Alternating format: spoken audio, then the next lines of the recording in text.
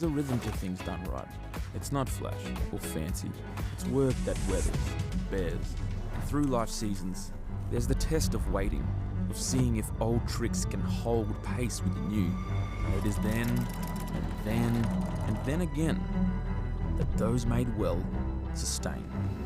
You see, good work bears its teeth to the clock. Better work is a short way.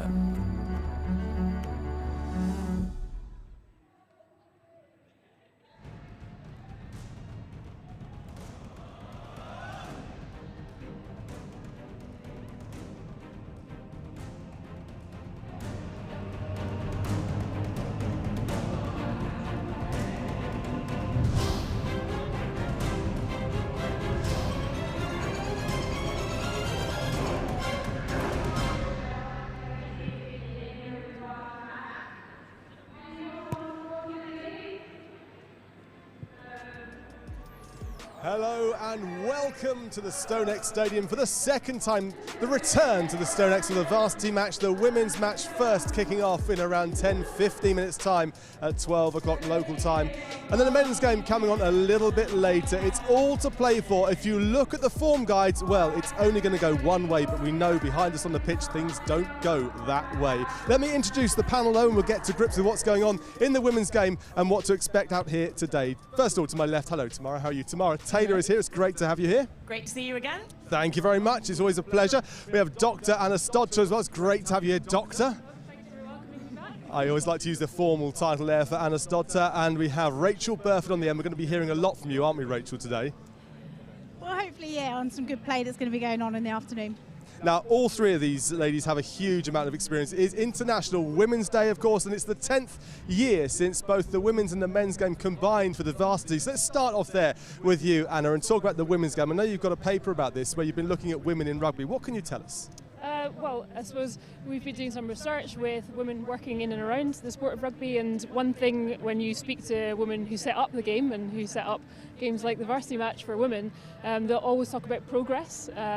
Obviously this year is a home World Cup year, and as you mentioned, 10 years since the Women's Varsity Match was combined with the Men's Varsity Match, so we can see that progress in action today, and we hope that there's still more to come. Simon, level check. Rachel, you've been a key advocate in the women's game for a very, very long time. Not too long, obviously, but what can you tell us about the state of the game as it currently is, the women's game? Yeah, look, I think it's in a really positive place. We're seeing growth, whether that's at grassroots, university.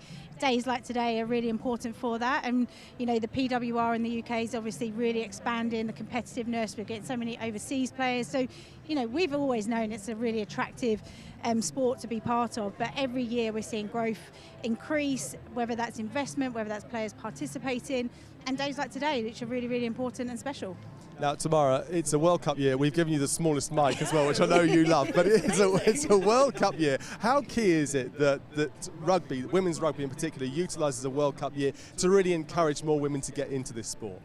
It's a super easy win, isn't it? You've got home World Cup, it's travelling around the country, it's not just staying down in London at the Allianz Stadium, so that's brilliant, great opportunity to get more fans engaged across the country. There's loads of stuff around the Impact 25, so lots of funding going in, coaches being supported. It's going to be great. The last one was 2010, which Rachel and I were both in at that final, which we enjoyed ourselves a lot, unfortunately with that narrow loss, but you know, the girls are favourites this year. I think winning a home cup, if we look at New Zealand from the last World Cup, they won at home, so let's hope that we can get that again, and how much that's going to grow. Well, it's great to have both of you here from the England perspective when it comes down to rugby. You know, winning is key, of course. Anna, you've never played in this match, the Varsity Match, neither of you two, but you have coached for Cambridge, and successfully as well, more times than not. You're also involved in the first combined match, we said, with the men's and women's game combining on the same day. What is it like? How do you approach this sort of event for the girls that are going to come out on the pitch? Because a lot of them, from the Cambridge point of view, are very inexperienced. Yeah, that's right. So only 5 returning Blues for Cambridge this year, and it's a big occasion. You know, they're not used to playing in a big stadium like this with lots of fans, and it can be overwhelming. And I suppose you draw upon the experience of the players around you, but also that makes it exciting. You know, it's an opportunity for someone who's new to the game, fearless and like perhaps doesn't know like their place almost to step up and really create a moment of magic. So yeah. They certainly need a moment of magic. We'll come to the ins and the outs in a moment. Rachel, before we let you go up to commentary, your thoughts, what are you hoping to see on the pitch behind you? Yeah, well, I think Anna just alluded to it a bit there. You know, Cambridge aren't as experienced as what the Oxford side are today. You've got 10 returning Blues in that starting team for Oxford, and obviously the last 2 outings against Cambridge, they've come out victorious. But I think, you know, for one thing, let's recognise that this isn't the women's full occupation. This is something that is really, you know, been building, and the opportunity for them to play today. And I love the fact that some players do not know what to expect when they get out there, because often when you play in that kind of mindset, you get the best out of yourselves and you get the best out of teams, the players around you. So I think, you know, exciting opportunities will happen. There'll be moments of magic from both teams, but I do think Oxford are going to be favourites for this one. I'm going to let you scurry up the steps to your commentary position, Rachel, and we'll hear from you in just a bit. Now, I'm going to come to you as well tomorrow, because the thought of, I think we should if we lay the foundations of this match here. Cambridge are very much on a restructuring season. They've had a lot of new players coming in, a lot of new players that, to be fair, haven't played a lot of rugby. And so that's a very hard thing for Cambridge to come into a game facing. But it also takes the pressure off them. For Oxford, they've got everything to lose, haven't they? Yeah, and having played for England, who were successful and been the kind of Oxford in today's game, I've also played for a club team, DMP in the North East, who were the Cambridge of today, and being the underdog and having that pressure taken off you, it's fun, it's exciting. Like Anna said, you don't have that pressure to feel, oh, I'm supposed to do something. So although we may be saying that Oxford are the favourites today, that puts a lot more pressure on them. So it could be a very exciting game. To put you into perspective, or put it into perspective, what's happened most recently, Oxford-Cambridge, well, it was a crushing defeat, really, for Cambridge, wasn't it, against Oxford, just a month and a half ago, in fact, 68-0. We don't know whether the teams will be similar for this one here, but how do the players approach that? Because they don't want to go out here and get absolutely rolled over, but they need to make a decent account of themselves, don't they, Anna? It's a beautiful day. You know, a lot of them, as we said, are new to it, so it's just all about enjoying the occasion, like having a good time, and perhaps even sort of splitting the game down into smaller sections. So I know that Cambridge really back their scrum, and they would quite like to use that as a bit of a weapon, including the maul as well. So it's about trying to play their game and focus on small wins that you can get, kind of stop some of Oxford big threats, to stop them getting on the front foot, and moving that ball quickly is probably what Cambridge will try and do, break the game down into smaller bits and try and get smaller wins across the pitch that will hopefully accumulate.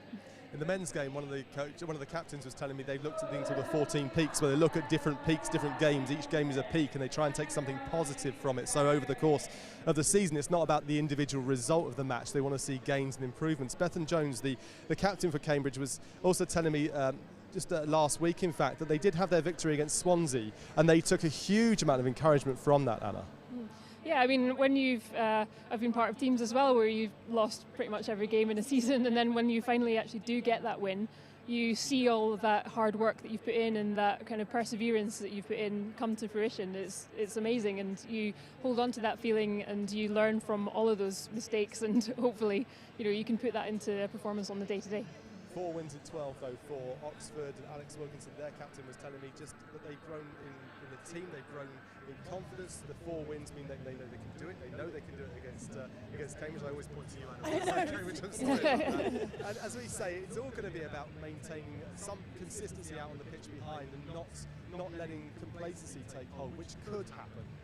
Yeah, I don't think any players ever go in thinking, oh, we've got this. I do think that the occasion, the fans, the girls that haven't played here before, it is a big pitch. There is a strong wind that will come down to this corner behind us. So it'll be a bit about playing the conditions as well. For the girls that are maybe a little bit more experienced, that could sort of tell in one of the halves when they're going in that direction.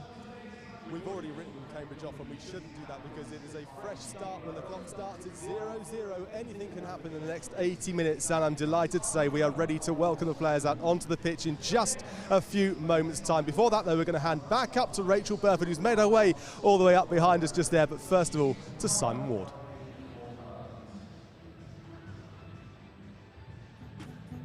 Welcome everybody to Northwest London as we once again get set for a Varsity Duels duo here at the StoneX, home of Saracens, of course. The women's game kicking off in a few moments' time, the men's game kicking off at 3 o'clock this afternoon. We are absolutely proud and delighted to welcome the iconic Australian bootmakers RM Williams as the official partners of the Varsity Matches, with their stores now open in Cambridge and London. It's great to have you guys with us. Such a great identity for everybody concerned with the varsity, and in particular the women's varsity to start with.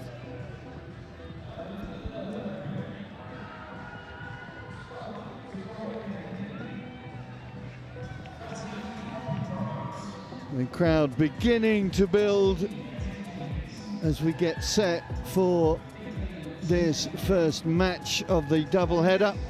Let's take a look at the two lineups, beginning with Oxford.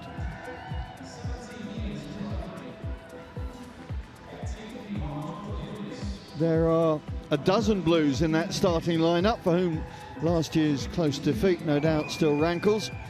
Last year's captain Sophie Shams moves up the spine of the team, so to speak, to take responsibility at number 8. She's got this year's skipper Alex Wilkinson in her ear at scrum half, with Chloe Marie Hawley back in varsity action at 10.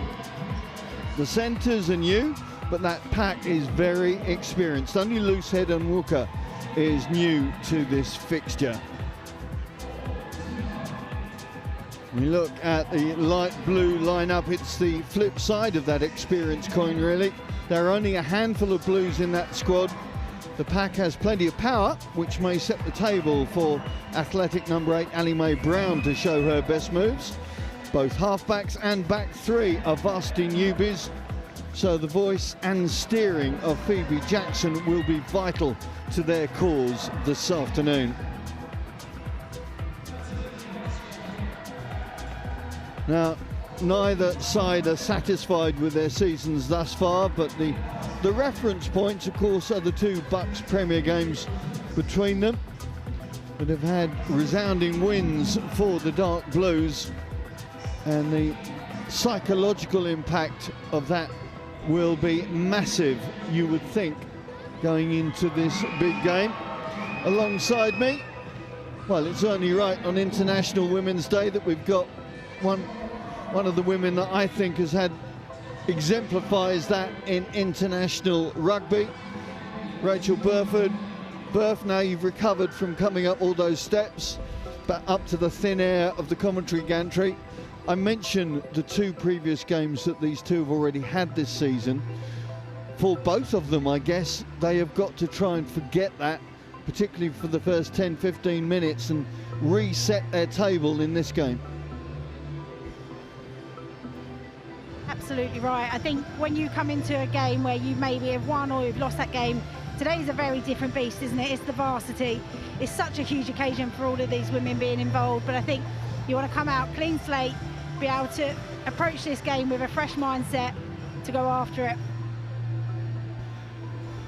Well, that will be the message that the coaches, Will Cottrell and Johnny Andrews for the Light Blues, Scott Hall, the new head coach for Oxford Women, along with Mark Darlington, Alex Wolford and Lou Gray, part of their new coaching committee.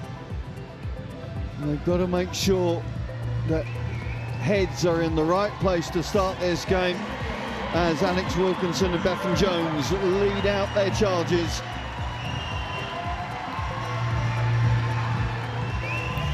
This is it. This is the big day that the season is about. In many ways, you can forget all the matches that have preceded it. This is a cup final, and it's the next 80 minutes that makes or breaks their season. Both teams looking for that spark, that bit of pizzazz that could make the difference.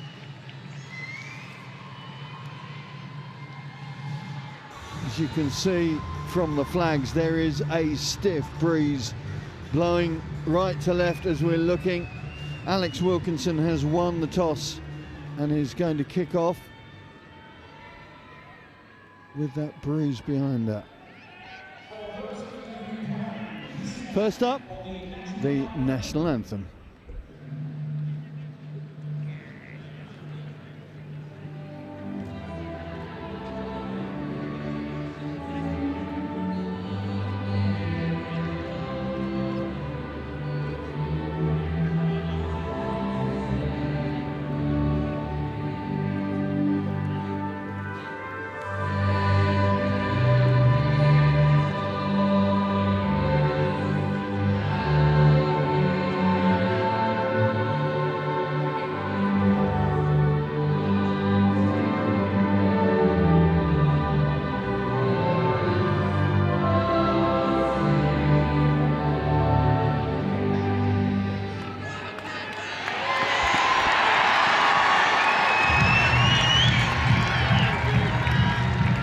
formalities are done.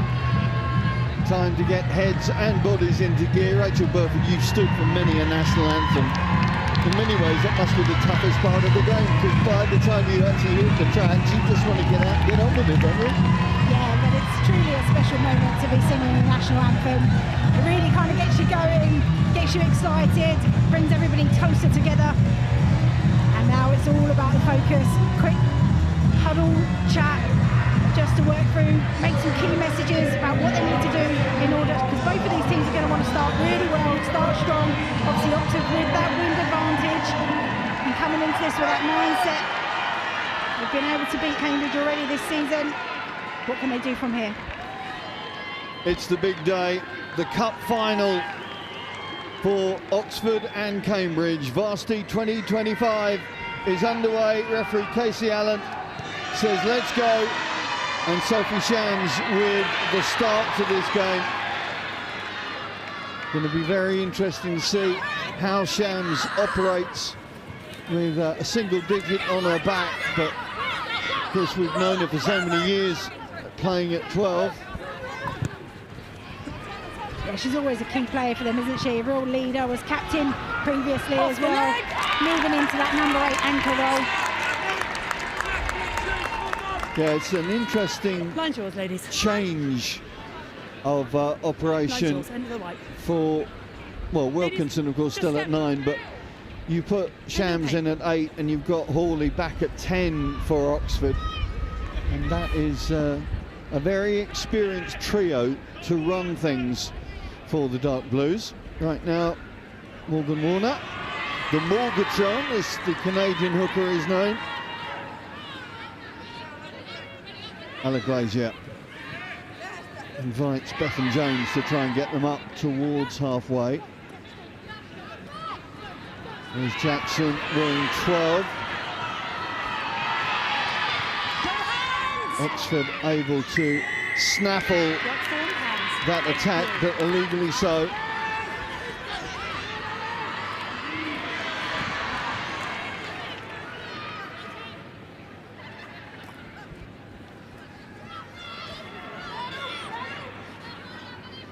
Again, Cambridge unable to get up over halfway, but keeping the ball and looking for a bit of momentum out wide. On that occasion, Sophie Martin couldn't keep hold of the ball, and we get set for the first scrum of the day. And this is an area where Cambridge will feel they may have an advantage. Certainly they've got plenty of power in that forward pack, and this is where they've got to try and utilise it. Yeah, exactly. They've got good experience there in Heathfield and Jones. Actually really good to see the width that Cambridge are putting on the ball. They're moving the ball nicely. You see they want to play expansive, perfect conditions for that. But you've got to be able to secure your set piece. Shams picks up.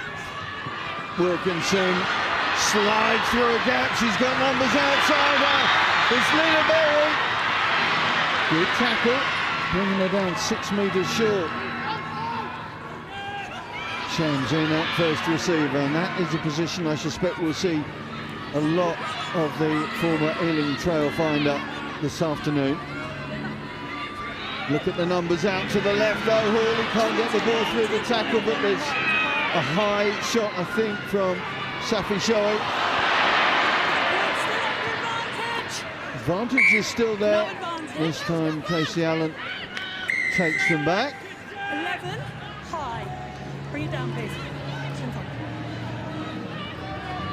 It was a quality break, wasn't it, from Wilkinson? Been talked about a lot from her experience, and Shams and her working together at the back of that got that initial line break into the corner, but brilliant tackle from Smith just to close it down, but pressure's still on here. Hawley just unable to take that dipping pass, and the moment has passed for Oxford, so Cambridge will look to try and manipulate the ball now to get out of their 22. Ella Heathfield, the winning try, of course, last year came from the Cambridge tight head. What a match that was. I don't really remember back a year ago, Perth, but 5-10 at half-time, and we had no points in the second half. That was a real arm wrestle of a contest. Not sure whether that'll be replicated today, certainly on what we've seen in those two Bucks games. Oxford ran in 17 tries, 90 points in the two games, and Cambridge unable to get across the line or get any points on the board. So they've got to just get themselves sorted here under defensive mode now as Oxford try and get the drive going. Michelle Zegda.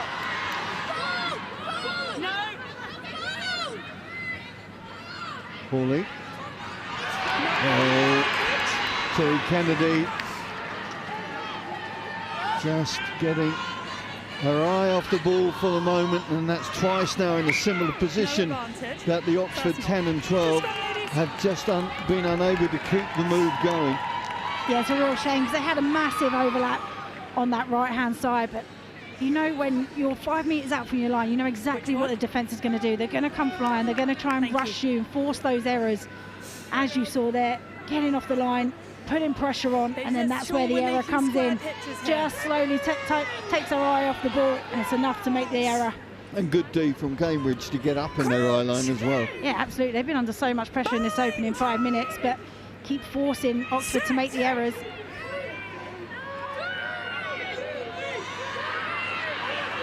Glazer. Cambridge lining up unilaterally to the left.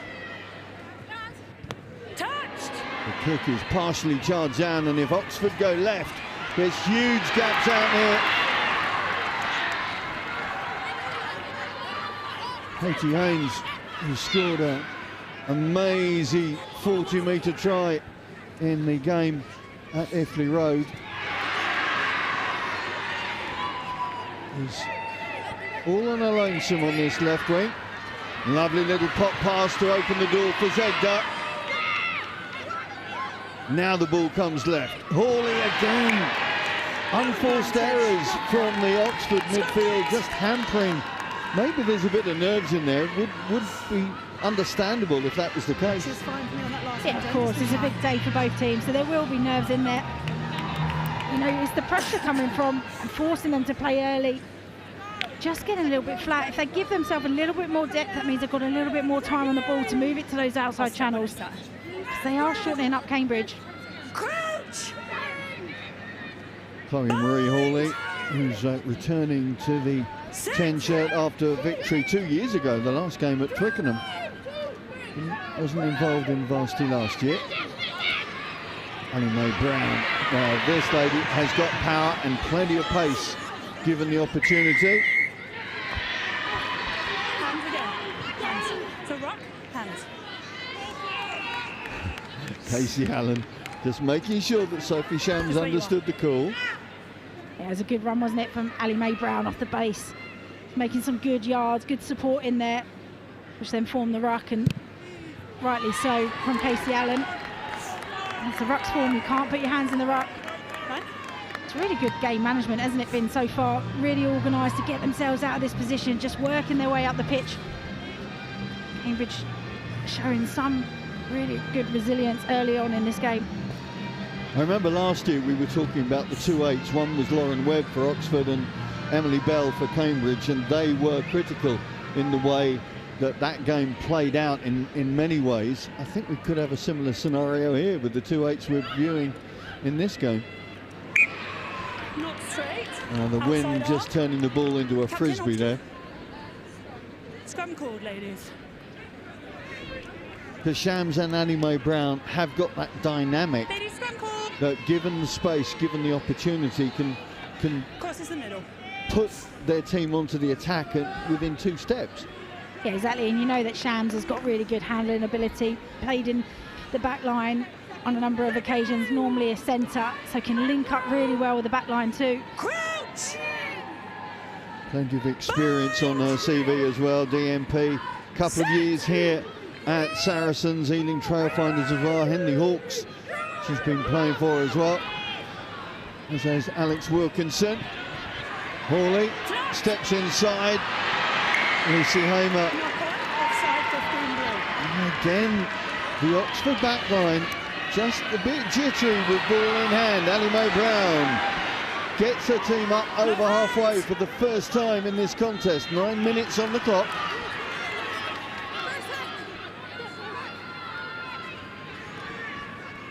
Alina McGregor, the fly half for Cambridge this afternoon.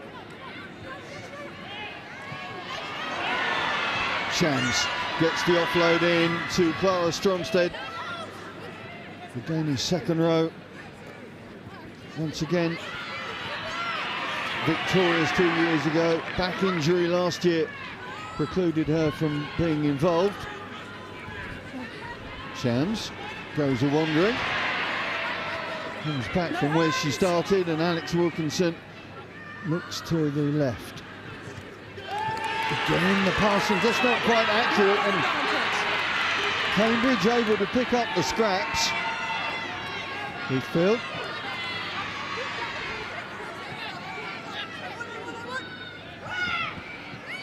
Advantage over.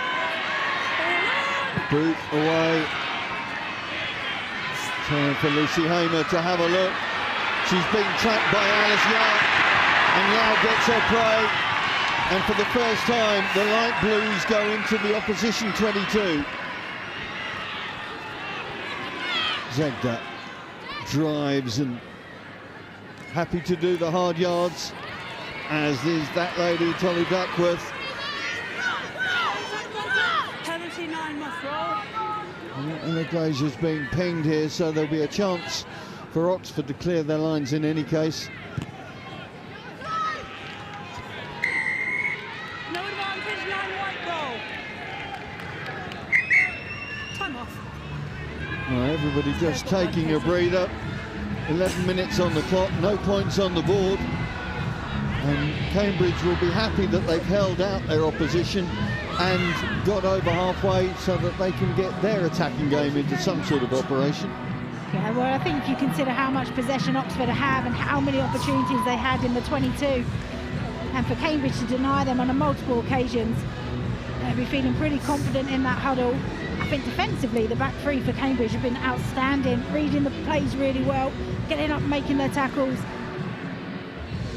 Been an impressive start from Cambridge. Yeah, it's been a tough season for the Light Blues, no question about that. Bethan Jones, the captain, knew it was going to be different. So many PhDs, so many postgrads disappearing from the club, and it meant that they had to rebuild. Such is the cycle of varsity rugby. They had to rebuild, and indeed, it wasn't until the 6th game at Swansea they actually got points on the board this season. That try from Charlotte Lord made all the difference, and indeed got the first win against Swansea at the end of January. According to Beth, that created a hunger. End of the white. And there was a good performance in the loss against the 88s, the old girls club that came to Grange Road. So maybe they feel like they've turned a corner, and there's a bit more confidence coursing through those veins.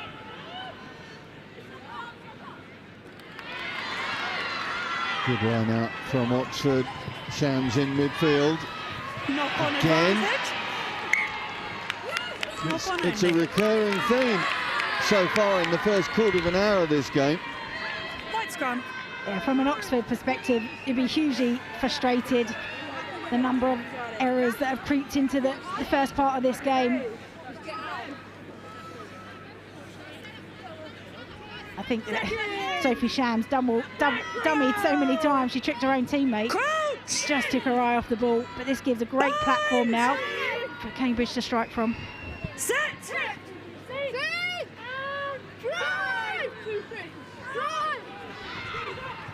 Glazier gets it out to McGregor, but it's Phoebe Jackson who's having to do the hard yards there.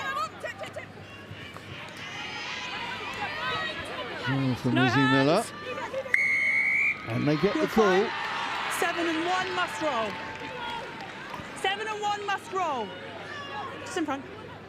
Just a couple of breakdown penalties creeping in for Oxford.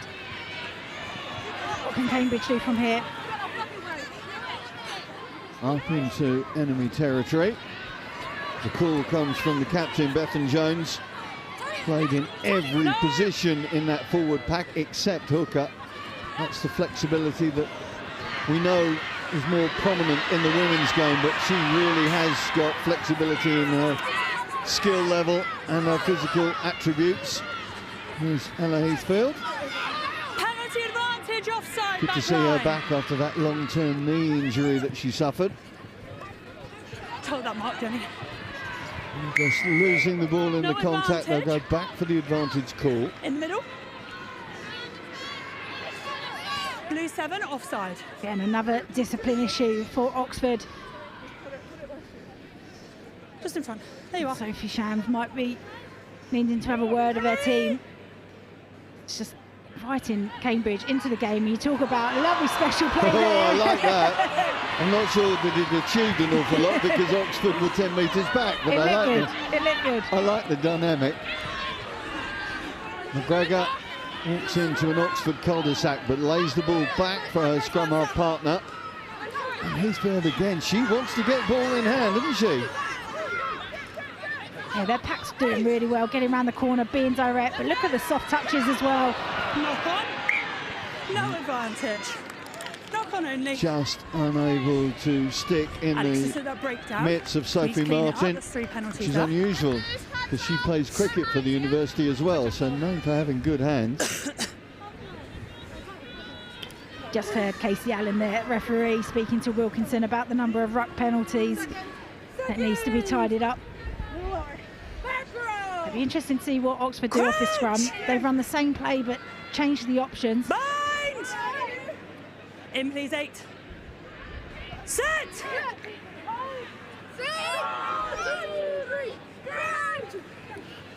Wilkinson. Kennedy's in as the first receiver. Now it's Hawley stepping in. Kennedy cuts back. They keep going to the right. Wilkinson. The wind, I think, is a bit stronger than they thought. Thank you.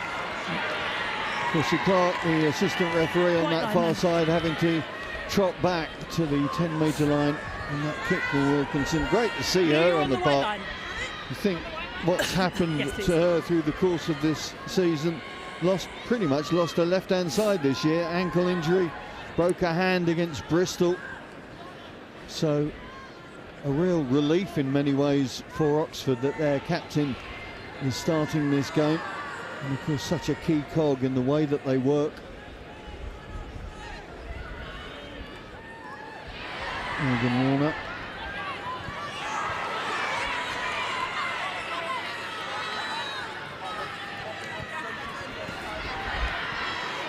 The Cambridge forwards happy to keep it as direct as possible. The back line, at the moment, similar problems in both back lines to get the flow to their attack, to get the momentum. It's not in the way currently if it becomes an option. If your back's on doing it, do it yourself, says Ella Heathfield. 7's kicked it off, thank you. Especially in this position of the pitch, you need your forwards to be really direct, get a good platform so you can exit from. Yeah, and a good clearance from Phoebe Jackson. Played at 10, of course, in the varsity 2 years ago. Member of Jesus College. She's just done her polar studies. She's now studying a PhD in Antarctic glaciology at the Scott Polar Research Institute. Good to see her back on this park. Had her primary focus of tennis, also athletics, of course. She runs 800 and 1500 metres on the track during the summer, cross country in the colder months. Shams just striding through that tackle. Wilkinson, Hawley getting through one, looking for the support. Oxford looking to this short side. Again, the pass just not hitting the target. And Oxford just unable at the moment to settle that back line. Yeah, I think there's moments that we're seeing a great brilliance, you know, winning their set piece, great carry from Shams up through the middle. Lovely little take from Wilkinson round the corner, nice and sharp, but then just that final last pass, that communication breakdown potentially. 6 ladies. Some players not expecting the offloads or players to keep the ball alive. You can see what they're trying to do. And like any game, teams do often take time to build into it, and hopefully we'll see some of those sticking. Morgan Warner, another Polar Studies student. She's at King's Hall. And 5 years at the University of Victoria, back in her homeland. Zoe Wright. Yes.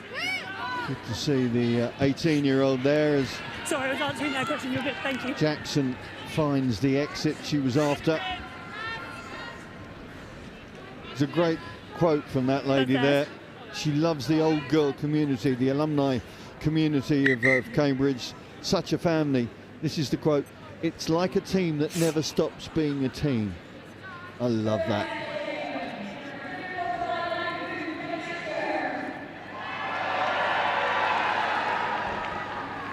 There's our referee, Casey Allen, just Thank you, though. checking. Certain people choking on water as Ladies, there's let's start to form. a bit of a tension. She's in their backfield.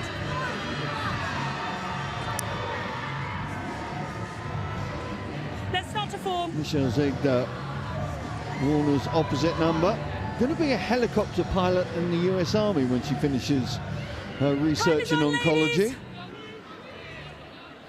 3 blues at soccer, so multi-talented Gone sportswoman. backwards. Shams unable to make any headway, but then gets the leg drive going. There is Zegda. Paulie.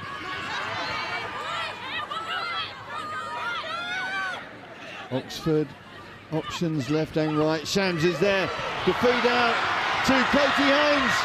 Katie Haynes is going to get the first try of the game at the end of the first quarter. It's Oxford who break their bagel. Shams well aware of the opportunity of her left winger, and Katie Gaines, as she's known in the group, makes the most of the opportunity and the space in front of her. Well, Cambridge has certainly made them work hard for that try, but no surprise to see Shams involved there, was it?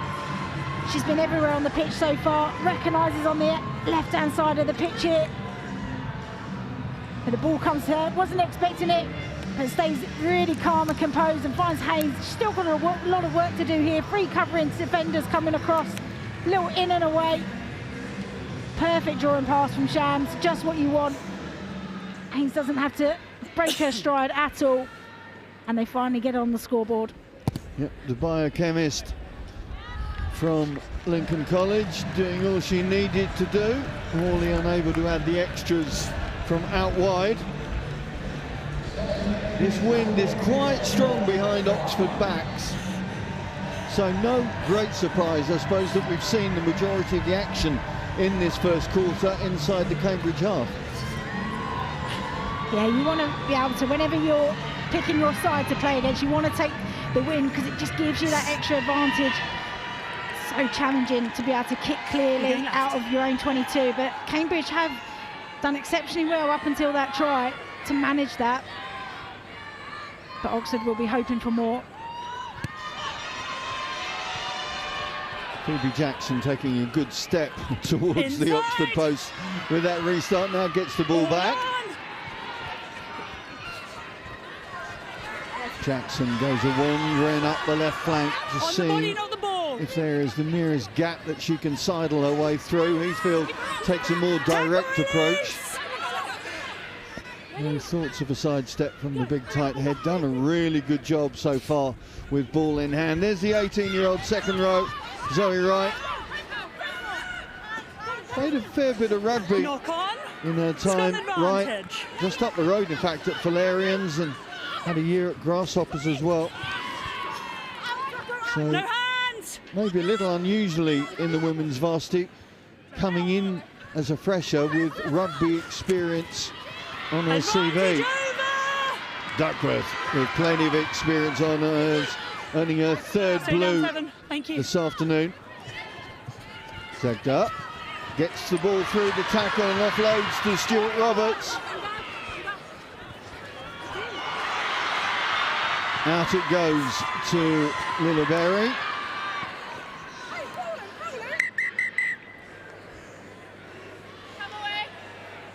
Just a head right behind you, ladies. Head knock brings the immediate whistle from referee Allen, as it should do. Time's off. That try seems to have instigated Oxford a bit. They've got settled their moves down, simplified in some ways, and now there is a flow to the dark blue attack. Yeah, you do feel that it's just settled them slightly, but Zegda and Duckworth being really direct, getting them on the front foot, which then allows them to be able to play. You don't need to be as deep if you're really making, you know, yards defensively, getting in behind. But yeah, you do feel that has settled them slightly. Are they both staying? Happy for them to stay? Both the Cambridge girls able to continue. It's going to be an Oxford put in though. Attacking options presumably all to the left for Alex Wilkinson. Yep. Formerly, of course, of Wasps and England under-20s. Very proficient rugby player, no question about that.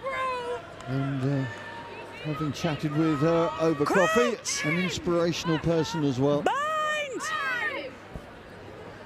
In please, 8. Set! Good shove from the Cambridge 8, but the ball's still there for their opposition. Little pop ball to Poppy Burrows. And Fresher playing it outside centre. Hawley gets the call from Madison Quigg.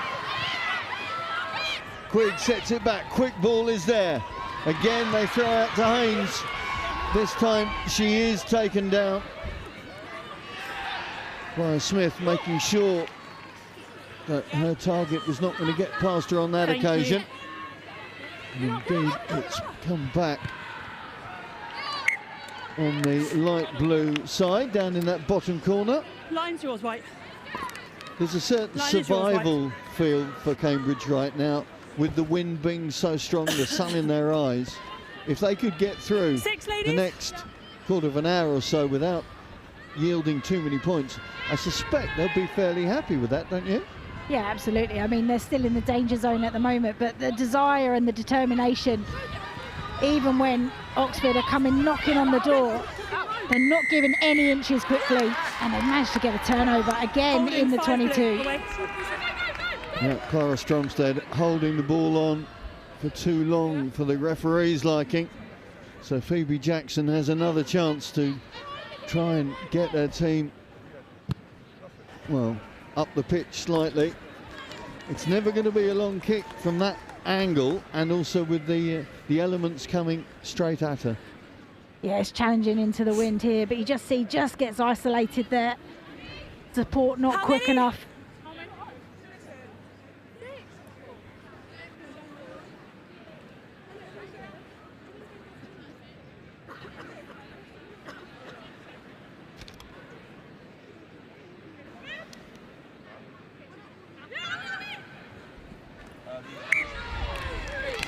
Not straight, outside arm. It is playing a game of frisbee, trying to throw into the line out at the moment, isn't it? It's nigh on impossible to get a dart throw with this breeze coming through.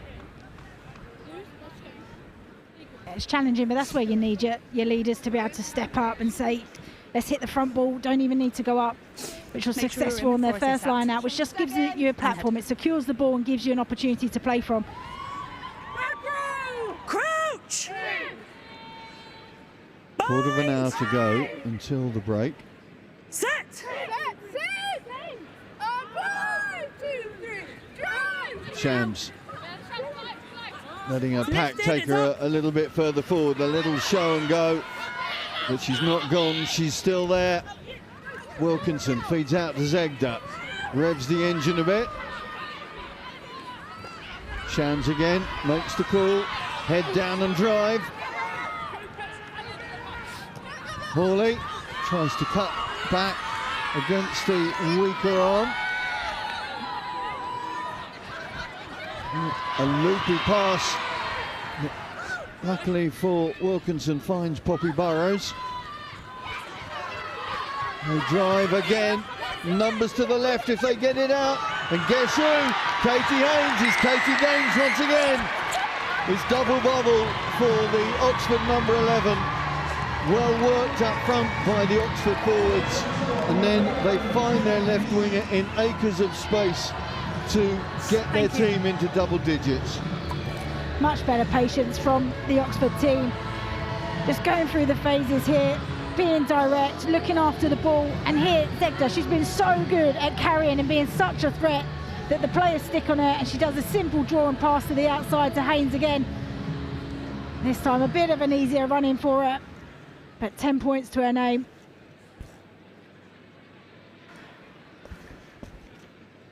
Yes, very, very well worked. Scott Hall will be delighted with that, as will Alex Walford, the attack coach.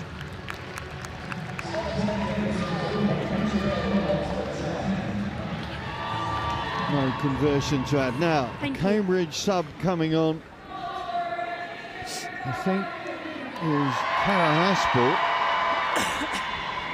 Just looking to see, I think there was a head knock that they're concerned about. Looks to me like it's Anina McGregor, so Phoebe Jackson will move into that pivotal fly half role, a role that she's very familiar with, of course. And the Hockey Blue will be coming into the midfield, where she's made a big impression so far this season. And with Charlotte Lord, another crossover hockey player. Jackson, Madison Craig picks and goes and drives, and before they know it, Cambridge are back in their own half. Knock on advantage. Knock on no. Gives the chance for Zoe Wright. No advantage. Knock on.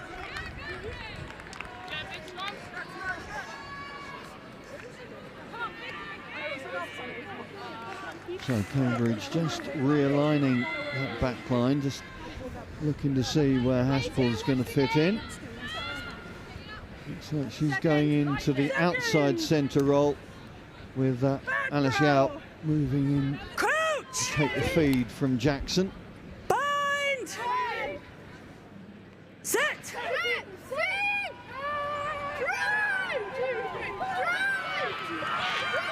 Oh, big shove from the Oxford 8 this time. Ball still there for the Light Blues.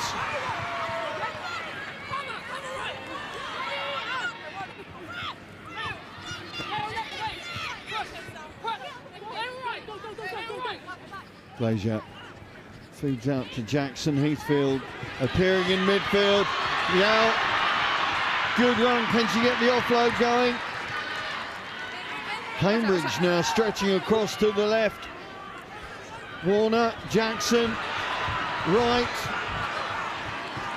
Stopped on halfway. Thank you. Jackson changes the options. Wilkinson waiting. Jackson takes it down when the ball is there for the Light Blues. Now they've got numbers to the right. Thank you. You need to get that transference a bit quicker. Warner resets though. Glazier. There is Cara Haspel. Leave it 12.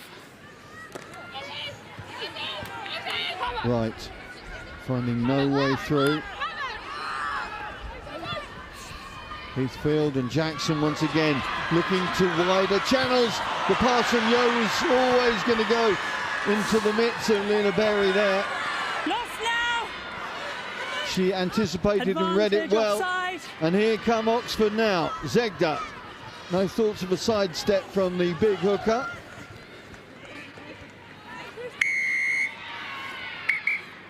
You have an option here or an option over there. Which one would you like? That's your call. One's but where your player is with the knee pad. There? Let's go, Well, Cambridge getting some continuity into their game without actually getting the thrust to go north-south. Offside. This player. Yeah, it's a real shame because they actually created some opportunities for themselves. Lovely break from Yao down this right-hand side, which then opened up some space on the left. Just not the ability to get the ball there, not enough numbers recycling to give them that width to play to that outside. And then you have to commend the defensive effort from Oxford. Stayed really strong, filled the field really well, which then forced Cambridge to kick.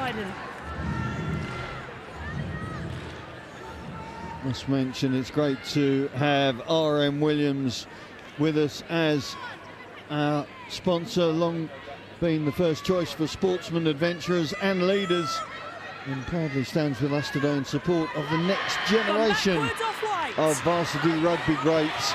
And who knows, there may be one of them, that's Zoe Wright, just 18 years of age. Rose for the college. Oh, Lilleberry, Berry's away, nobody's going to get to her. But the left wing's got two, now the right wing's got one. And Oxford finding joy down the flanks. Well, it's a brilliant read from Berry, just got in between the passing channel.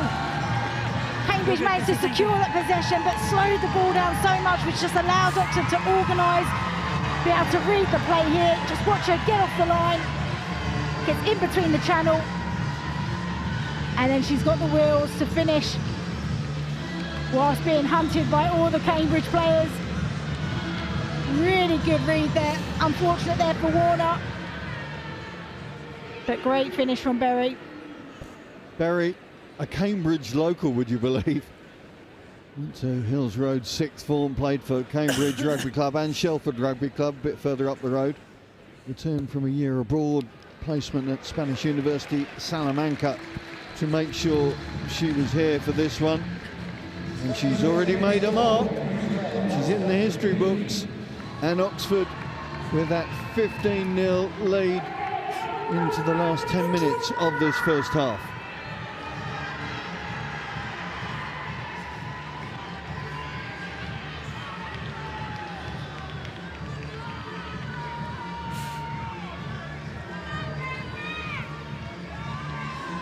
Oxford won 4 of their 12 games this season, have been working so hard to use pretty much that experience from last season. They've restructured their game, wider game, faster, playing in the right areas, and that's what we've seen in the first half an hour or so of this match.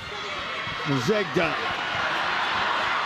sets her sat-nav to go to the other post and goes straight forward.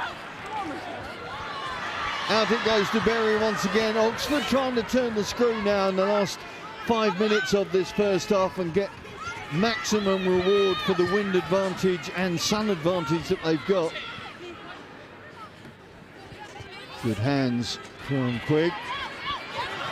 Break from Hawley, but she can't get the ball clear. No hands! Right. Safi Shoei apologising to the referee for picking the ball up at the wrong time. Good intent, but wrong execution. Yeah, sometimes it's just there, isn't it? And you can't help yourself. But how good has Zegda been? Straight through the middle, massive carry, gets her team into the opposition half. And brilliant clear by Shams to secure the ball. But you do feel that things are really starting to shape and go the right way for the Oxford. Well, the 27-year-old American has been pivotal in the thrust and the go forward that the Dark Blues have had. Yep, that's 4 years at the US West Point Academy, playing mostly round ball, but certainly has made an impact over in this country with the oval 6 ball. or 5? Perfect. One of the 8 Oxford girls that are playing her last game this afternoon. Of course, all the exams start ratcheting up once they get into Trinity term. Quigg, another one who will be leaving to start medical school in America next year. Carla Stromstead. Duckworth drives. So difficult to get down. That's good tackling. I think that was Glazier who took the big tight head down there. There comes Zegda. Penalty advantage, white 12 offside. And now Oxford have sorted out their handling issues. It is relentless the way that they're flowing through from right and left. Hawley has to go back into the mix. Estella Murka winning her first blue this afternoon. There's her prop colleague Duckworth. That's gone forward. Yeah, the netball pass from Duckworth just not helping the flow there. Duckworth is such an impressive operator, whichever row of the pack she's played in. Back from her elective in Ghana to play in this one. Shams, oh, just cannot find Burrows. And there's a try gone begging, you feel, for the Dark Blues. Penalty advantage, offside 8. Offside 8. No try, and then we'll get the offside call as well. Cambridge with a chance to breathe before they head for the hutches. It wasn't a bad option from Wilkinson there to go quickly, but you've got to make sure everybody else is on the same page. See the frustration from the Oxford bench and the staff on the sideline. You know, Oxford should be 2 to 3 more tries up in this game, but Cambridge has just been forcing those errors. And they've been holding on. Thank you.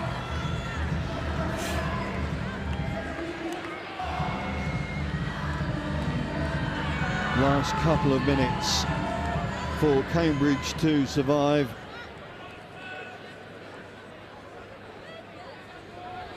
Warner, who's playing for the British Columbia Provincial Senior Women's Team before coming over to Cambridge. Again, the handling in midfield. Scrum blue. And Brian Smith apologising to her teammates there. And it's been, well, a feature probably of both sides. Oxford seem to have sorted their handling issues out, but Cambridge just need to make the ball stick. And you see Smith putting on the brakes before she took the ball, and that's what resulted in the knock-on and this opportunity. Yeah, it's a shame, isn't it? You can see they've got ambition, they want to play to the edges, but you've got to be patient and hold your running line, because slightly overcooked it, then she's reaching for the ball. But fortunately for them, Oxford have come up with another error. You're all good. Well, Smith, who played in the Rugby League varsity for the last 3 years, getting her first dose of the 15-player code. Miller, another with a crossover in her mind. She went to Oxford High School, former national gymnast, plays their rugby at Chinner Rugby Club, the club of the opposition coach, Scott Hall.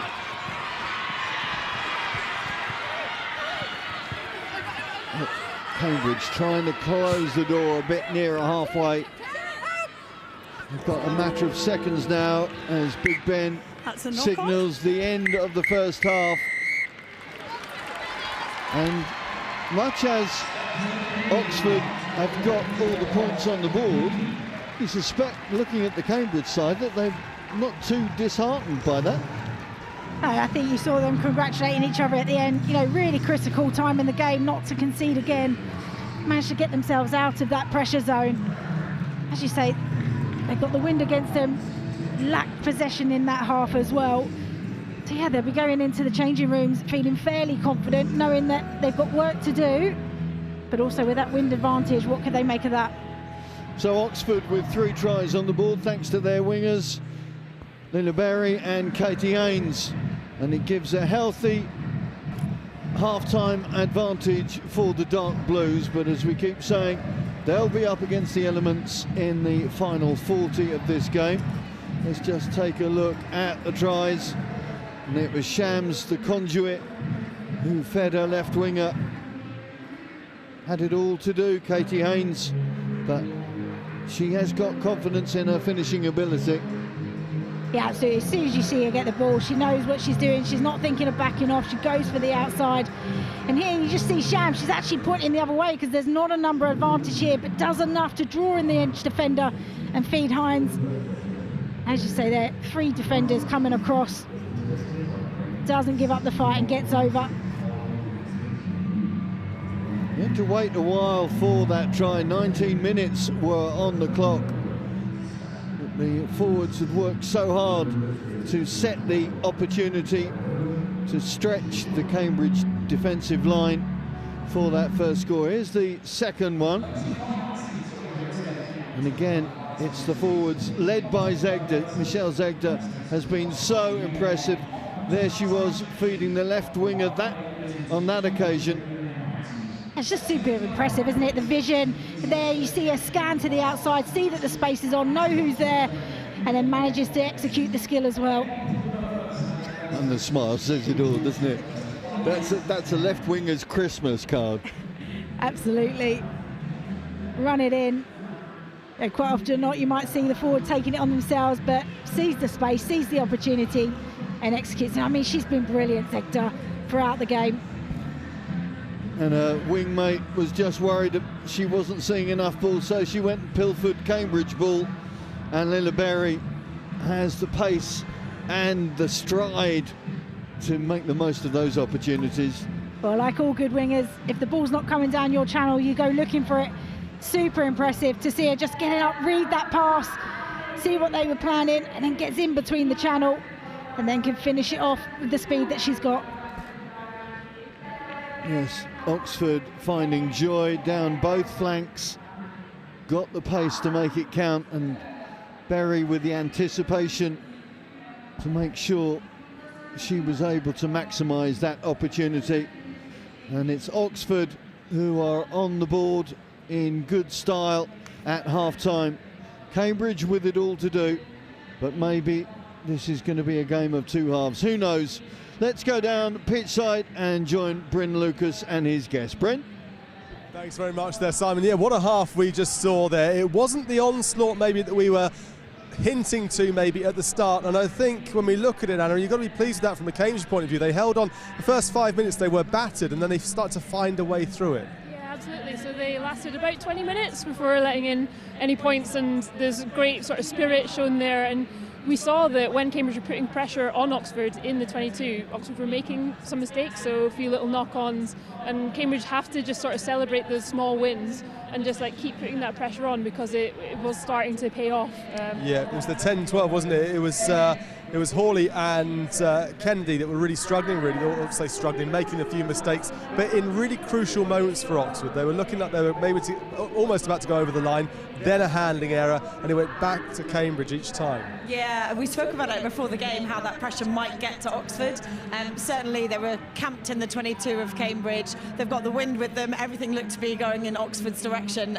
Couple of handling errors, but actually I think both teams have calmed down into the game a little bit more. Cambridge have had a bit more ball. Oxford, as we've seen now through those certainly 2 out of the 3 tries, they just moved the ball really calmly. That's the, and they can seem to move the ball more quickly as well, which is crucial, finding the way through. But for Cambridge, though, it hasn't been all doom and gloom. Yes, they're 15-0 down at half-time, but they have made a decent account of themselves at this stage, and there have been opportunities for them to break the lines, and maybe they need to just be a bit more brave. I don't know what the word would be. Yeah, they've had a bit of success with those little tip passes out the back. So Oxford have got really great line speed, but we've noticed it's been quite narrow, so there are some gaps just beyond that little seam. So Cambridge have started to make the most of that, but then it's getting that quick ball off those carries. They've had some good carries from Ali Mae Brown at number 8 off the scrum, and so I guess Cambridge will be looking to make the most of that even more and then build up those phases. So they've, like you said, had some glimmers of hope, but it's then just stringing that together with the next, what's next. We often talk how good the right foot or left foot is as well. The players were talking before we started going live here, of what the Cambridge backline was going to be like and just how good they are at kicking. We looked at Phoebe Jackson, she answered our questions immediately. She's got a decent right foot on her, hasn't she? She certainly has, and I know I'm obsessed with the wind at the stadium, but they will have the wind in the second half. She got a lot of distance on 2 of the kicks into the wind in that first half, and she's tried to get a few tactical kicks in once they've got sort of over that halfway line, trying to get them a little bit more territory. If she does that again in the second half, we've already seen the defence from Cambridge pinning Oxford back. I think they could put a lot more pressure on. We've mentioned a couple of players that have caught your eye. Who else out there is making a bit of an impact on this game from either side? Obviously, Sophie Shams is hard to ignore. 3rd time playing in the varsity match, and a really great assist for the first try. We were talking about how great it was or how great it must be to have a number 8 who can also act as that link player, someone that's played in the backs in the previous varsity match, and so you can tell from her distribution, but also kind of good running. That's a key strength for them. Former captain too, she's got a huge amount of experience. Looking at where Cambridge can go from here, they huffed and puffed a bit, and then it looked like they ran out of ideas near the end of that first half. Yeah, we were just speaking about that. Sometimes when your season has been very defensive, you haven't won that many games, as we know Cambridge have had that issue this year. When you do get the ball in attack and you're hanging on to it, you're building phases, you sometimes get to a point where you've not done that many times in the season. Sounds a bit weird, but it actually does take practice to go, right, where are we looking, where's the opportunities? And that was just where that intercept came from in the last 5 minutes of this half. Certainly was. We looked at the 2 tries, or the 3 tries earlier on, in fact, just before we came down to us. Simon was talking through them. Katie Haynes seems to find a lot of space out on the left-hand side, and then we looked across the other side, and it was Leela Berry who went through on the right-hand side. But it is the wings, they're finding the space out on left and right, and maybe Cambridge needs to be a bit more aware of that. Yeah, and I think they probably are aware, but because Oxford have some pretty big ball carriers, we've got Tolu Duckworth at number 3, he's made some great meters, Hooker as well has made loads of meters. Once Cambridge have sort of got a bit sucked in trying to deal with those threats, Oxford are on the front foot, and that means that the space opened up elsewhere. So Cambridge have done really well to fight and make some great tackles off that line, but they just need to keep going and get that spacing right so that they're covering the whole pitch. We set this one up at the very start that we thought that Cambridge were going to struggle. They haven't struggled as much as we thought, because they've made a really decent account of themselves.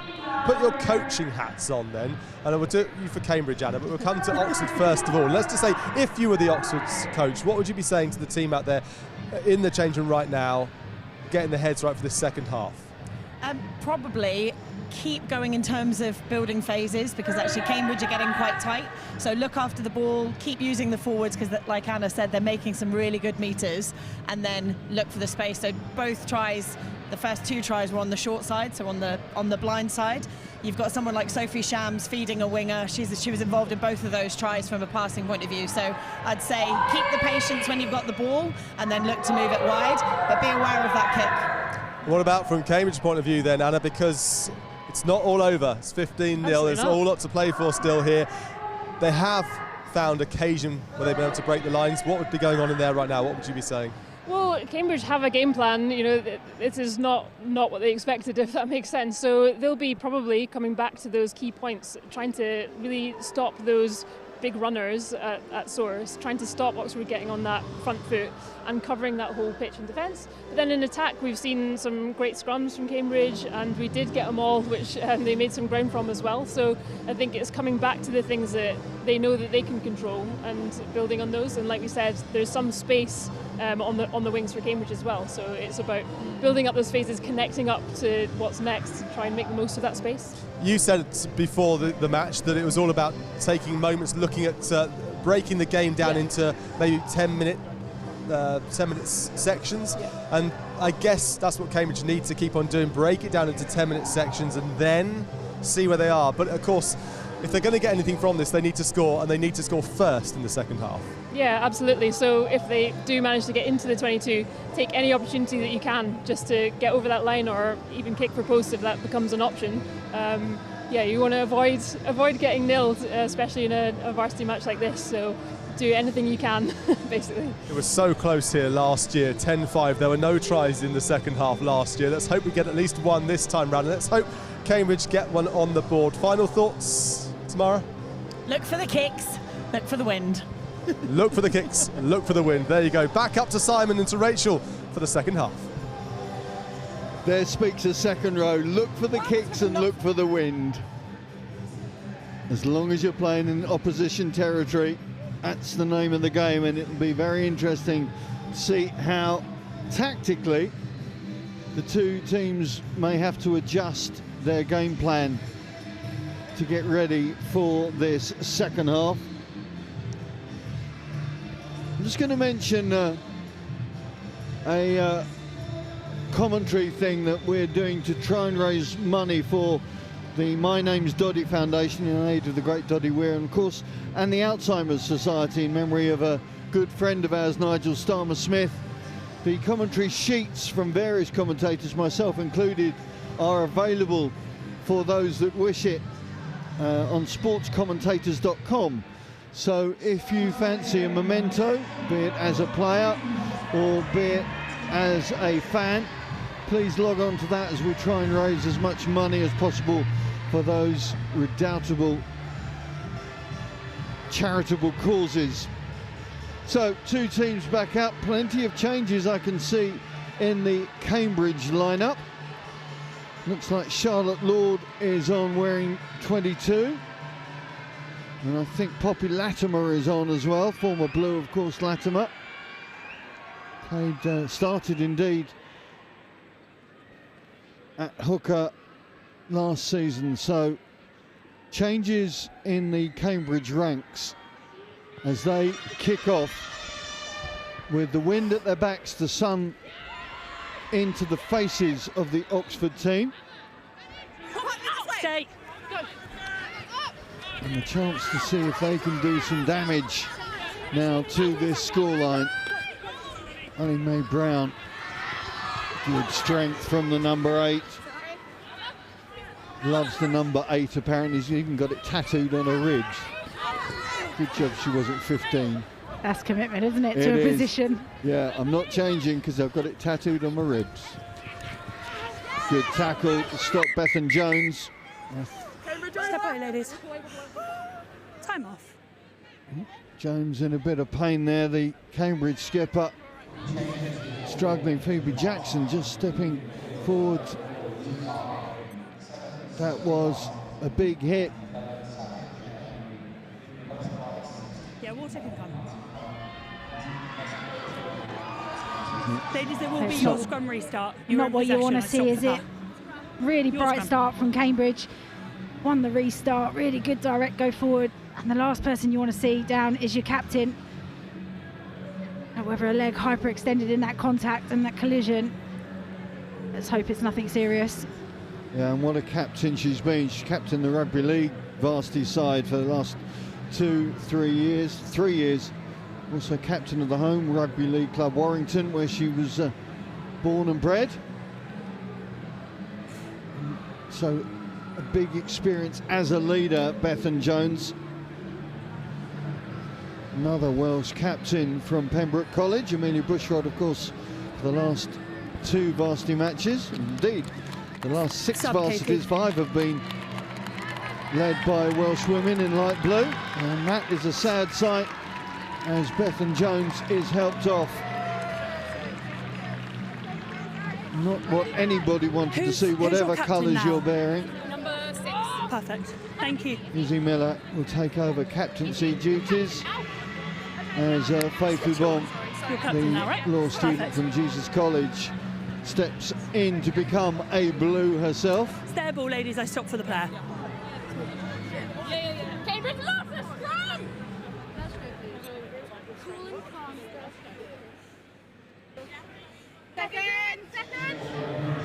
It's a jarring tackle, I think, there on the Cambridge captain. Bind! Set! Hopefully she's able to recover from it. It's her scrum half Glazier who puts in and gets the call. One bind. Brown trying to catch Oxford, looking the other way and succeeds. Advantage call is there for the light blues if they want it. Heathfield waits out. Did she have an impact on that play?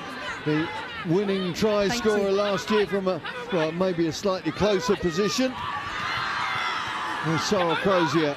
Tackle release! The Earth Sciences student from Jesus College. Jesus with plenty of representatives in both the You still women's have and the penalty men's varsity advantage. this season. It's ongoing.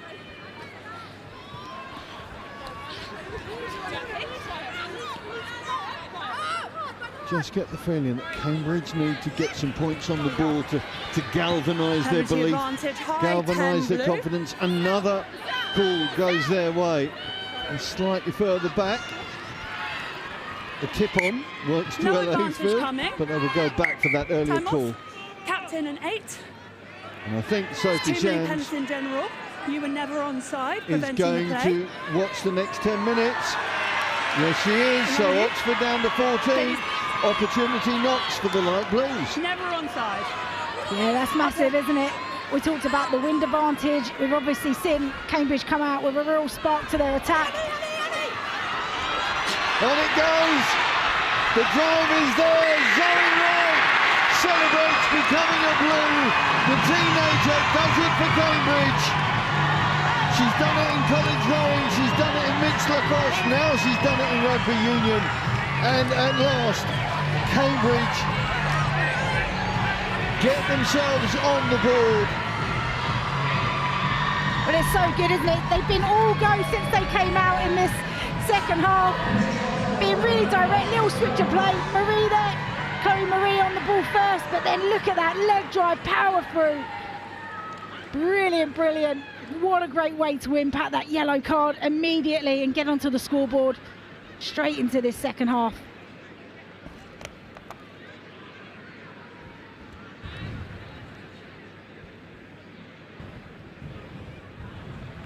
Phoebe Jackson knows that extra points now are invaluable as she hits it round to make it a maximum 7.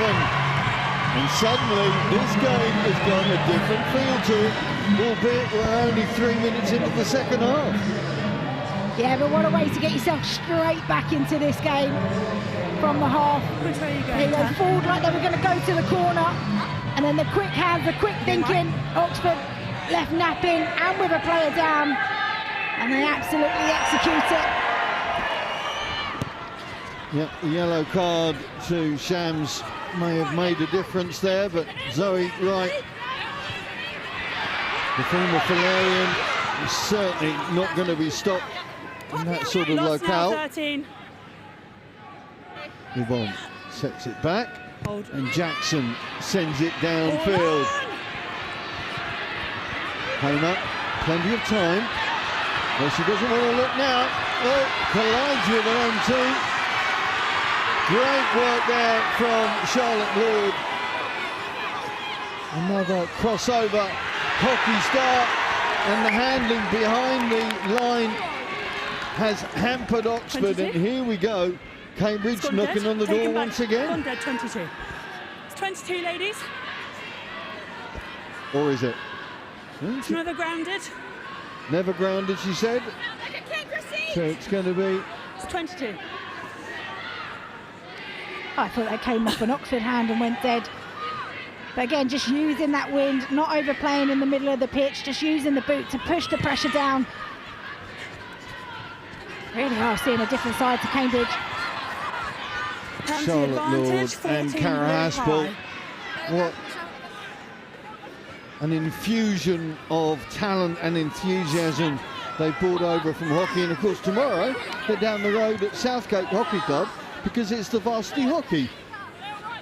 It's a weekend varsity for No those two. advantage. 14 blue high.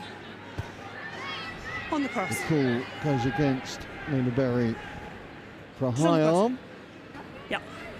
Phoebe Jackson now is going to be absolutely critical for the way that the light blues and where the light blues are going to play, because with that wind behind her, she shows good shape in her kicks like that. She's going to put her team into the right positions. Yeah, it's not an easy angle there to be able to get as much distance as you want on it, but the lovely little spiral play gets them into the Oxford 22. However, 6, lineouts haven't been 6, functioning 7. the best in the first half. You wonder what changes or what discussions went on at half time to make sure they can maximise this opportunity. Just conferring to make sure the call is right. Poppy Latimer Blue stay. Coached by a certain Rachel Burford and Leanne Riley, apparently, back in the day. White, come in. I didn't dare ask the 21-year-old which day that was, but Old Elanians, which can't be that far from you, I guess. Gets a good throw, kind of works. Crozier it is who picks up the rebound. Oh, actually, Morgan Warning is still out there, so they've just readjusted that front row, Cambridge. There's Brown again, getting that leg drive, but she's pickpocketed there. Couldn't quite see who took it, but in a vital transference of possession for Oxford. Duckworth trying to open up that left flank, taken to ground though by Miller. And now they break with Poppy Burrows. Emily Harris-Lovett, one of the 3 forwards who used to be backs last year. Played on the wing in the game at Iffley Road as well. Wilkinson has her kick partially charged down, and once again it allows the light blues to set themselves to put the pressure back on that dark blue defence. The roll from right continues the momentum. Jackson, Faithful Bomb made a big difference since coming on for the captain Bethan Jones. Warner not going far in midfield, but sets it back for a scrum half. Jackson gets the ricochet as well, so it's going to be a Cambridge put in just outside the 22. Yeah. The kite is moving in the same direction, but with different colours. Blue, that's your mark. Yeah, they're just activating on any opportunity, aren't they? Good pressure at the charge down on the box kick to get the possession back. You just see that they're organising, being patient with the ball in hand. Not a bad option to try and thread it through to the corner. Still in a great attacking opportunity here. What can they do from this line out? Again, it's a ricochet that falls into the hands of Wright and Crozier. But now Oxford find themselves with the ball. Don't forget, Oxford still down a player with Shams in the sin bin. Haynes out to Burrows. Burrows, Berry opens up. Can Cambridge get their tackles in? Good work from Briar Smith. She had to make sure that Berry was taken to ground there. And for the first time in this second half, Oxford go into opposition territory. There's Duckworth. The power of Ducky Duckworth, so prominent with ball in hand. Wilkinson sees a gap. Hamer's there. Hamer goes round the opposite number. And Oxford respond to that Cambridge try with a well-worked score from the fullback. As a quality team try, all started down this right-hand wing. Brilliant break from Berry to get right into the half of Cambridge, and then the recycling on the ball, the speed, and then Duckworth. You don't want to give her any time or space on the ball, because as she gets motoring, and then here, really smart play. Brilliant work from Wilkinson just to pick that up, but also Hammer also thinking on the same exact radar, right on the shoulder, and then the lovely arc on the outside to beat her opposite number. Simple rugby now from Alex Wilkinson. Just pull the tackler in, set the ball up, fall back on her shoulder, and a good finish it was from Lucy Hamer, as you say, with that arcing run to take her around Briar Smith, but really good response from the Dark Blues. Yeah, it was brilliant. You know, Cambridge desperately trying to get round the breakdown because of the work that Duckworth had done. Really forward then, and good scanning from the 9. That's what you want your 9 to be doing, looking in and around the breakdown. Where's the opportunity? Where's the space? You're going right. And then Lucy Hammer picks it off with her.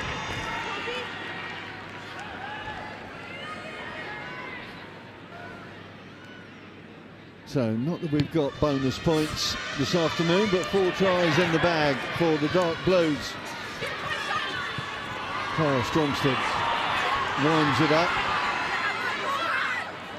Wilkinson Hawley gets the offload in to Harris Lovett.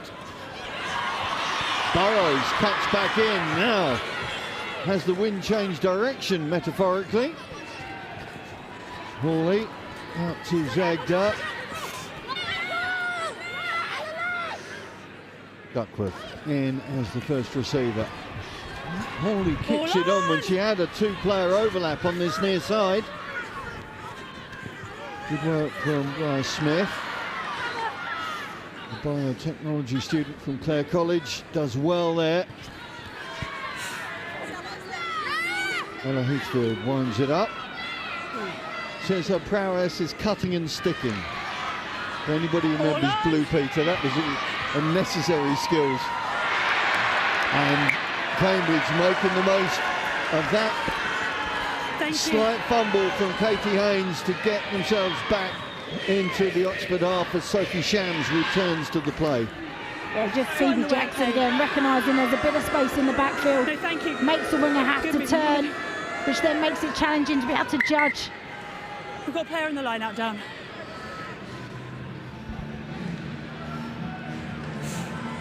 An awkward ball to bring back in for the left winger. Hands off, ladies. As I said before, the kicking of Jackson is so important with the way or the positions that Cambridge are trying to play in.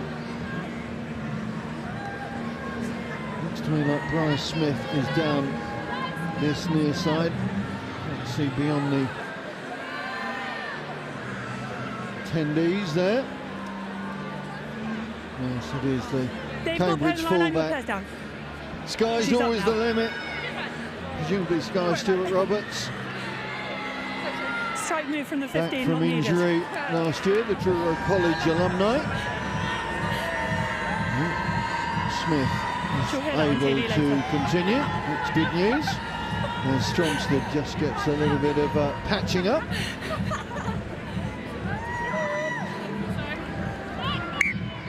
Time's back on.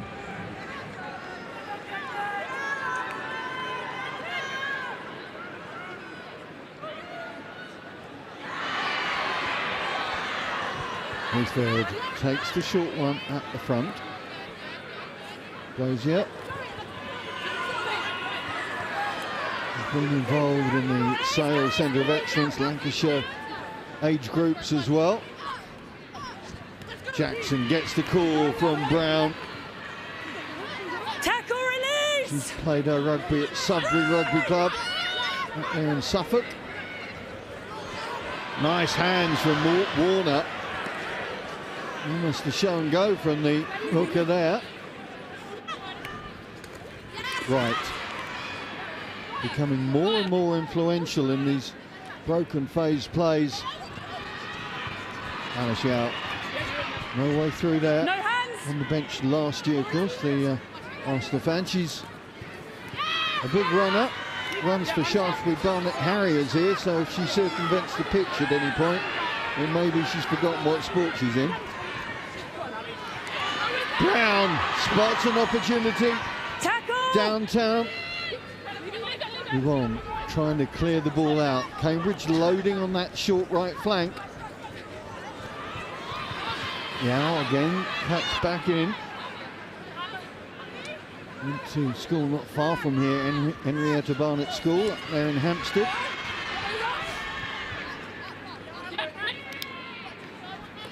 Jackson. Miller. The passing just not quite accurate enough between Haspel and Lord there. Advantage. But the intent and the ambition certainly good, and certainly shows Cambridge in a different light in this second half. Yeah, it really does. I just wonder if they could speed up that breakdown just slightly. There's middle foot. They're making some really good ground. Ali Mae Brownfoot, so physical, really direct, gets them on the front foot, but then the ball slowed down, which just allows Oxford to be able to recycle, get their width and put pressure on. Charlotte Lord scored that first try of this season for the Light Blues in the game against Swansea. 6 games in, so no doubt that did them good just to see some points on the board. The crossover hockey engineering student from Girton College, along with Haspel. They're both on the same course. Haspel was involved with the Tigers last year. Lord has only been playing with the oval ball since, I think, October time. Just there. We saw Thank you. at half-time Deborah Griffin, the RFU Senior Vice President. By the time we get to the autumn this year, she will be President, and we will have the Women's World Cup going on. Big, big opportunity for the women's game. Yeah, it's such a huge year, isn't it? We know what's coming in August. It all kicks off up north, which is another factor to this Rugby World Cup, is the fact it's being played all around the country. Trying to bring in new fans, take the game around the country. Such an exciting time, with plenty of teams wanting to lift that trophy, and England being one of those who are red hot favourites. I love Ali Mae Brown. Look at her dancing queen, playing number 8 for Cambridge. Yeah, go. That's a warm-up you want to do. But the coaches are thinking, as long as you win the scrum, I don't mind you dancing. They've got to win it now, haven't they?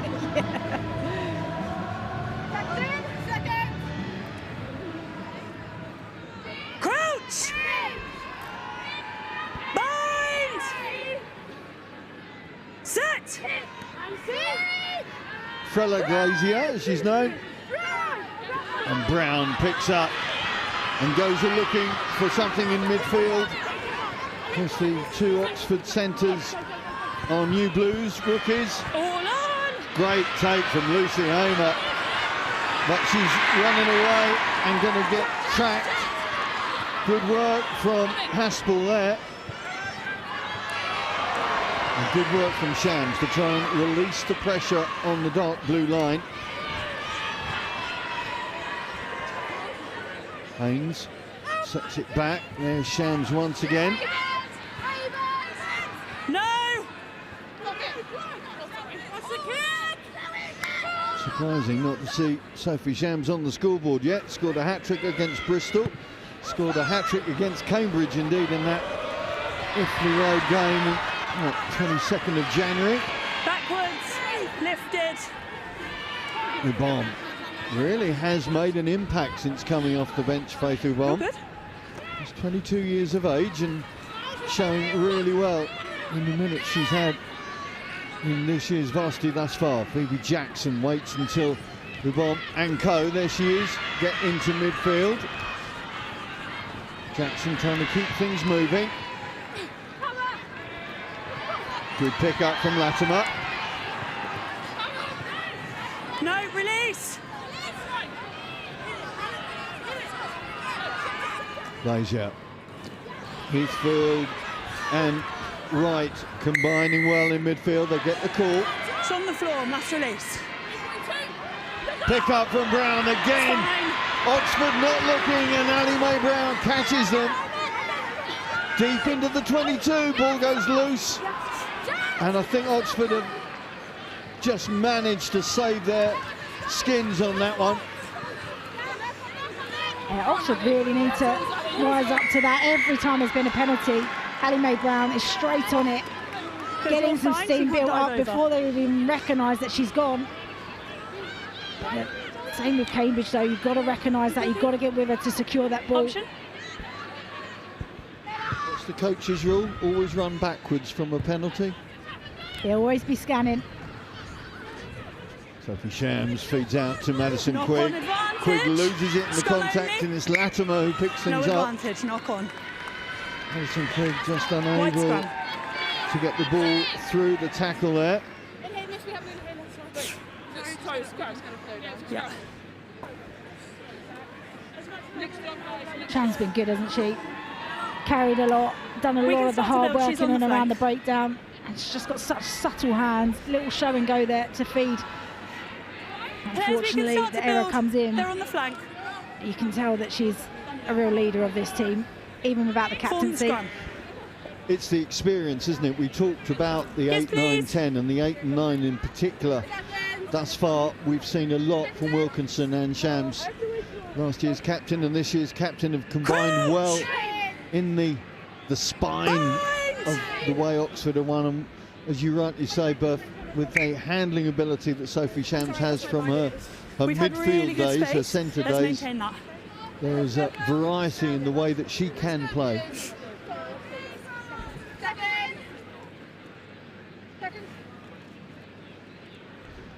Coming up to the hour mark now, and the 2-score difference between Cambridge and Oxford.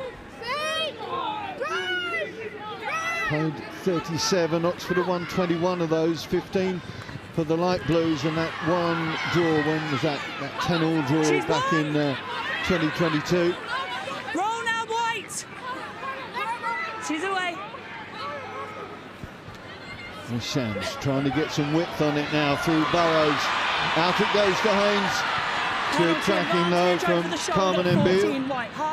Well, family and friends watching in Spain will have enjoyed that. Your penalty advantage. Penalty call is there for the dark blues should they need it. Lucy Hamer invited to sit down.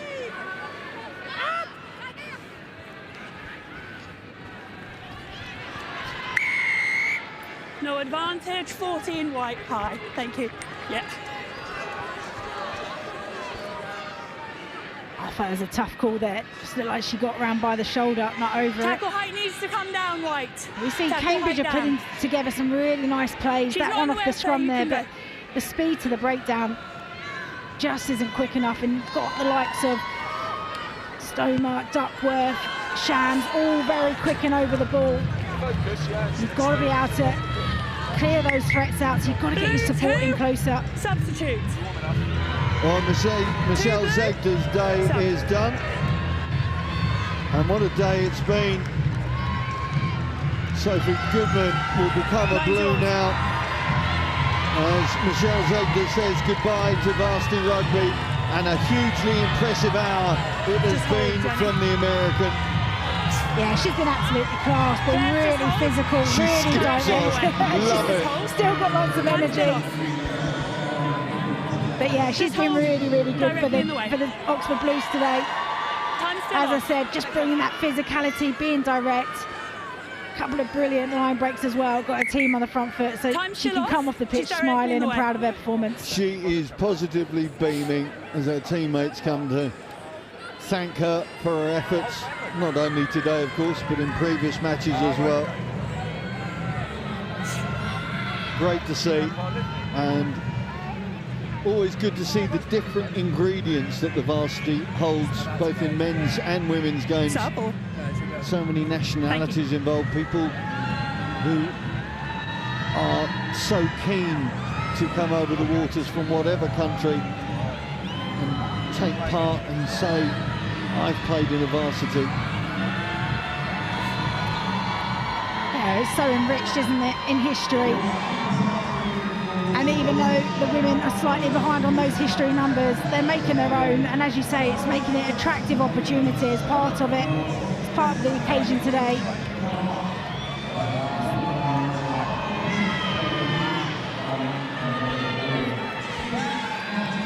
Nice to be able to say the sun is a problem for the fans. Basking on that far side. As the game moves into the final quarter, with Oxford in control on the scoreboard, but Cambridge have certainly come back into the match since half-time. Knock on advantage.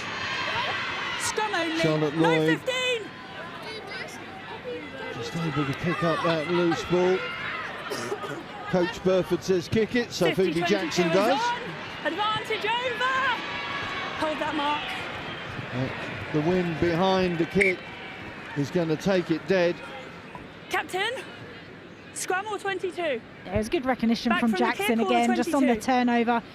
Nobody from Oxford Scrum Blue called. had dropped into the backfield, so Scrum it's the back right from the option. kick. But you've got to be aware of how strong your own boot is, and then with the wind on top of that.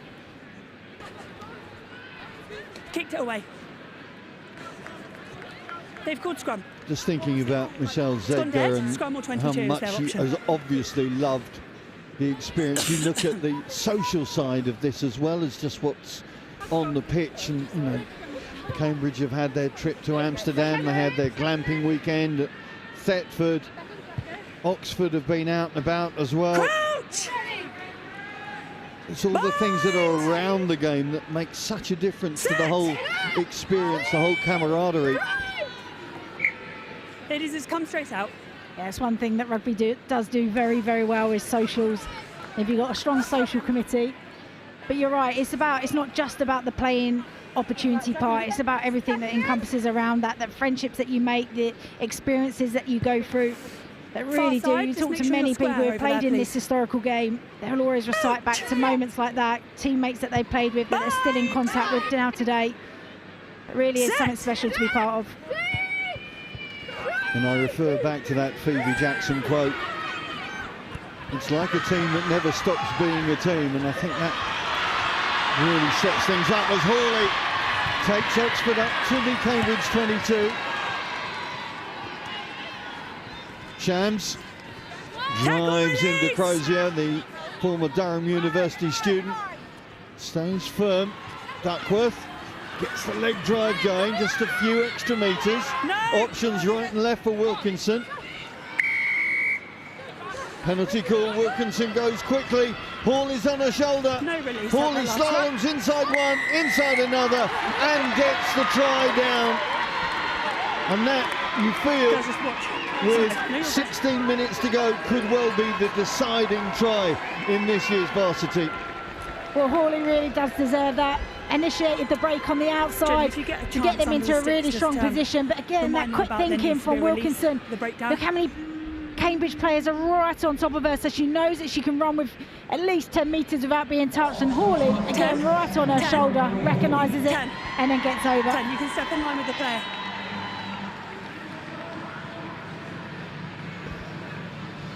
The vital 5th try for the Dark Blues.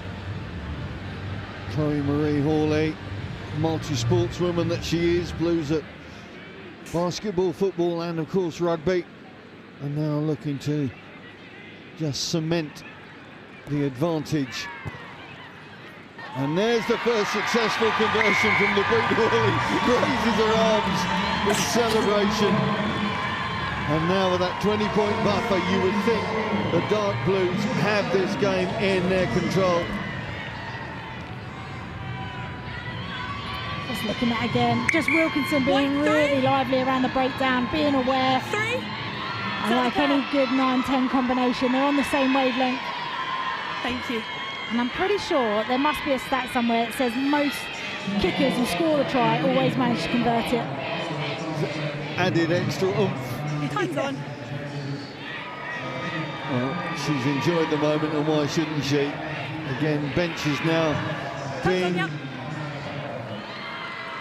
evacuated to make sure that Blues are there for all those, especially on the benches, because there's a 23-player squad in the varsity, 22 in the Bucks League. Great pick up from Berry. Yeah. Drive on from Stuart Roberts. Ball's available, stay white. Backwards. Shams trying to get the extra width. Looks like Izzy Hedges is on there in the Oxford second row, so she's now a Blue, a fresher who's moved from wing to second row this season. If you push me 9, it's into the way of play.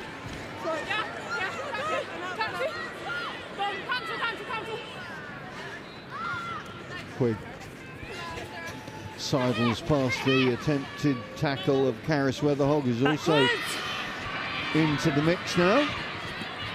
Came up. Feeds out to Stuart Roberts. No hands! This Oxford back row has got plenty of pace to it, given the opportunity as the game breaks down. White, I need to see you on your feet. May see them more prominent with ball in hand.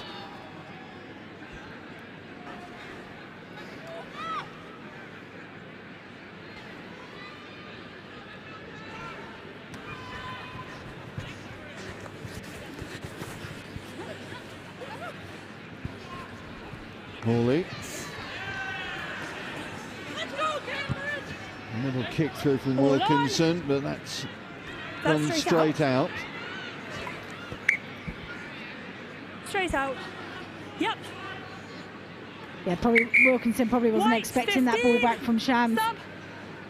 Has just forced a kick there, nothing on to play.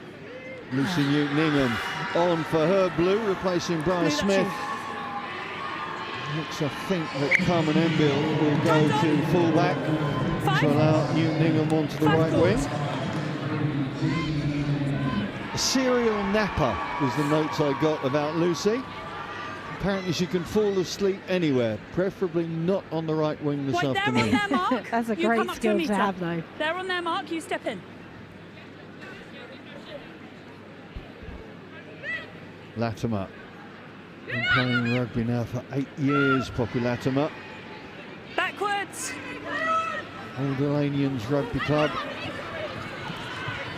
Familiar face down there.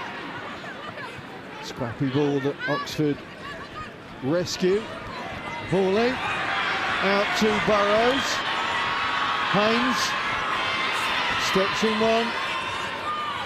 Jackson shuts the door in her face, but the ball's still there for the Dark Blues. Stuart Roberts. This game beginning to break up, and you, as I said, 6, 7 and 8 of Oxford, and 4 Madison Quigg has plenty of athletic ability as well. Tori Kennedy played for the Panthers last year, now gets her full blue. Harris Lovett. No, White. Oh, the little step through, how did that happen? Berry.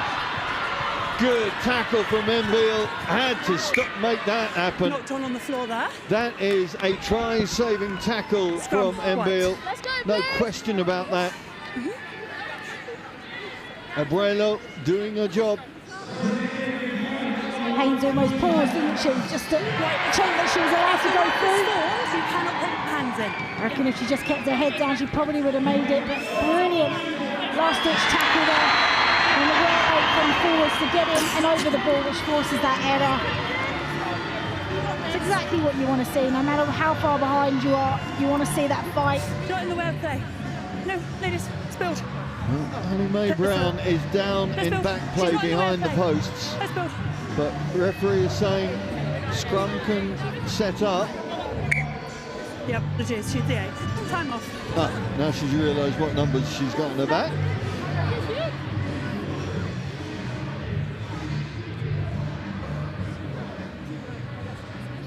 Well, last season, for those of you that were with us or watching with us, it was a tense arm wrestle of an affair that ended up 10-5, which was the half-time score. It's been anything but that this season. We've seen plenty of really good tries from both teams, and particularly from the Dark Blues. And that is why, as we move into the final 10 minutes of this game, they are in charge of this year's varsity. Fraser. Jackson trying to move it out. Yeah, just tackled there by Burrows. Lost blue on the floor. Fresher from Christchurch has had a good game, Poppy Burrows. Lots of ball in hand and in defence.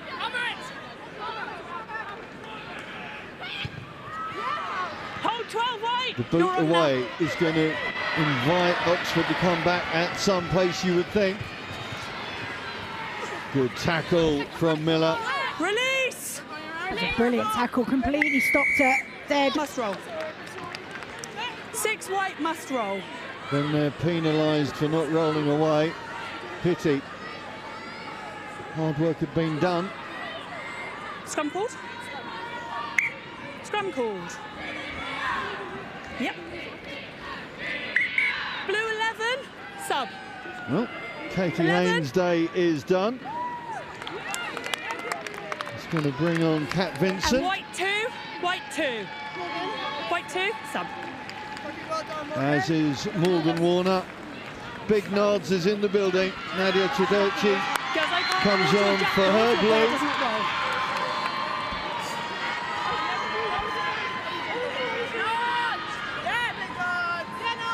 All the men watching down in front of us. There's a real unity in the rugby clubs in both camps. Crouch!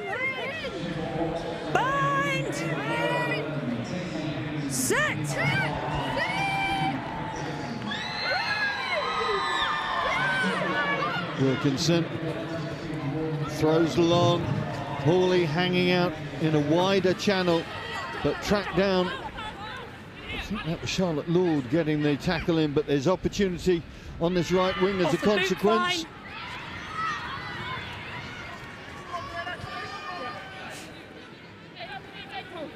Stay. Shams again in as that first receiver. Thank you, White. That is a great take from Estelle Muka. Didn't know it was coming.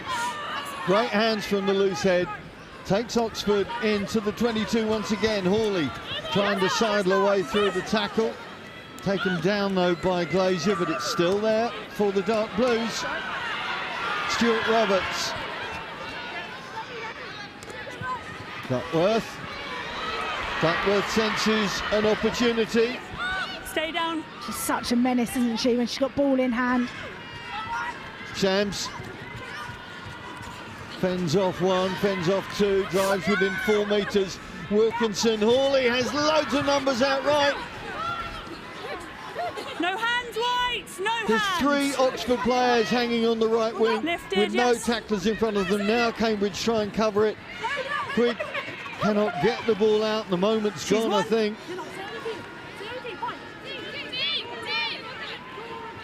Managed to turn it over. Chloe Marie Hawley missing an opportunity there. But your scrum going Not forward. scanning quickly enough, and an opportunity for her team to get another try on the Blue board. 1, blue 7 subs. Yeah, you could see that Burrows was screaming for the blue ball. subs. There's a clear opportunity. 4-on-1 down that right-hand side. Yes. Great work again from Cambridge. We've seen them do this throughout the game. Just stay in that fight, force some errors. I think it's Sophie Sham that's getting a bit of attention down. She's been brilliant, hasn't she? Yet again, another year, another standout performance from her. So work rate around the field has been immense. Yes, very influential with the way that Oxford have played. Oxford debutants coming on. Margaret Williams on into the dark blue front row, and Liv Rosin in as well. She goes into the back row. Reservist who's just signed up to become an army officer after uni, so she's going to make the most of these 7 minutes of varsity life. Wearing the 21 jersey this afternoon.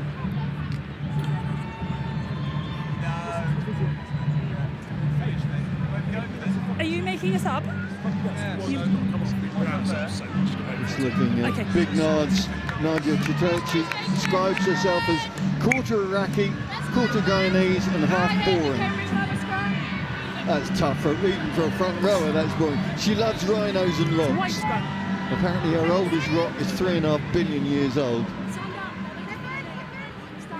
Been around a long time.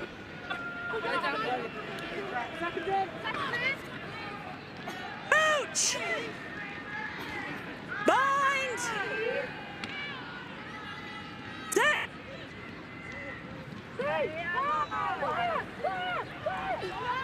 Yeah, Annie Mae Brown has also come off, I think. Looking to see who's gone on for Cambridge. Indeed, whether they're down to 14.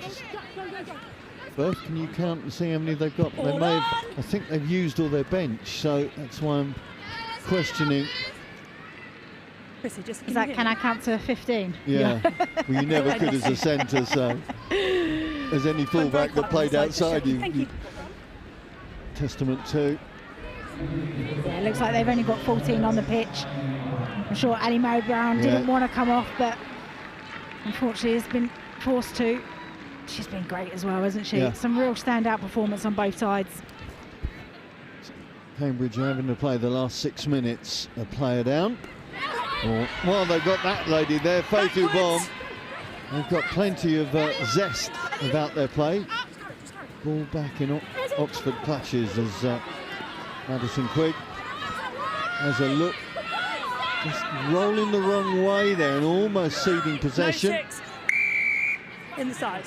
Here's E. Miller coming in at the side, and here goes Sophie Shams. Hawley looking to get the offload in. Huge numbers to the left for Oxford. Here they go, take your pick. No way through for Kat Vincent. Hands and feet. Like spin. Tackle release.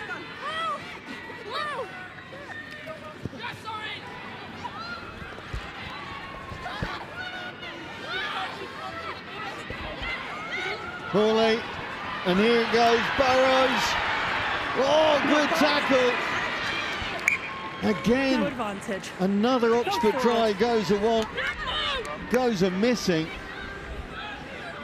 To be fair to Poppy Burrows, the tackle came in very quickly from the Cambridge defender, but again, just not able to make the most of opportunity. Yeah, and I think even then you've got to recognise you're not going to be able to get that ball away, so just recycle, quick round the corner. The opportunity may have still been there. They managed to look after the ball. Bind!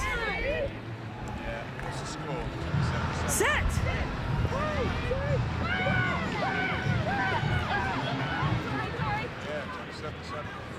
Cambridge desperate to run from deep, try and get up the other end. No way through though for Haspel on that occasion.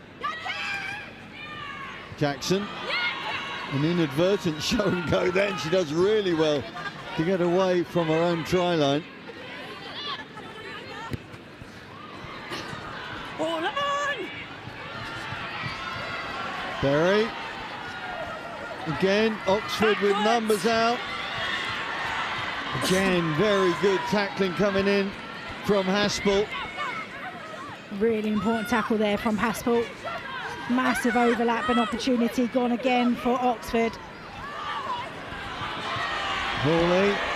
Now the ball's gone forward, and again, Just gone forward. the transference of the ball not happening for Oxford. They've had so many opportunities to trot over for tries, and they haven't made the most of it. Sub. Yeah, it's one of those things thinking, do I take that half a gap or is there a bigger gap on the outside for a teammate? Just releasing the ball, let the ball do the work. You've done the damage and there's now space on that outside. You don't need to run or invite yourself into there. Shift the ball to that space to allow, we've seen what the back three for Oxford can do today. Give them a chance, give them some open space. Well, we've got the Player of the Match award going to be happening shortly. The Bunting Peggers Award, of course, the two pioneering captains back in 1988. Some contestants there. Well, the two eights we've already mentioned, Shams and Brown, have been very influential for their sides. But would you like to make the announcement, Rach? Straight across. Yeah, as you mentioned, I think Shams has been excellent for Oxford today. Really busy, really influential in a lot of plays. Got that opening score for them. But I think one lady who has been exceptional every time she's got the ball in hand, made such great progress and yards. Advantage knock on. Which is Tolu Duckworth, real handful in the loose, really dynamic and powerful, and she is our player of the match. Yeah, Tolu Duckworth will receive the award after the game. And I'll make mention of Michelle Zegder as well, her front row partner, because she is another one that seems to have been everywhere through the course of this game. No advantage, coming back for the knock-on. Yep. And that young lady's Zoe Wright as well, Blue who's three. had a very impressive debut in Varsity World. No, she hasn't. Apologies, Captain told me wrong information. It's okay. Lucy McBride on for her blue. And as if on cue. Good timing. Couldn't we planned it that way? Not. Yeah, she sprinted off the pitch, so athletic. She's had a really good game, really put Oxford into some really brilliant positions this afternoon that they've been able to capitalise on. Yeah, the sixth-year medic really enjoying the moment. She scored captain. She was captain in a couple of tries in that game at Iffley Road against Cambridge at the end of January, and she's damaged them again, although not on the scoreboard this time. But the work of the Oxford front row in particular, Moad, Estelle and Walker in that one, along with Zegder and Duckworth, has been so impressive and so important as well. Here we are. I need to see you go straight, not straight across. Blue, your mark. Just step. Up here. Up here. You step. That's their mark. I'm back.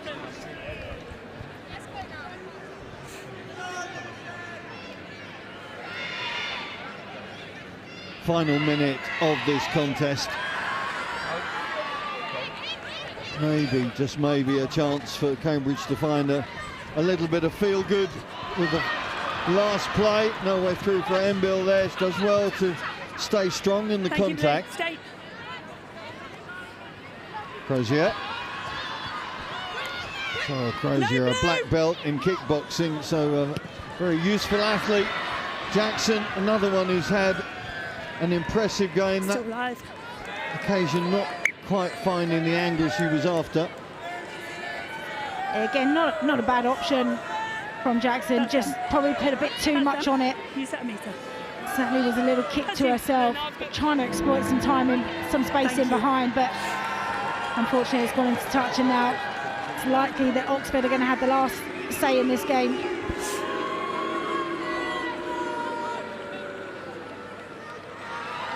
Some more!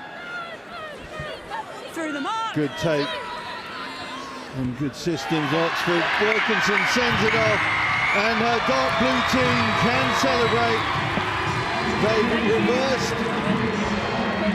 They've reversed what happened last year and done it in fine style as well, running in a handful of tries.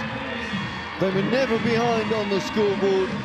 They got the 15-0 lead at half-time. It looked like Cambridge might turn things round with the assistance of the elements, but credit to the Oxford women, because they ran in 2 more tries to make sure they held the buffer there. And it is Oxford who take this year's women's varsity with that final score that reads Oxford University 27, Cambridge University 7.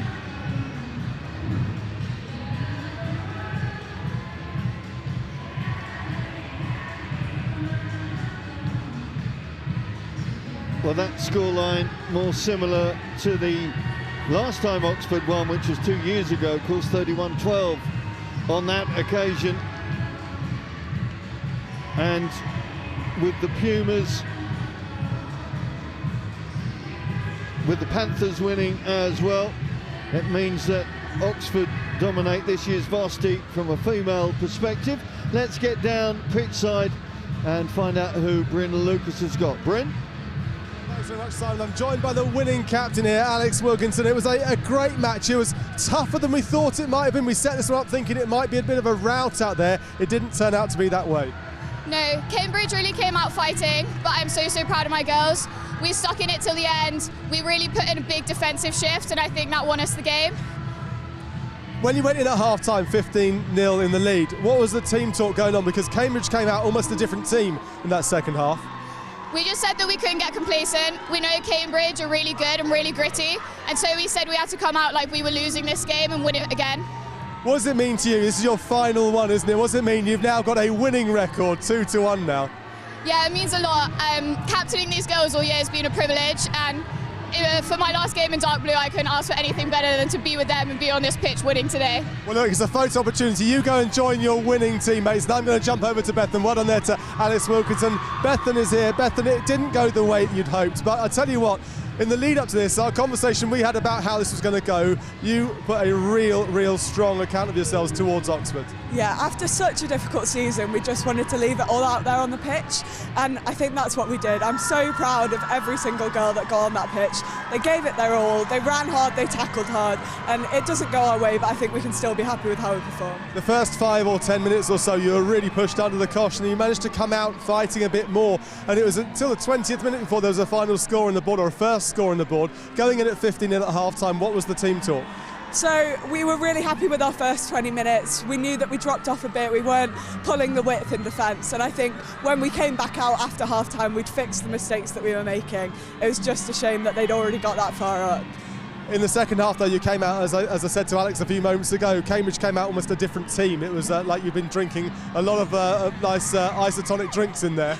Yeah, it wasn't just the energy drinks. I think the chats from the coaches, hopefully the chat from me, kind of gave the girls another spur of inspiration. I mean, we've played Oxford twice this year, and that's the best performance we've put out against them. It was obviously really frustrating for me to go down with my knee, but hopefully it's fine, and a bittersweet end to my last game for Cambridge, but I'm still so proud of those girls. And so you should be. Well done. I know you didn't win, but well done. It was a great game to watch, so congratulations. Well done. Thank you very much. Thank you. There you go, Simon. So both captains there, very happy for their own individual work and the team around them too. But back to you. We'll have a bit of a chat, a debrief after this one. Back to you for now. Thank you, Bryn. Yes, in many ways sad to see class characters like those two captains, Bethan Jones and Alex Wilkinson, departing the varsity world, but that is the way that the varsity works, and Bethan in particular knows that this is the beginning of a new cycle of players within the light blue ranks. We'll see how the dark blue ranks turn up in a year's time, no doubt, but the smiles on the faces say it all. It's such a big moment for these young ladies, and so impressive as the dark blues set up their tunnel for their opposition. You see the tries from this game. Katie Haynes getting a brace to put her team into the driving seat. There's the camaraderie that is so special to this game, so special to varsity as well.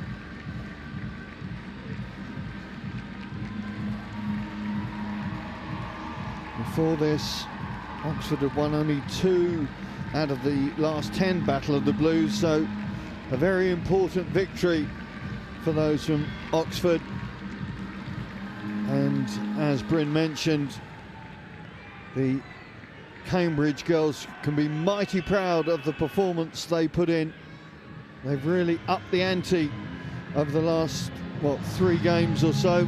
Win over Swansea at the end of January, and then the performance against the 88s, and it's really gone again to a different level in this one. Not enough to beat Oxford, but they've done really, really well to really put on a very impressive performance in this year's women's varsity. It was an engaging contest, certainly the beginning of that second half.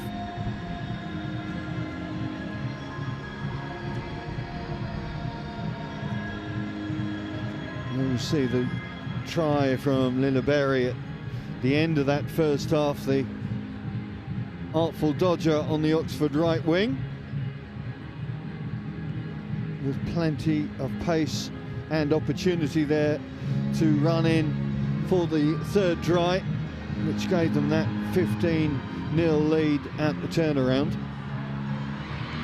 And there is Alex Wilkinson. There's the trophy lift, there is the celebration. It's going to be a long, long night. It's probably going to be a long weekend. But my goodness me, those girls have deserved it with the impressive performance that we've seen from the team from Oxford University.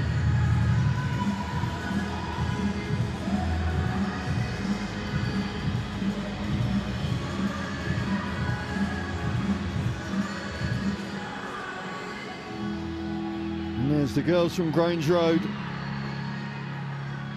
really have moved themselves on, and Will Cottrell and Johnny Andrews, the coaches, will be pleased in many ways with what they've seen out there this afternoon.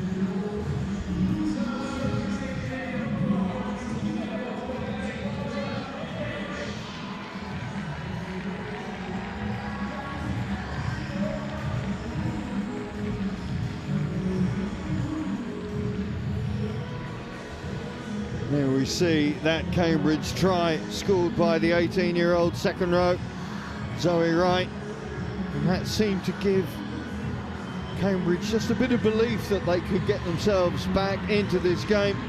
It wasn't to be because of this try from Hawley, and then following up with the final try. In fact, that was Hamer, wasn't it? That was the fullback, Lucy Hamer. Beautifully constructed, deft handling from the Blues, dark Blues skipper. And then this was the one that finished things off with the two halfbacks going, right, let's go quickly. And Hawley slaloming her way through to get the 5th try.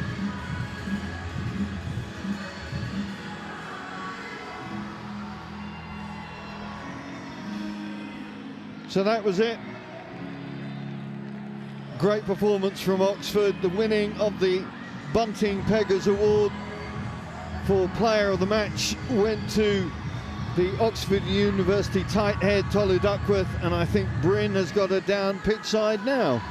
Thanks very much, Simon. Yes, indeed we do. She's here. She just wants to go and celebrate with her team. I know she does, but Tolu, that was a fantastic performance. You have won the award, the Player of the Match award that's so important to everybody. What's it mean to you to win this award then? It means a lot because this is my last game in Dark Blues, so to end on a high note, it's a really, really amazing feeling, so I'm so glad to do it for the Dark Blues.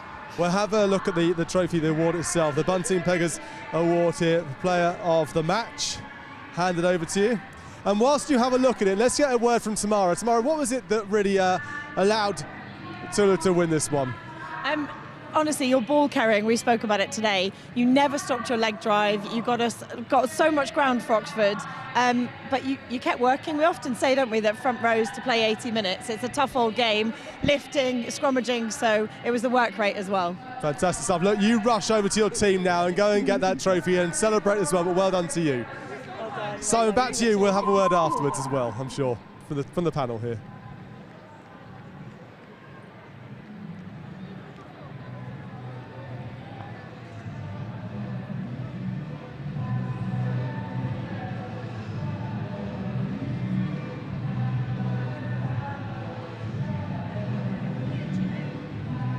So we've just been told that Simon's not standing by now, so we'll have a chat while the trophy presentation's going on there, ladies. It was an impressive performance from Oxford, but also from Cambridge. I'll come to you in a moment about that performance, because we set this one up at the start, didn't we, thinking it could be a bit of a rout. It certainly didn't turn out to be that way tomorrow. No, and Cambridge really came out of the blocks. I think we all turned to each other the first 5 minutes of that second half saying, right, if they can play like this, it's going to put a heck of a lot of pressure on Oxford. They ran out of gas a little bit, I think, probably as the game went on. Fresh legs came on, but maybe a little bit more inexperience came on from Cambridge there. But it was a good game. It was a really good game. Certainly was. Rachel, up in the commentary, you have to pass the mic around here, but up in the commentary, it looked like it was 15-0 at half-time. It was all done and dusted, but Cambridge came out with a bit between their teeth and really then started to force things a bit more, and they got some traction with the yellow card and the 10 minutes off there for Sophie Shams. Yeah, they really did come out the blocks in the second half. I don't know what was said at half-time, but also playing with the wind gave them a really good advantage, playing in the right area of the field, and then they capitalised on that opportunity. Their player down, really quick thinking. The number 8, Ali Marie, I've forgotten her set. Brown, was absolutely outstanding. She was such a warrior for her team today, getting them on the front foot, and it's all from her work rate that got them back into that game. But then, unfortunately, as Tamara said, just started to slip away at that point. The fatigue, but also that inexperience, then just started to mount up, and then you saw Oxford come through. Certainly did, and she had to go off at the end, didn't she, for the last 10 minutes or so they were down to 14, which makes it even harder for Cambridge. But for yourself then, looking at this one, Anna, it was a very strong performance. They came back in the second half. It looked like, oh hello, there was opportunities, and there were opportunities until Oxford scored that decisive blow. Yeah, as my colleagues have just said, like, when you've got sort of some key ball carriers like Ali Mae Brown, she's putting in a lot of effort, and it's a lot to ask the same person to go again and again. And unfortunately for Cambridge, they had their captain come off with a knee injury as well. So those sorts of injuries and like all of that hard work and spending a lot of time defending does take its toll. So Oxford were able to capitalise on that. They found some gaps and scored some points in the last 10 minutes or so to take it away. away.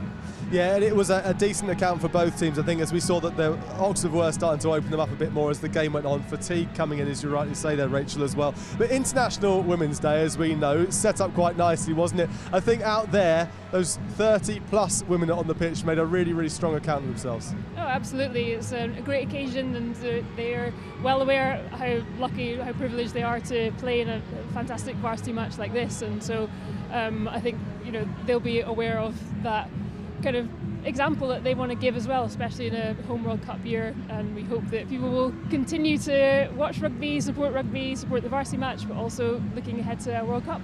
I'm sure people will be tuning in droves now, but thank you very much to our esteemed panel. Thank you for watching as well. That's it for the women here. Anyway, from the StoneX, we'll be back in around about 55 minutes for kickoff for the men's game. Make sure you tune in, but from all of us, thanks for watching. We'll see you next year.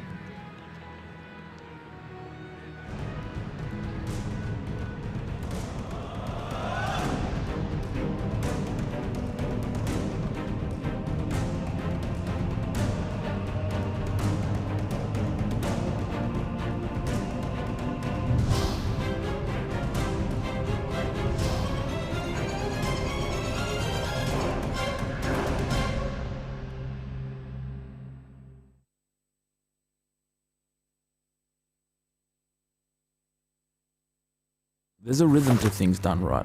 It's not flash or fancy. It's work that weathers, bears, and through life seasons, there's the test of waiting, of seeing if old tricks can hold pace with the new. And it is then, and then, and then again, that those made well sustain. You see, good work bears its teeth to the clock. Better work is assured by it.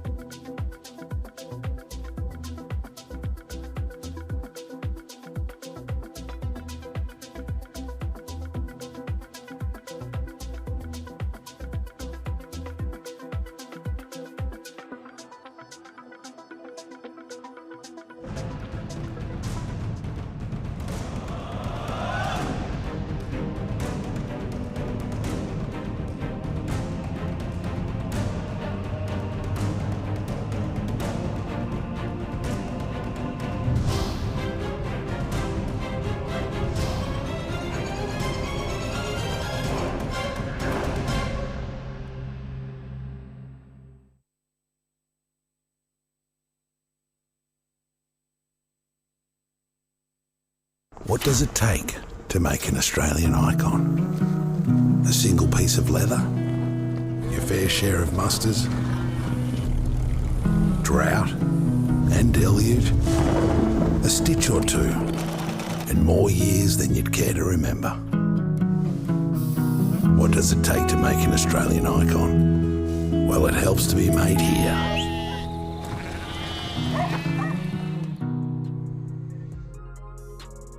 Welcome to the StoneX Stadium for the varsity match between Oxford University and Cambridge University. A lot of tests coming their way this year for these players, but today it's the only test they want to win. Now, three men joining me know all about this sort of tie. On the far side there, it's great to have George Robson, ex-Harlequins European Challenge Cup winner as well. In the middle, we'll come to you in a minute, Jack. He played in this match here last year, and Don Warlock is here as well. It's great to have you along. Both of you two on the ends of this panel, you know what it's like to win this tie. 2018 when they won representing Oxford, you were the captain. For you, Jack, in the middle, didn't quite go to plan last year. Let's start with opening the old wound, shall we?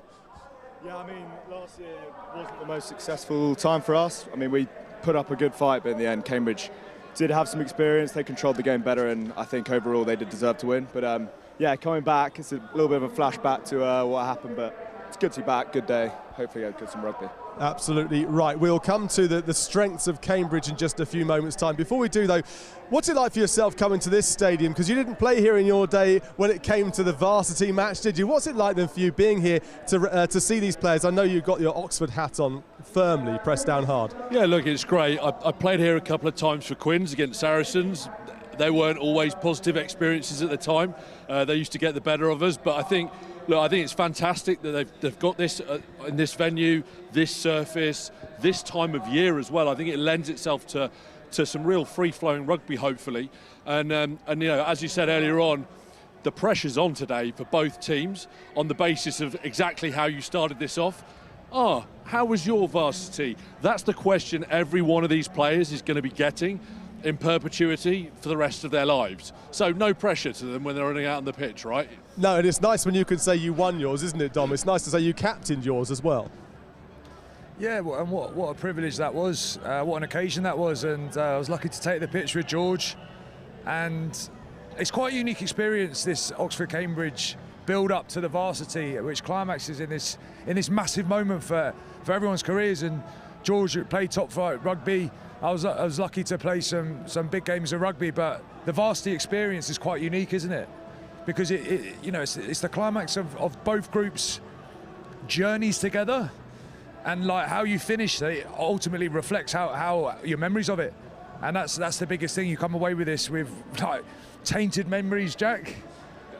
Obviously, you know, you'll reflect very positively on your experience there, but it's never going to be quite as good as when you win it. So it's a massive occasion for all 46 lads involved in the game. We'll talk about the strengths of Oxford in a few moments' time, but if Jack can grab the mic for a second, because you played against pretty much this Cambridge side. There are quite a lot of returning Blues, 12, 11, that sort of number of returning Blues. A couple of big names missing, like Jamie Benson's not taken to the pitch, so that gives you guys a bit of an advantage as well. Yeah, it'll be quite nice for the Oxford boys not to have Jamie back on the pitch. Yeah, I think they've got a pretty experienced team now after the loss of last year.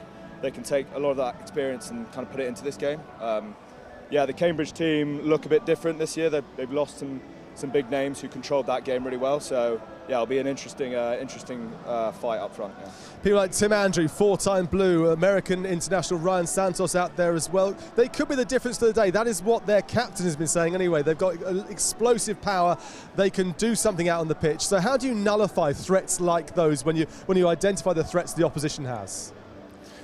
Well, it's a challenge. You know, there's always two ways you view any game of rugby. You know, looking at the opposition, analysing what they do, the threats they present, or you really hone into what you can do. And yes, Cambridge have got some really, really dangerous players, and we saw that last year. A couple of them playing again this year. Some top quality talent in that team. But speaking to my brother-in-law, who's been coaching, Mark Atkinson's been coaching the Oxford team. Speaking to Chris Harris, who's been coaching the Oxford team. There's been a real dialing into what they're about, what they're about this year, and they want to put out what they believe is their best rugby this year. So, yes, I think those lads will present a big threat. I think Oxford's goal is to show the best of themselves today.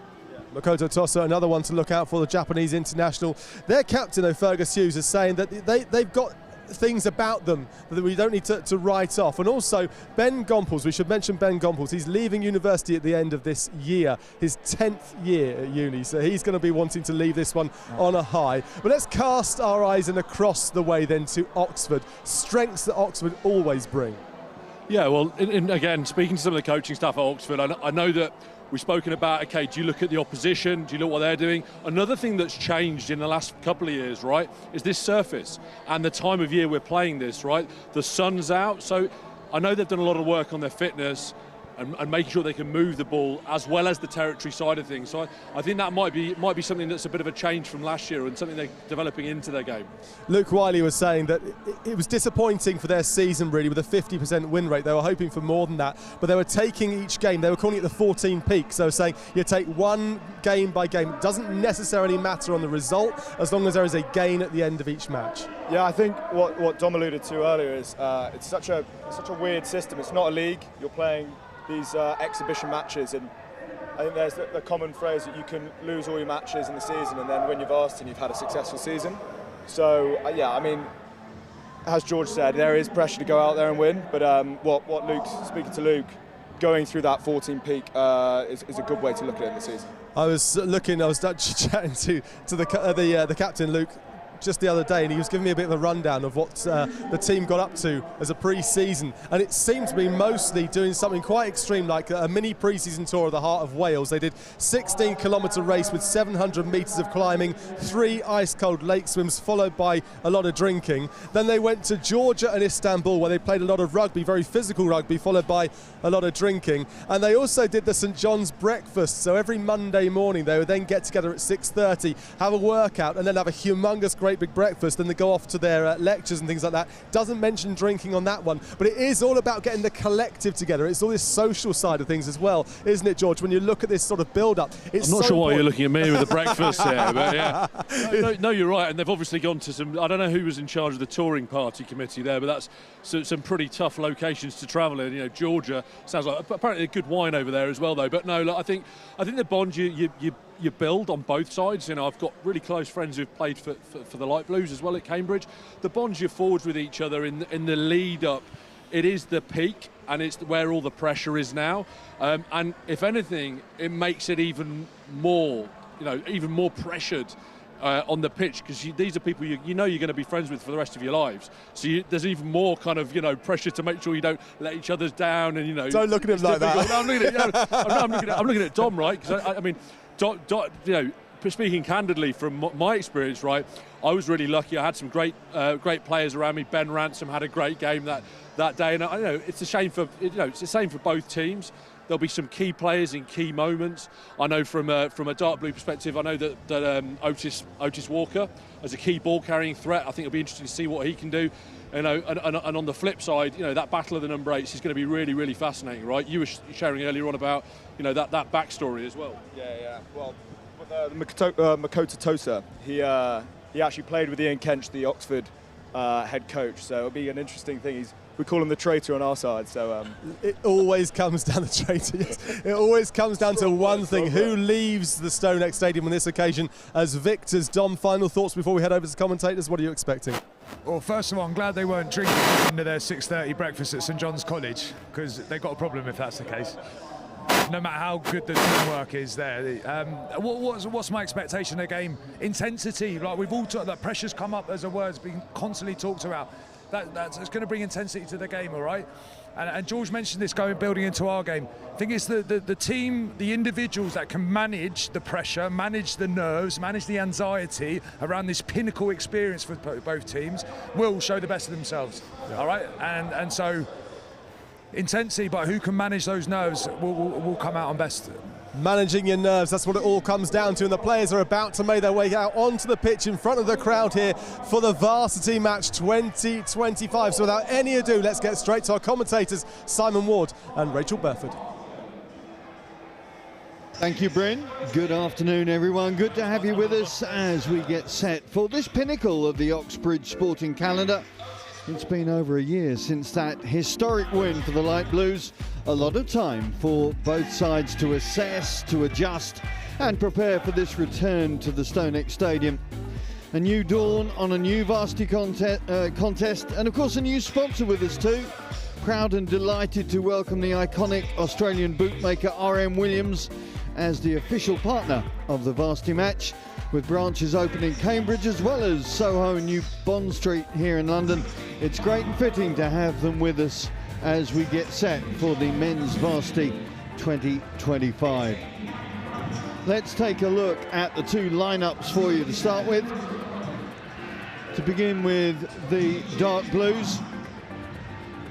Over half of this dark blues team have unwanted memories from last year's trip to Hendon, of course, most of them wearing double digits today, with Captain Luke Wiley able to build an experienced and pacey backline there. The scrum is anchored by up-and-coming tight head Michael Fanker. Fresh as second row Ben Hartigan may well show prominently in the line-out and the loose. Fergus Dick, a valuable cog in that back row trio. For Cambridge, well, Fergus Hughes has also been able to select plenty of seasoned heads this afternoon. 9 of the starting 15 there, 12 in the squad have been here before. His biggest call though brings 18-year-old fresher Nathan Bottomley in as fly half. The youngster's inexperience being counterbalanced by his scrum half David Holdroyd, winning his 51st cap for the light blues. There appears to be good balance in all units there, with impact available off the bench too. So there's the two groups for you. People basking in the sunshine on the far side. We're in the dark side over on this stand, but hardy souls that we are, we shall crack on. It has been a beautiful day, of course, with the 4G pitch. Doesn't matter so much. I'm Simon Ward, alongside me World Cup winner Rachel Burford. But we keep talking about history and memories of last year. Does that really play into the psyche for both teams this afternoon, or can they eradicate it? Good afternoon. Yes, I think what's been done before is always going to have an effect on you as you come into the game. You'll look back on those memories, whether they were the right thing that happened to you, whether you came away as the winning team. You'll take away those moments. But then also there's so much you can learn from a loss as well. So, you know, it's almost clean slate for these two teams. We've got a mixture of different and new players coming into it. So it's all about how you perform in this 80 minutes, who's going to rise to the occasion and perform. And the first 10-15 minutes is, as ever, is always key, just to set the table, to get heads in gear in the right place, in the right area, and make sure what they've been practicing on the training paddocks at Grange Road and Iffley Road come to fruition. That's what they're aiming for. There's Fergus Hughes with mascots. I'm sure they're not security, but he has been, as ever, a key character. That's one of the somewhat unique parts of varsity rugby, of course, that the captains are effectively the DORs as well as the players and captains, and they make lots of the big decisions. So Messrs Hughes and Wiley on the left there bring out their charges to get set for this year's varsity. The wind seems to have died a little bit. When we had the women's game earlier on, it was quite considerate. You can see the flags there with a little bit of life in them. But it should be interesting to see, certainly from the kickers, Nathan Bottomley and Ben Sher, the two 10s on view this afternoon, how they try and manoeuvre their teams around and play the game in the right area.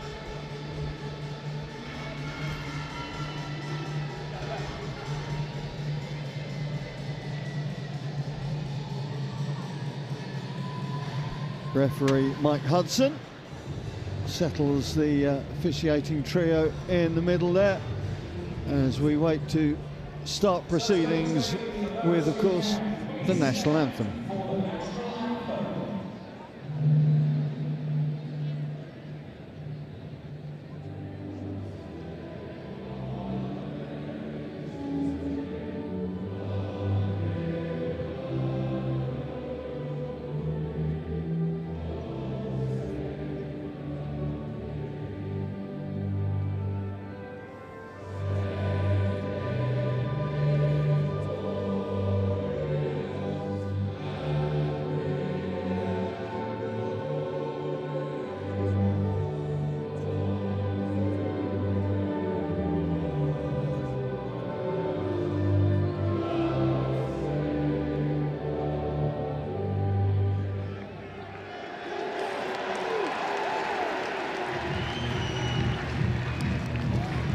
The formalities concluded. Focus now on the 80 minutes of rugby ahead of them, which makes or breaks the season, such as the Varsity Rugby calendar. This is the Cup final.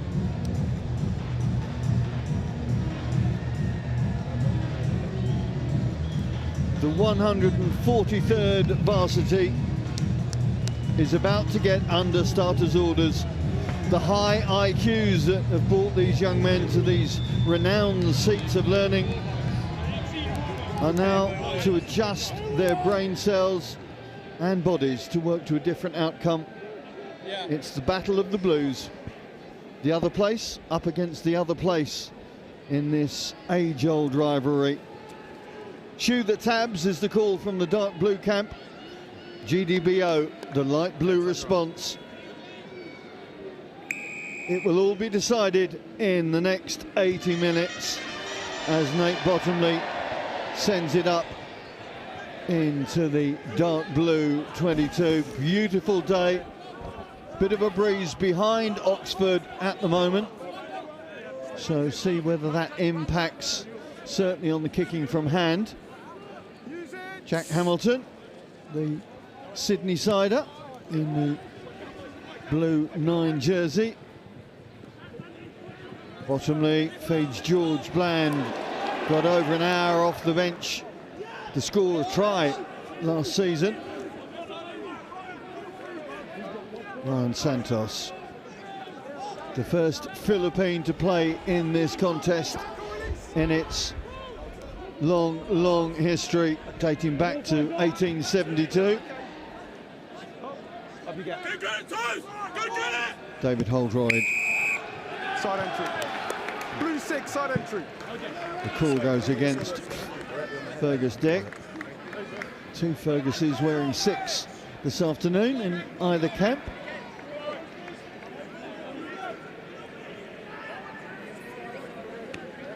She's there. Yep. Nathan Bottomley, what a day it is for the 18-year-old fresher.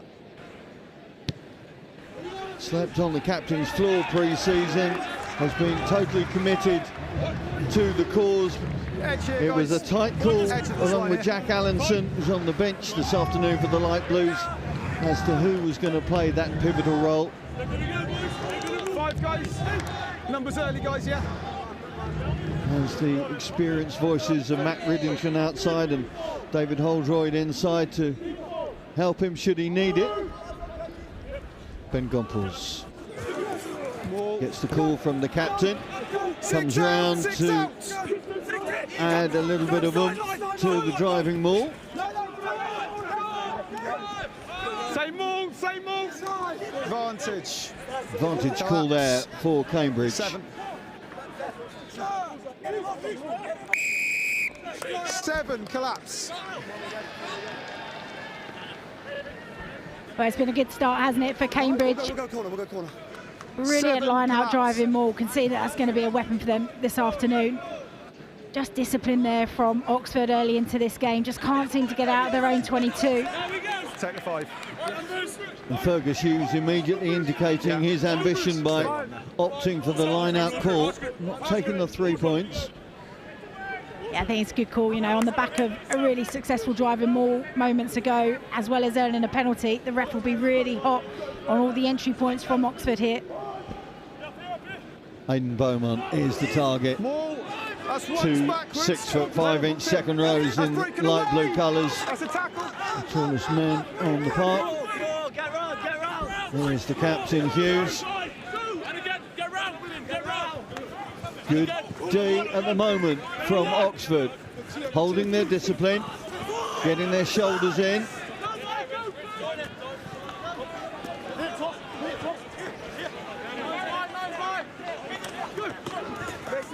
Going left, and left again. Hold it.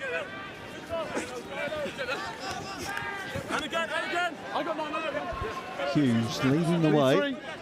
Oxford defence just pushing their opposition back towards the 22.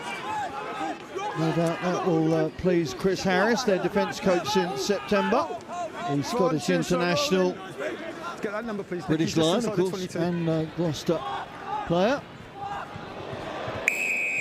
It's a good take in the end from Wolf Morn. 2 not rolling. But they would go back for the earlier call. 2 not rolling. It looks like they're signalling towards the post for this one, but you can see there defensively from Oxford, not dipping into the breakdown, just trying to keep as many men on their feet to really fill that field. In the end, forced Cambridge back. Again, the discipline in the breakdown, not rolling away, has just gifted them now an opportunity to take 3 points. Good stuff. You're fine. George Bland is going to be their chosen kicker, certainly to start with.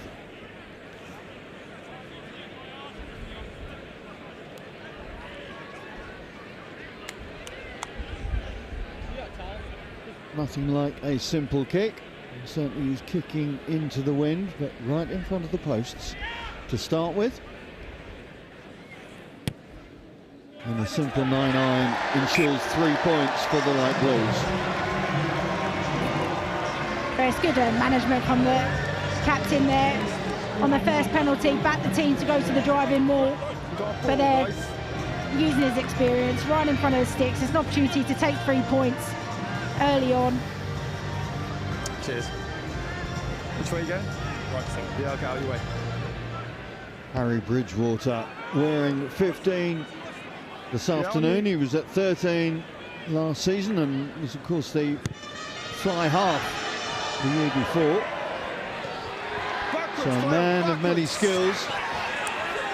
No, backwards off Oxford. Eventually, it's Cambridge who snaffle the loose ball. Good, quick defensive line speed from Oxford, though. Now release, now off. Use it. Get up, get up.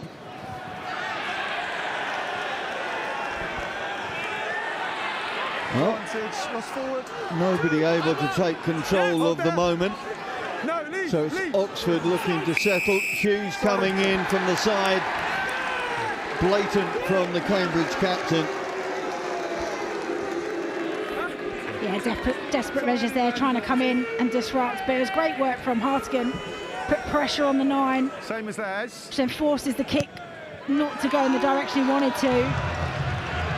You can see their intent around the breakdown, really want to try and be disruptive. Edge of that white line, please. Just step off, edge of that white line for me. As you see, they comes from the side of the right, doesn't come through the middle.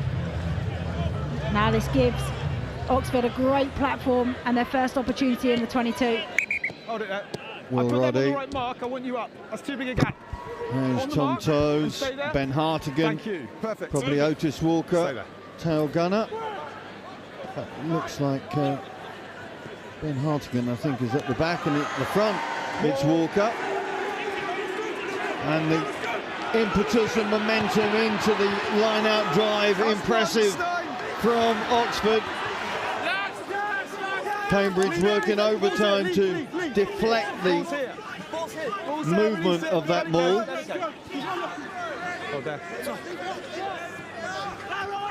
Hamilton puts it out to the waiting pod. Ollie Kirk leading the way. Fanker.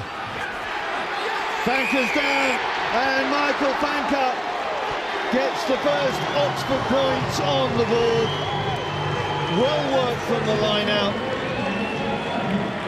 Good stuff from Nick Savetta's coaching. You can tell the USA man has got his imprint all over those particular moves from the set piece, and it pays off with Fanker's try. Yeah, it's absolute quality. First opportunity into the 22, and they absolutely strike. But Fanker's such a powerful man. You've got to chop him low. If you give him an inch, he'll take it. All good on the place, guys. Fanker's already played in the Premiership Rugby Cup for Hartbury this season, so he is on the rugby radar. It's fair to say. Actually converted from back row. Another from your neck of the woods, from Medway Rugby Club. Great club. I'm sure it is. Harry Bridgewater with his first pot at the posts. Tim Andrew getting in his face, but it didn't deter him from slobbing it through.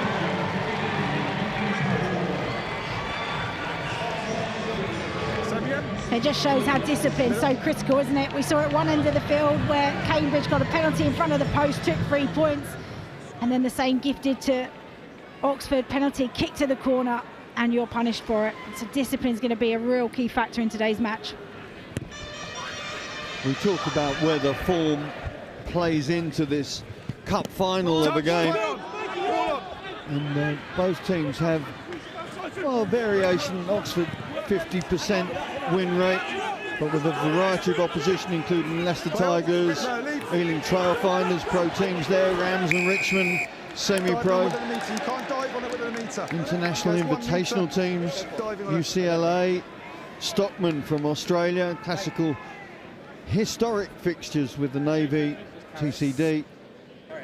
But it's about what comes into this game, and Cambridge certainly showed well in the Michaelmas term. They won 5 out of 6, and since the turn of the new year they won 3 of 4.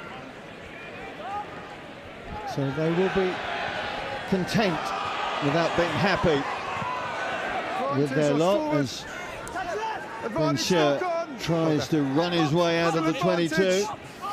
Didn't work on that occasion down the right flank, so the forwards dig in and do some of the hard yards to set the stall out for Jack Hamilton. Hamilton scored the only Oxford try here last season.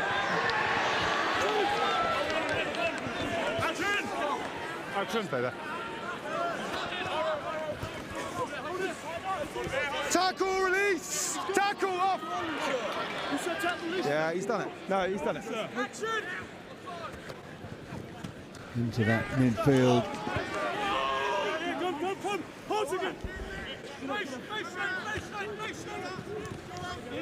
Advantage, high tackle, 10. 10, high.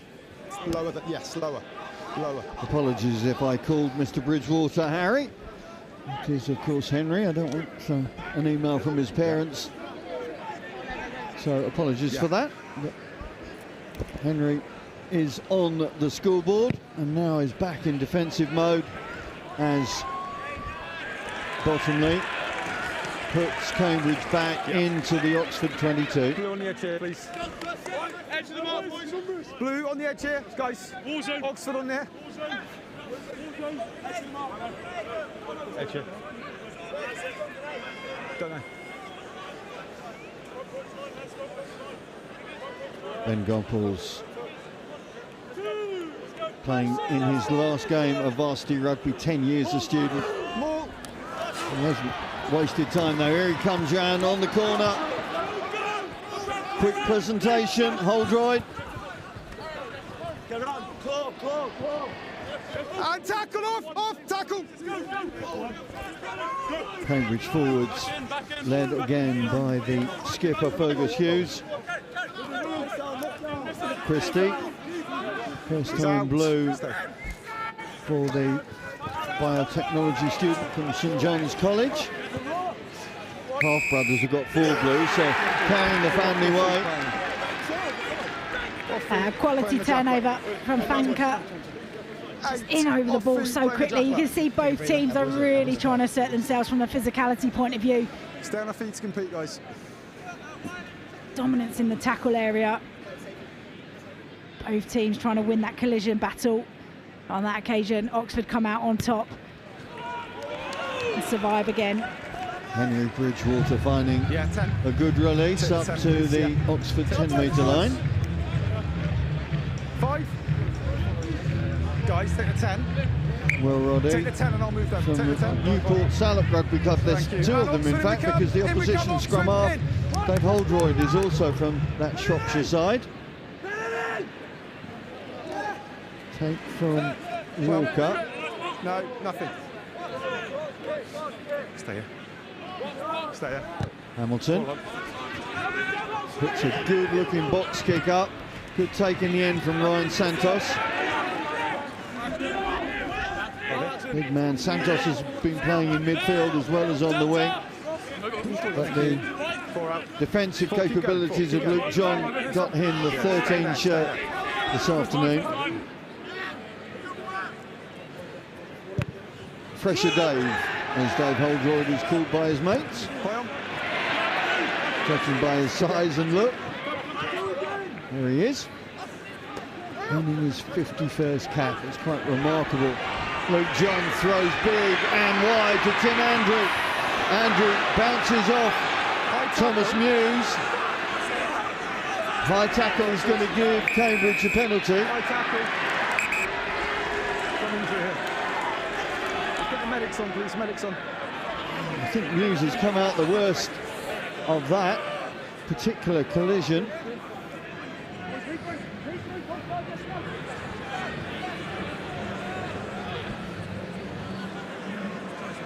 So they're physical start, they're flying. I'm just giving you a penalty for that. Yeah. Cambridge, although behind on the scoreboard, will be satisfied, I guess, with the way that the first quarter of an hour has worked, by, of course, the try for the other side, but they've had plenty of possession and territory. Just need to build up to get over that white line. They're just looking to see. Guys, I know Luke obviously is now, but if you're vice captain, so you've got another penalty, 14 high tackle there, right? That's the second high tackle we've had. Be mindful of that, plus the penalty count now, right? We'll see more time for him, but make sure you keep side. him In down. fact, it's not Thomas Muse, is it? I can see Muse. There he is at the back with that multicoloured scrum cap. Parky, nothing to report. Big crowd here. It's got bigger and bigger throughout the course of these two games, and fun in the sun at the moment. Could be a little while. Brilliant. You down in Southwest? Yeah. So, yeah. Yeah, it could be a little while. Just talking to Ian Kench, the Oxford coach, about clearing minds after last year. A clean slate, as he told me, to prove themselves. Undergrad heavy, so it is a fairly young Oxford side. Not satisfied with the season thus far with that 50% win rate, but they have certainly been pressing and pressing on. Kench, of course, the new head coach. This is the first post-James Wade Oxford side that we've seen in 13 varsities, I think. Wade, if you're watching, I hope you're well, and no doubt you are missed here. These are knee injuries, and he dislocated it 3 weeks ago. I think that is Luke Wiley, and that doesn't look good. The kneecap has been an issue for the Oxford captain, dislocated as it was 2 years ago. He's had issues with it this season as well, and that does not look good. And it doesn't matter what colour you're wearing this afternoon, you will not want to see anybody leave a varsity match inside a quarter of an hour.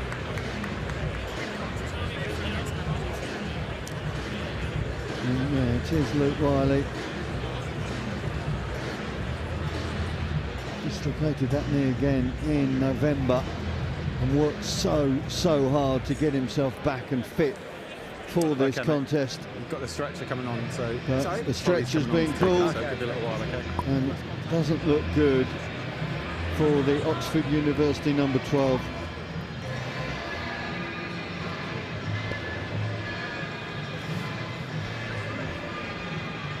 Yeah, mentioning Ian Kench, he was actually coached for England counties 10 years ago by a certain James Shanahan, who is, of course, now the Cambridge coach.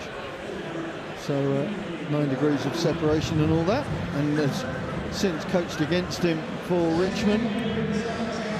James Shanahan coaching Blackheath now, although just been announced he'll be going to Bury St Edmunds for next season. A little bit shorter travel for the Norfolk man.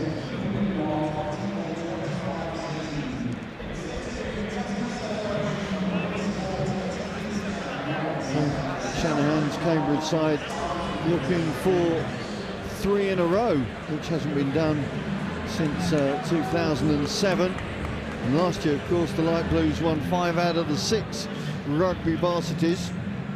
Has to be said, so far this year, last weekend, The Greyhounds beat the Cambridge 60s 32-27 at Iffley Road, followed by the Whippets putting 50 points on the Centurions. So Oxford 2, Cambridge 0 thus far.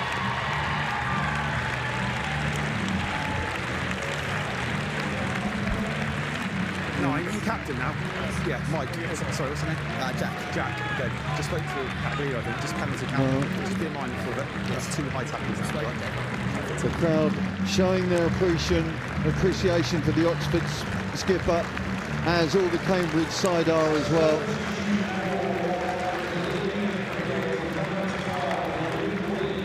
Luke Wiley just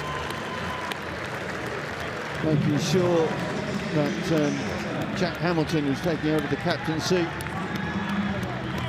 The light blue stepping forward to pat the departing Oxford skipper on the shoulder. Just wait, please.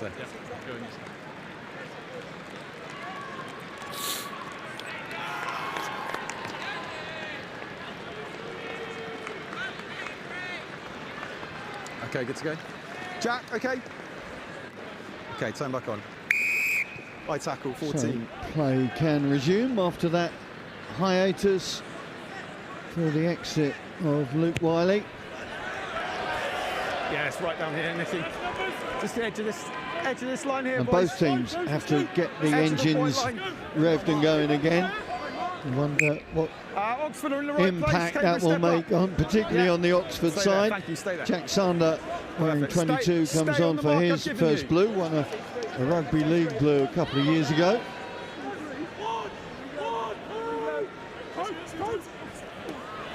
The take at the tail from Hughes into that midfield. Riddington feeds on to his centre partner, Luke John. Advantage to blue offside. Will Roddy stepping up too quickly for the referee's liking, so the advantage call is there for Cambridge should they need it. Bottomley, he's looking, trying to keep the opposition defence honest. Tim Andrew, the feed out to John. John out to Ryan Santos.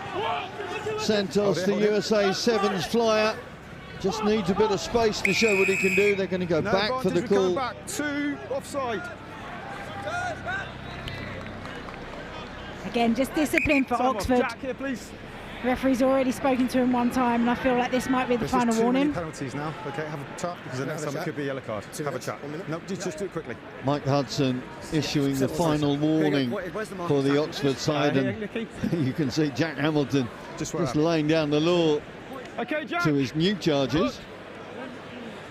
Okay, where are you going? You can see that they want to get off the line, they want to be really physical, but you've got to do it in a controlled manner, because otherwise, if you don't strike that right balance, you end up in this position now where you're now on a warning, and we're only 20 minutes into the game. Well, immediately Fergus Hughes tells his kicker to go for the posts. George Bland with plenty of family support here. His dad's been an ever-present at Grange Road, I'm told, for the Cambridge games. Oakham School graduate now, stepping up for his second pot at the posts.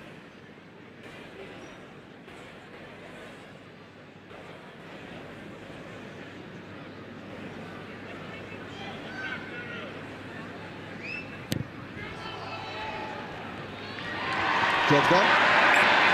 And the deficit is down to a solitary point early on in this first quarter.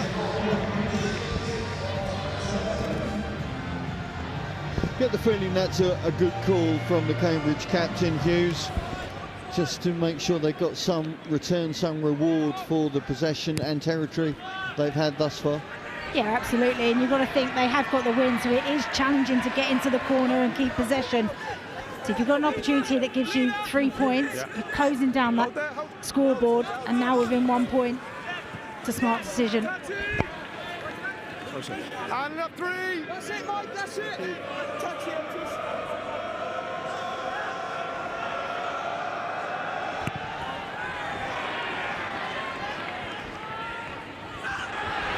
can't keep it in. In fact, he stepped in to touch, so it's going to be a Cambridge line out as well. I'll put Oxford here. There, it's their line out. Take it That is a much better clearance kick from Helroyd. He's been under pressure, hasn't he, at the breakdown on the last few kicks that he's made. But with the added error there from Oxford, gives them better field position, and they've got the ball to be able to also clear their lines even further now. Gompels, we're used to playing here, played in the Premiership Rugby Cup for Bristol against Saracens a few years back.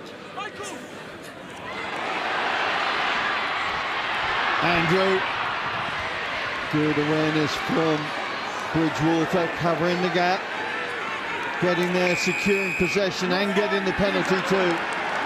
So good work from the Oxford 15. Yeah, I think it's come from the mark, please. Jack Hamilton's blushes have been saved there. The referee saying it wasn't from the mark, so the Aussie scrum half will be thankfully handing the ball back to his fullback. Yeah, he was saved, wasn't he? But we see so many players do that time and time again. But on the halfway, guys, take the halfway. Great little spot, wasn't it? Off the line out, down the left-hand side there. Got a really good little small line break. Good decision to put boot to ball over the first defender, but really well covered there from Bridgewater.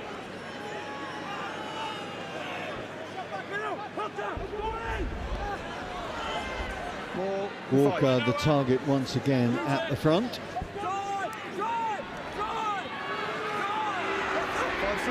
Five through the middle, keep it up. And release it now. Ball's here. Leave it. Ball's available here. Oxford, stop. Muse got very close to the front of that. Tim Andrew has played against Thomas Muse many a time, so they know each other well. And away 5 now, that's enough. And in the end, it was the Cambridge left wing who did all that was needed for him. He'll be glad to get to the 20-minute mark. Only made 17 minutes in last year's contest. Shoulder problem took him from the pitch. Holdroyd again testing out Bridgewater's handling capabilities, but once again the fullback threads it through, showing good form with the boot. Certainly Henry Bridgewater thus far, local lad, went to Merchant Taylor's School at Northwood, not far from here, and a member of Chess Valley Rugby Club. We're near, from memory, near Rickmansworth, I think. Getting his third blue this afternoon. End of the first quarter, Rach. Couldn't be closer, obviously, with the solitary point, but both teams now should feel settled despite Oxford losing their captain. Yeah, you start to think that they're starting to work out the oppositions where there might be opportunities, and you can see that with Oxford. Very happy to put boot to ball, try and ping Cambridge in that bottom right-hand corner there. We know that there's a strong wind. Also putting the ball up from Hamilton, nice and high, putting the fullback and wing under pressure from Cambridge underneath that sunshine as well. Just trying to force an error and pin them in that corner.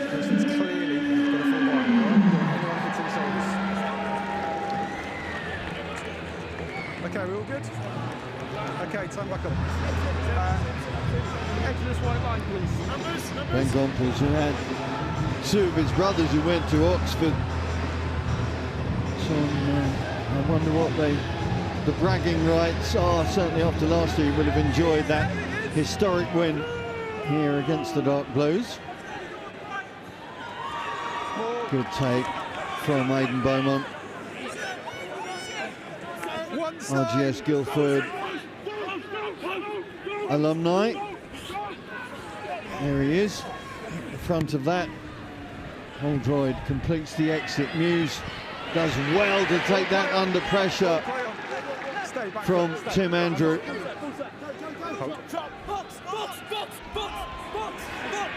Roddy.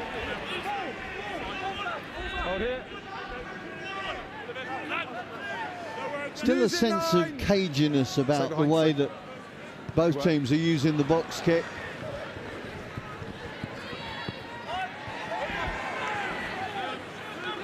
Oxford definitely looking to use it a bit more of a tactical piece. either trying to pin them, and then as you saw there, Cambridge dropped 3 deep in the backfield, so went for the small little roller, just trying to change that picture. 7, stop. And we're not quite at England against Scotland standards, but it's certainly a key feature and factor in the game plans of both sides in the 22 minutes we've seen. Thank you. In the air, nothing more. Yeah, well, it's quite often that you can get into the error of overplaying in this middle part of the pitch, which can then lead to a turnover, could give the opposition easy territory. If you've got efficient kickers that can put you into a better field position or turn that point of pressure, whether that's a high box kick or a little roller, which is then turning the defences. But the game feels like it's been compacted into that middle third for the last 10 minutes or so, doesn't it? I don't think either side have been in what they call the red zone, the 22s.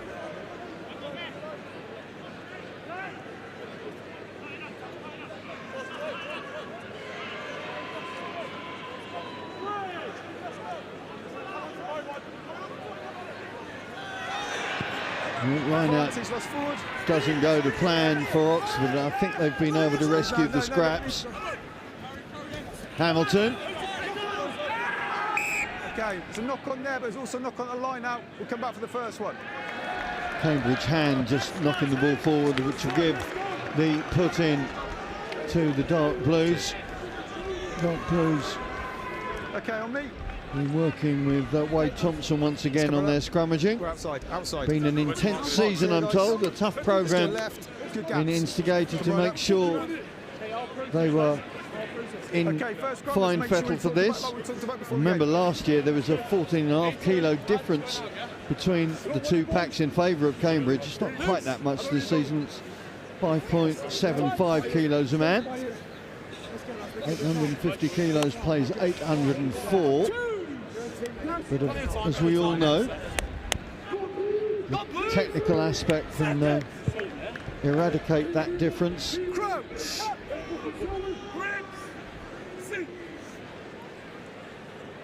Cambridge are pretty narrow here on this scrum.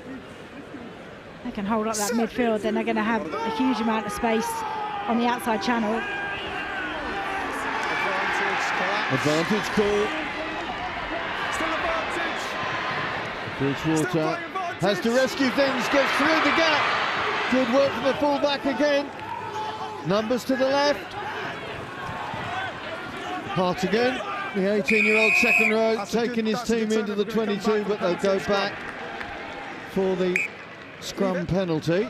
Scrum penalty. Certainly the Oxford scrum has been showing well recently. They had in the games against Leicester Tigers and the Ealing Trailfinders had no scrum penalty issued against them. So showing well against the two professional teams in their fixture list.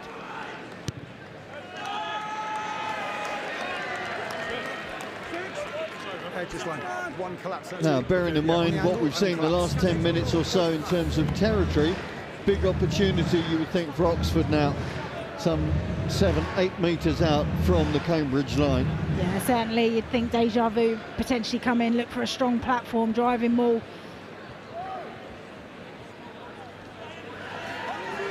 Fergus Dick is the target. There he is, wearing 6, former Loughborough University captain.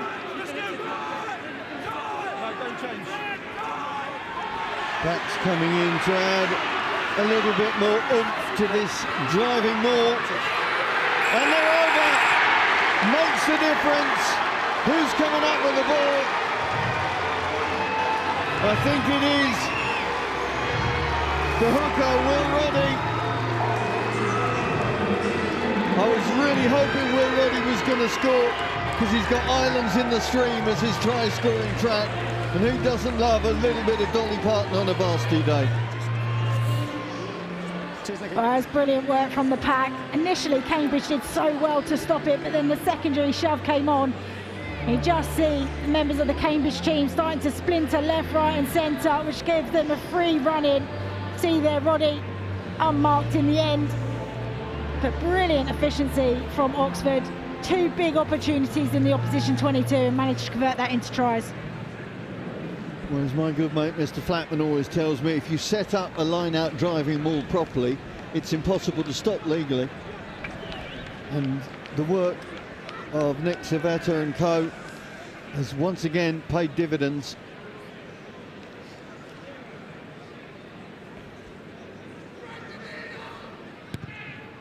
Bridgewater again on target. Good idea so far off the tee. And for the first time, Oxford have a 2-score lead. It's great having your kicker on form as well, especially if that's going to be a weapon when you're going to be potentially driving mauls into the 5-metre channel. You need to have a strong kicker, because we've seen these games come down to those moments and those points, whether they've been taken or missed. And especially in the minds of the opposition as well, because if they know if they impede and give away any opportunity off the tee, the opposition are likely to maximise that opportunity. Hamilton sends it high and long. Bottomley feeds out to Bland. Bridgewater recovers. No, he was out. Well, the officials have not picked that up, but it looked to the eye that Bridgewater had stepped over the 22 on that one, but he's got away with it, so Oxford will move into the Cambridge half once again. Let's go, Cambridge! Yeah, let's have a look at it here. So, oh no, well, I he's stand right. corrected. I stand corrected. It was the hop at the end that did me. So correct call from the officials, as ever, of course. Sole arbiters of the law and all that. Good steal, and Walker puts it back into his backline. Sher folds it out to Dan Stokes. Bridgewater again, just turning the Cambridge defence. Good reaction from Holdroyd. My goodness me, he needed to pull that one in.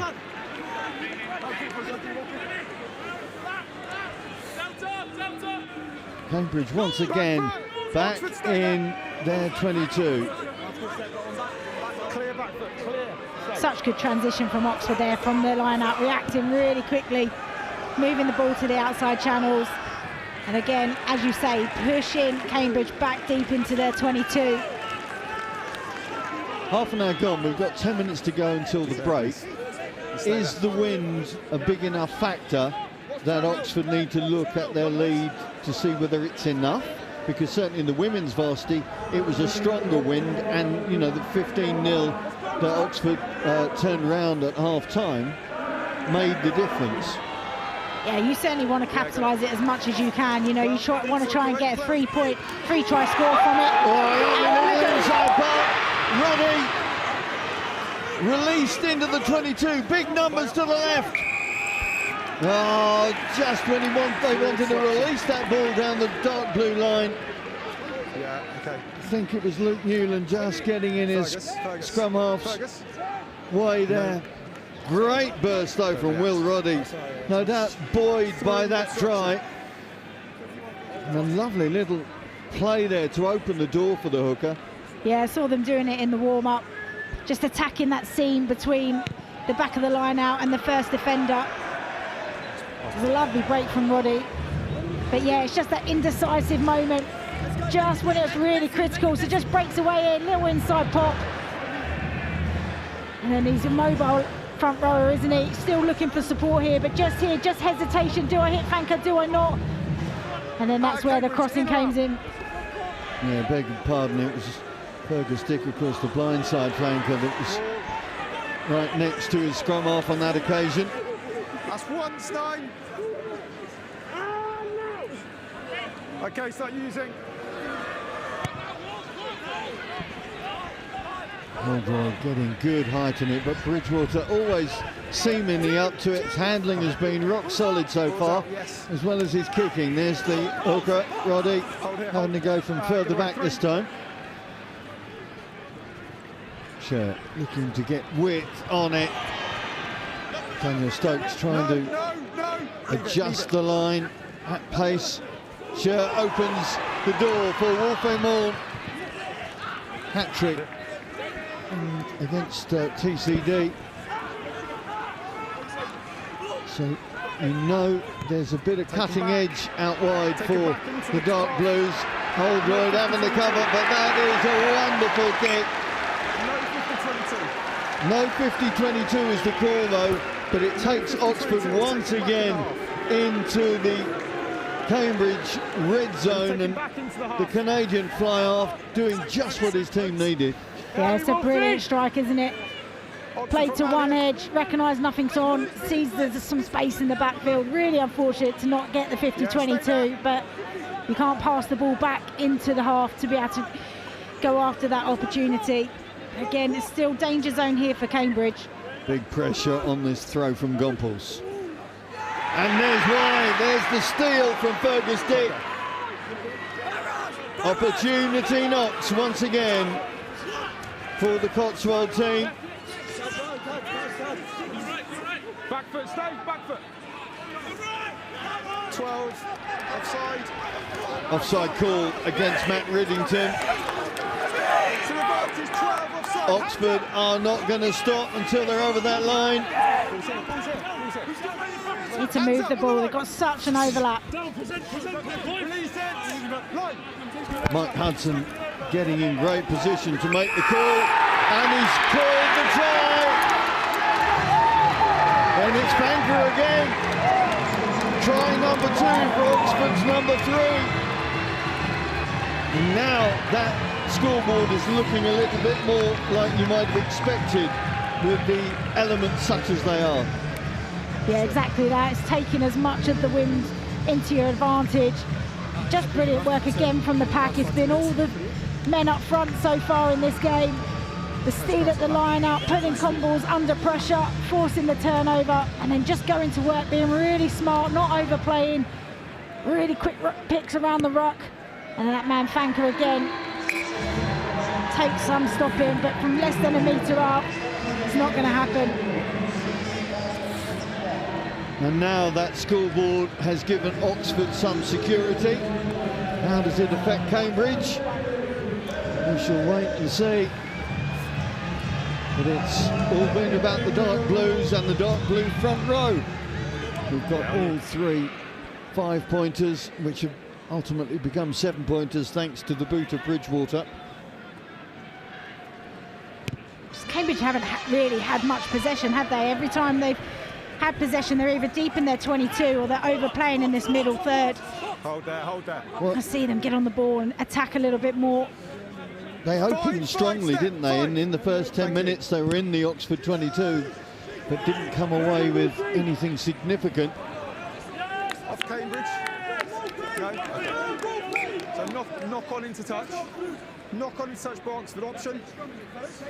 Dark blue hand knocking it forward, so it's going to be a line-out call from Fergus Hughes. Guys, get on your line and I'll give you numbers. Yeah.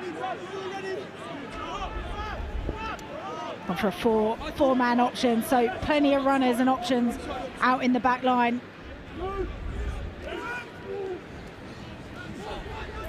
Good reach by Catalina. There is the captain. Okay, advantage. And the little wrap into that left channel. Lovely little dab forward from Bland. Good covering. Wolfgang Moore aware of the danger coming in. Can you just go back, guys, to the halfway? Now, what's the call here? Semi-check. Sounds like the AR came in. Just wait a sec. Vicky O'Donnell. Okay. Can be lower. Yeah. Ball carrier is dipping. Okay. We have direct head-on-head contact. By 22 blue. 22 okay, everything in the yellow card then for the dip. Yeah. Okay, all right, thank you. Head-on-head can you get a mark, contact. Vicky, for me, please? Or head contact. It's Jack Sander, I think. 22, please. Yeah, 22 here, please. Sick. Wait. Away. Let's have a listen it's clearly here. High tackle, okay. We've got head contact. There is a dip, so that's why it's brought down to a yellow card, okay. High tackle. Oxford going to go down to 14 for the next 10. There's the replacement centre. He's going to sit out. Great officiating, really clear with the communication there from Nicky O'Donnell into Mike Hudson.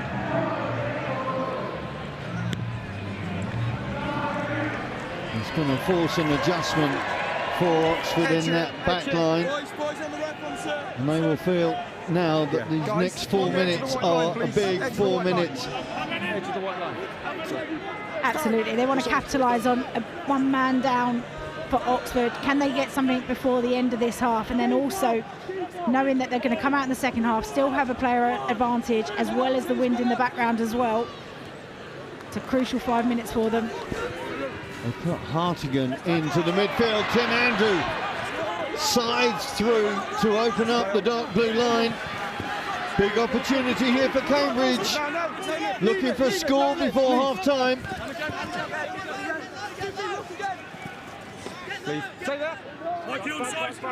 Ravenous forwards around the breakdown.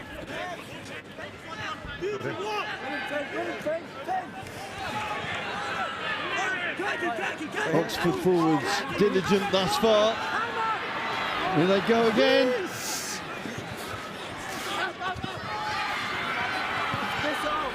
Good defence from Dick, the blind side in dark blue, making sure that gate was securely bolted.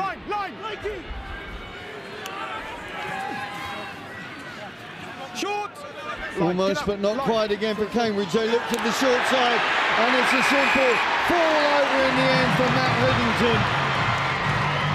A big score for Cambridge before the turnaround, and it's Uncle Riggers who's done the job, finishing off that pressure from the light blues.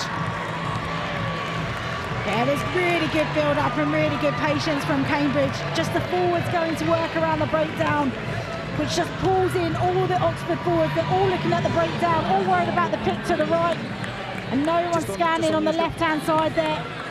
And brilliant pass there from the 9, flat as you like. Cheers, please. To Ridgington to get over in the corner. Really, really important moment for them to get themselves right back into this. And a very important couple of points available to the boot of Bland as well. Just clearing his runway to the ball. You okay?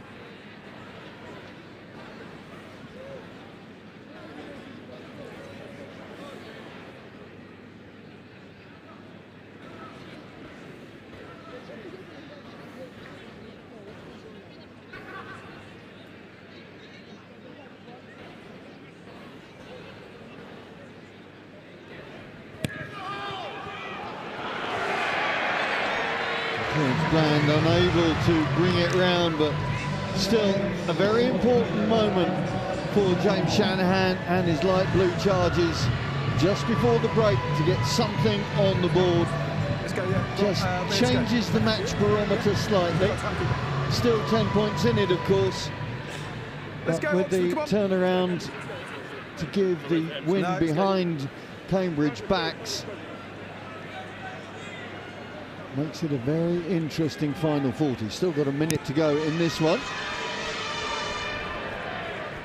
Bottomley sends it out safely and securely.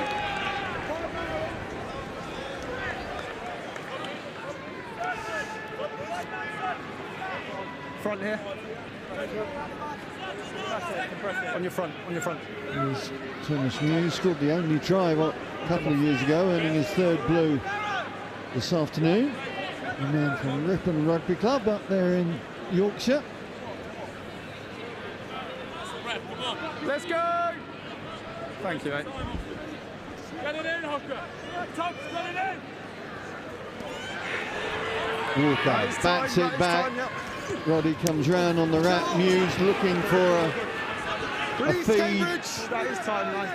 into the attack. Last play of this first half. Good defensive work from the try scorer Riddington. In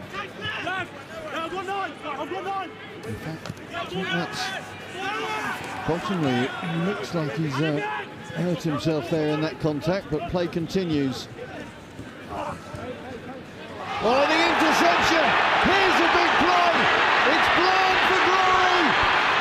Great defensive work from Wolf-Mourne. A try-saving tackle if ever you've seen one. Still a big moment though for the Light Blues. No way through for Finn Edwards. Numbers are plenty out to the left with no Oxford defenders in front of them.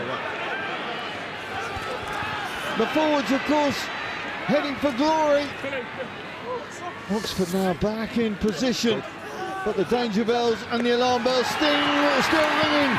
Ryan Santos drives. Oh, what a moment this could be. And I think there's going to be another yellow card here. Yes, indeed. It's the stand-in skipper, Jack Hamilton. Yep. Well, big moment still there before the final whistle of this half. And Cambridge made the most of it as well. Looks like Alex Christie. Well, what a turnaround we've seen in this last 10 minutes or so.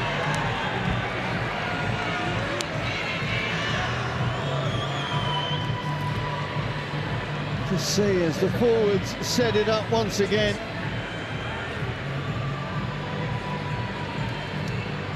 15. Come across here, please. Thank you. Yeah. Well, huge score. Yeah, so critical. You felt that Oxford had control.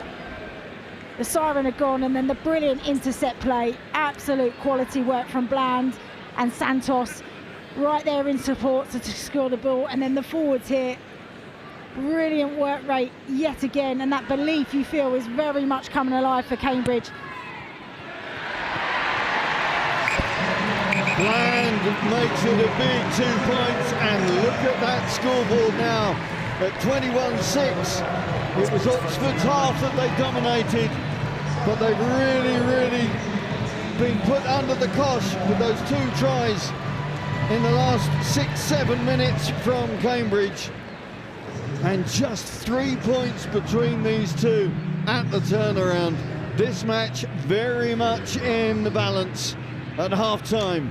It's the Dark Blues leading, but only just 21-18. There was the intercept. Look at this tackle coming in from Wolf-Mourne to bring Bland down. There's quality defence to chase him down. You can see the legs were getting into treacle. But look at this work rate. Brilliant work. And then Christie, saw him warming up, was almost doing like gymnastics, so the ability for him to get so low and underneath. Oxford, who've worked 2 tries from line-out driving mauls. Fanker has been the beneficiary. Really good, solid line-out drives. Nigh on impossible to stop when you've got a tight head who kicks that low to the ground. Yeah, he's so powerful, isn't he?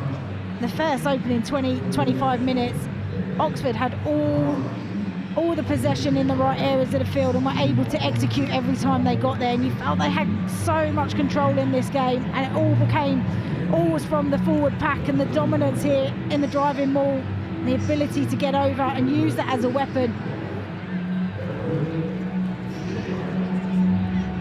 There you can see the unity and the setup from Oxford's 1 to 8. That's the try from the hooker Roddy. And then another Fanker try, another line-out driving maul. And that at 21-6 looked to be, well, the first half sorted at least. Yeah, very much so. It did feel like all control was coming from Oxford, pushing the scoreboard out of reach for Cambridge. the comeback from Cambridge in that last 10 minutes, with those yellow cards being really critical factors to them being able to get back into this game.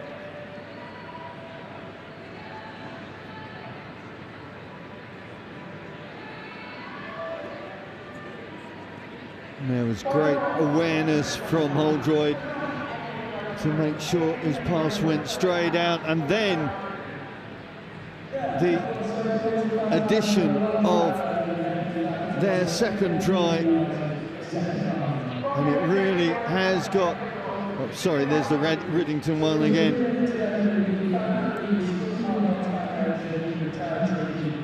I really feel that that first yellow card was such a shift in momentum for them.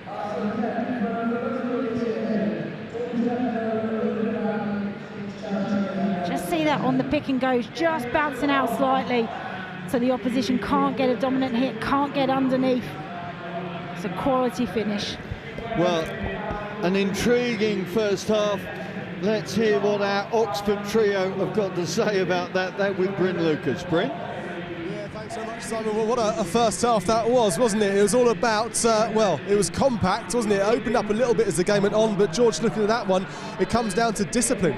I'd say so. I mean, we spoke about key moments earlier on before the game, and I think as we've seen, Cambridge have been pretty well disciplined. I'd say Oxford have led the physicality, and they've been very aggressive in the defence, but they've kind of just veered over that kind of line a little bit, giving away too many penalties.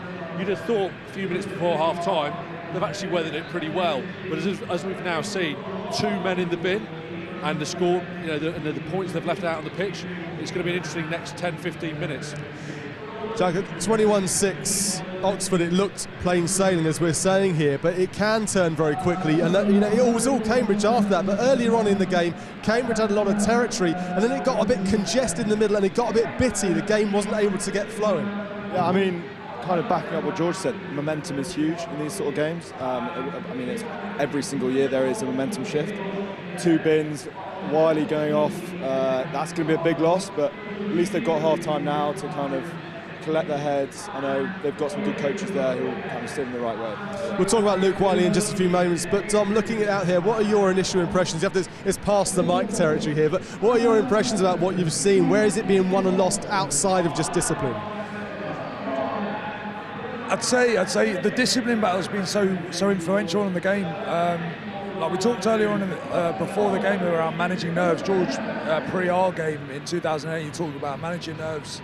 And like, I think arousal levels for the Oxford team, like, it's through the roof, absolutely through the roof, and it's manifested in the brilliant collision. I think they've been very physical in defence, but probably also just hearing the wrong side of that discipline line and being a bit over-eager, offside a couple of times, a couple of silly decisions around the right that have given Cambridge the entries.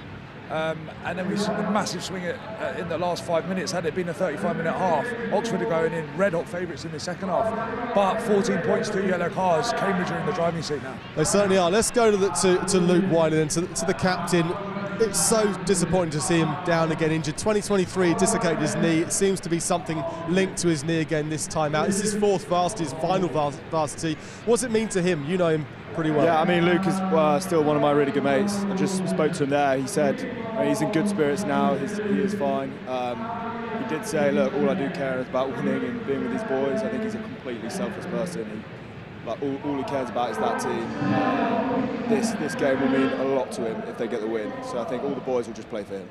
And it is an if now, isn't it? If they get the win. 21-18 is the half-time score, but it was 21-6 at one stage, and it was in full flow with Oxford. I mean, you were sitting next to the guys here, and you said at one point, it's flowing nicely now, boys. And you just said that with the actual way Oxford had the ball, they were controlling it so well. They were moving the ball really quickly at times, weren't they, as well? And it just seems to have ground to a halt because of discipline, George. And also because of what Cambridge are doing as well. It's not all just down to discipline with Oxford. Absolutely, and I think what's going to be really critical now as they go out into the second half is how are they actually going to respond to not only what the opposition are doing, but how the ref is actually looking to influence this game. He's been quite hot on the breakdown. He's been quite hot on the discipline on the offside line. So now it's about reacting to that. If it's giving a little bit of extra space in defence, if it's not going in for everything, you've got 13 men right at the moment for a short period of time before everyone's back on. They're going to have to be smart about how they manage the game. So, put your coach's hats on. You've got a coaching hat anyway, so let's keep your coach's hat on and tell us what's going on in there right now from an Oxford point of view. Well, first of all, going down to 13 men, you've lost your 9, you lost your 13, all right? There's some massive tactical challenges in this second half. How are you defending backfield? All right, are you still having 2 at the back to protect the touch lines? Are you going to a 1-man because you've only got 5 in the backs? All right, front line, how your centre's one of your main organisers in the front line. How are you managing that situation? What are you doing around the breakdown? Oxford's double tackles were brilliant. 2 in tackle, two fighting for the ball as well. Can you afford to lose 2 into the breakdown, but with 13 players on the pitch? I think first of all there's some tactical challenges that they need to get clarity on. What are we doing around the breakdown? How are we defending backfield? How are we organising ourselves? First of all, and then the second piece is probably an emotional piece. Again, it's like, let's find this balance where we're still winning the collision, but we're not giving away silly penalties to give Cambridge entries that they've fed off. Okay, because let's be honest, all right, Cambridge haven't broken Oxford down, have they? They've fed on errors from Oxford, all right? So I think those are the big talking points at half-time in the Oxford changer in particular, is these tactical problems, how are we dealing with them? Secondly, how are we getting the right side of this emotional arousal level? So we're disciplined, but we're still maintaining our collision. When you played last year, it was a very, very tough match for a different reason. If you win a match because you played really well, that's great. If you lose a match because you've been outplayed, that's sort of all right. If you lose the match because of what you've done on the pitch, that's hard to stomach. No, I know. It's a bonus if you're playing well and you get the win, but yeah, it's a tough pill to swallow if you actually go out there and play well, but don't get it because of silly mistakes, silly pens. But yeah, just to kind of touch on the Cambridge changing room, I mean, they'll probably look to come out and actually utilise these two bins. You'll probably see them going to a scrum, putting one guy in the back line there. So, yeah, I mean, it's going to be interesting to see what both sides do tactically. But yeah. And I think on that, right, I think if you're Cambridge now, you're coming out, you've got a sniff of blood. This is the time you've really got to put your foot on the throat. You've got to twist the knife, and they've got a real opportunity to open this up. And I think what is fantastic about today so far that we've seen is there's a real game on our hands here, and it's going to be absolutely fascinating to see how it plays out in the second half. Has it been going the way you thought it might? Let's leave discipline to one side. Has the game plan gone the way you thought it might from both sides of the coin? So I think to start off with, Kenchi, who's coach of Oxford, chatting to him pre-match, he's saying we're going to play the ball around a bit. That's probably what we were alluding to just before half-time, before the penalty. But one thing he did said, we're going to get off the line and smash him in D. And to be fair to him, they've absolutely done that to start off with. So he'll know, he's very experienced, he's played in this game, he's got a lot of experience coaching in this environment, and so he realises there is that kind of adrenaline dump and physicality. It's just, can they keep it together? Like we said about the discipline side of things, can they keep that together? And then are they going to be able to weather this sort of 10, 15, 20-minute storm, the other side of half-time? I think, well, the cliche is you've got to kind of earn the right to go wide, and I think I'm really impressed with Mike Fanker. I think he's putting a serious shift in that first half, and with Wiley out, I think people are going to be looking to him to lead, be kind of the new talisman for the team. And I mean, I'd follow him. He's a big unit. You saw how destructive he was over the try line. But yeah, it's one thing having a game plan coming out in this second half. I mean, we know that Oxford are going to have to be compact, they're going to have to be tight. They're going to have to be. It's going to have to be gritty and probably not very pretty for the first 10-15 minutes or so. But what's that going to do to the energy levels of the Oxford players? They've got to take 10-15 minutes of 13 against 15. Cambridge have got to make use of this and batter them for 15 minutes. They exhaust them, surely. Yeah, definitely, and the energy demand of this next 10 minutes, if Oxford can stay in it, might play out later on in the game. It might not be this from 40 to 50 where we see Cambridge exploit the two-man advantage. It might be later on in the game when the energy levels of Oxford are really drained. All right, so but no doubt Cambridge are talking about how they can exploit the two-man advantage in this 10 minutes, how they can exploit wide space potentially, like how Oxford's plan to deal with the two backs down is going to be really interesting. But Yeah, it's going to be fascinating to see how this first 10 minutes materialises. And what they can do from the bench as well, because the bench is going to come into play a fair bit. Yeah, I think, again, one of my really good mates at Oxford, Zendon Rosenbrook, he's an absolute machine. He's a hard hole nutter, so he'll come on, he'll look to smash some guys, and yeah, it'll be good to watch, entertaining for sure. Well, I'd love to get a final word from you at the moment, George, but unfortunately we don't. We've got to go straight up to our commentators because our players are standing by. So back up to Simon and to Rachel. Thank you, guys. Yes, interesting words from our admittedly dark blue contingent on the mic down there, but that emotional arousal level that Don Waldock was mentioning is going to be huge, you would think, in the first, 10, 12 minutes. I know we've got 40 minutes ahead of us, but it feels like this game could swing either way in the next 10, 12 minutes, right? Yeah, absolutely. I mean, the boys spoke about it, isn't it? It's about having that right balance. You want to be physical, you want to be confrontational, but you've got to make sure that you're on the right side of the referee, because in that second half, towards the tail end, it was the compounding errors, the lack of discipline that gifted Cambridge those opportunities that they could then play off.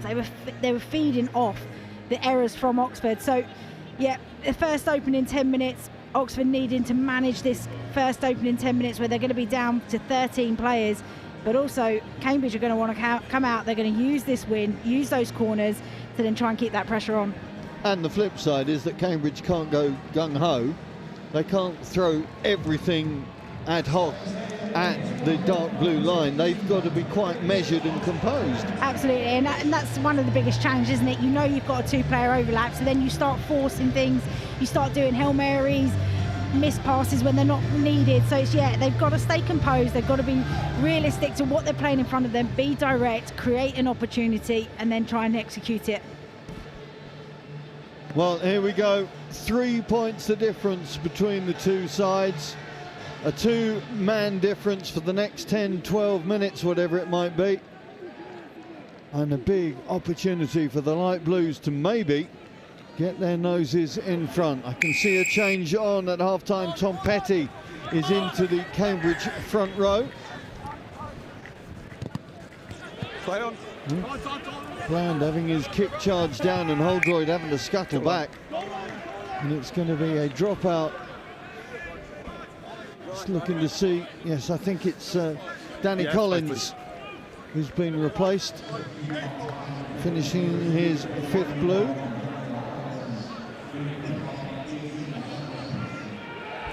I know Tom Petty was very close to selection in the starting 15, so no great surprise to see him in early on in this second half. Morn stumbling into the contact.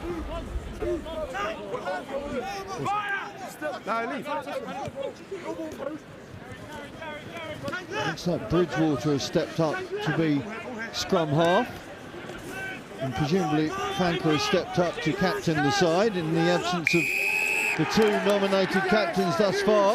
Yes, boy! Well done! Well done! No. But there's an early error, isn't it, from Oxford? You'd expect them to be playing quite tight and direct with two players down. Holding. There are just not enough players to the support to get over the ball to secure it. Go, sorry.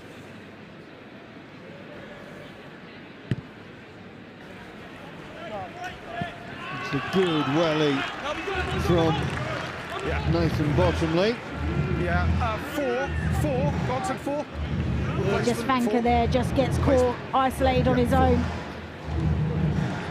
I think it might be Newland that just slips off the clear out. Now, an early call from Ian Kench, because he's taking off Tom Toes, who looks a little bit bewildered, it has to be said. And bring on 19, Zendon Rosenbrook. And Jack Glover was mentioning just now. Very early call in this second half, just 2 minutes after the break. Thank you. Let's go. Yeah, let's go.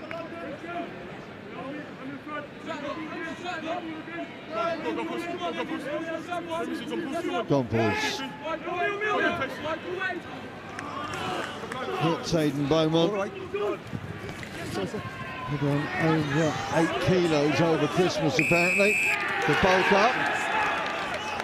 Again, that's what we were talking about, just Cambridge just getting a little over-enthused and coming out of the structure that they were hoping. That time it was Makoto Toza. Just keep them calm, please. Just got ahead of the game.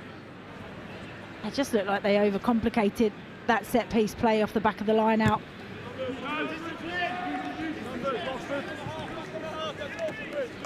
Yeah, it's really important how Oxford manage this next 10 minutes before they get back to their full 15.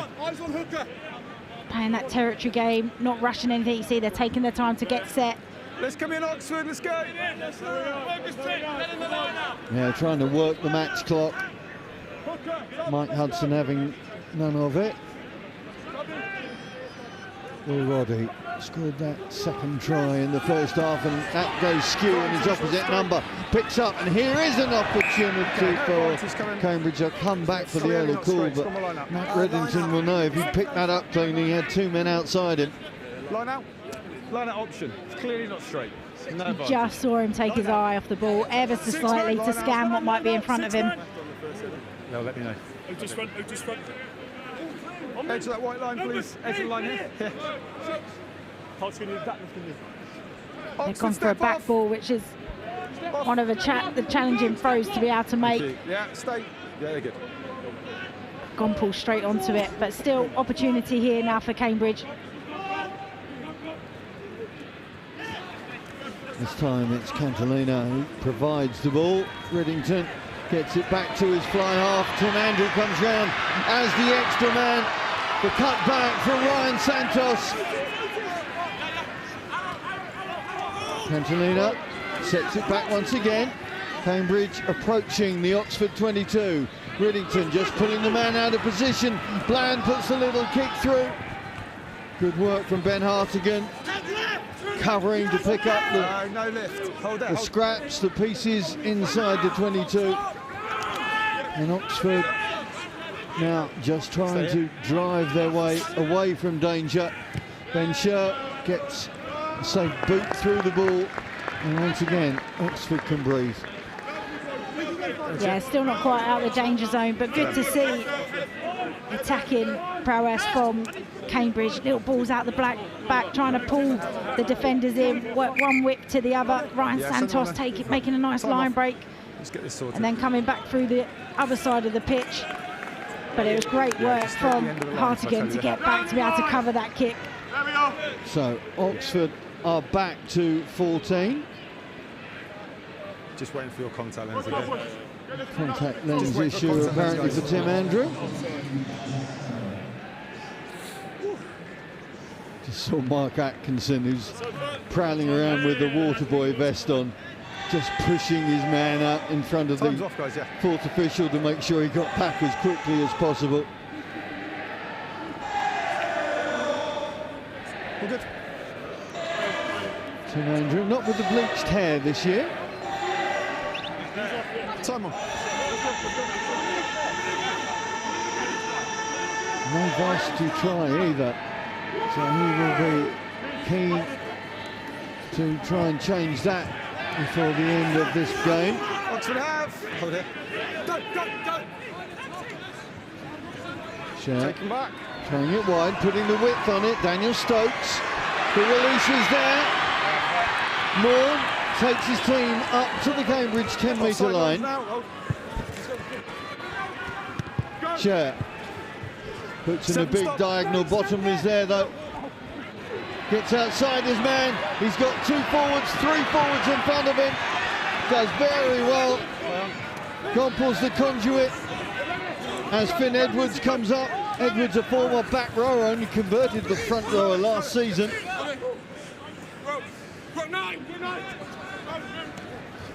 And that little no-look pass, and it's still Cambridge now trying to work that right flank. Again, Santos trying to keep the ball alive, does very well there. It's an advantage, high tackle. Once again, Cambridge in the opposition 22. Once again, unable to make anything of it, although they will get the penalty call over on that right corner. 11 Oxford high tackle.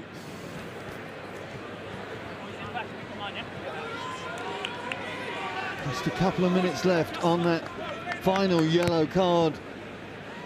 It's gone dead. And there is a kick that's gone wrong. Bottomley apologises to his teammates because that might be manna from heaven for the Oxford side. That's a big opportunity gone for them there. That would have been an opportunity for them to be able to strike and try and take the lead just before the final player comes back on for Oxford. But it was great to get a glimpse of the centres. Stokes and Muse linking up together really well on that outside channel. Brilliant line break. And it's in a lot of attack from Oxford.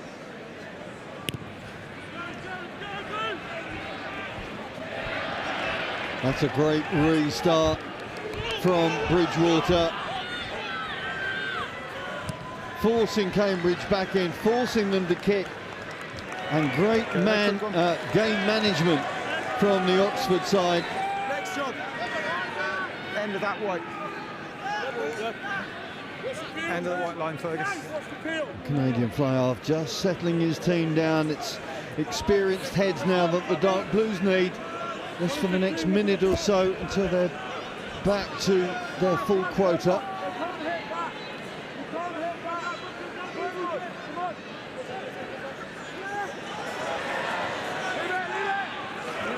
Walker's been a regular target at the front of that line out. Fresher came off the bench last year, starting in the 8 jersey this. Still advantage throwing across at the line out. It's Hartigan again. Another Fresher, great wrestler apparently. Tackle now, off. Leave, work, away. Oh, lovely little pop past to Vaughan. Great work from Sher. And now Oxford really running the angles off the ball carrier. Good turn over there, but we're going to come back. White forward, jumping across. Stokes got really good acceleration about him, hasn't he? Just coming to the line there, burst through. 4, jumping across. Jump across. There's just compounding errors from Cambridge here, missing the touch, then giving away a penalty at the line out.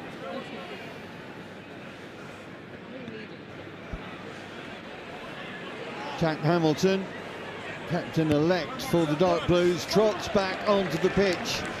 And Oxford will feel a small victory over the last 15, 16 minutes or so. 18. On the flip side, Cambridge will feel they've not made the most of playing against 13 men. Come on, you know, 6.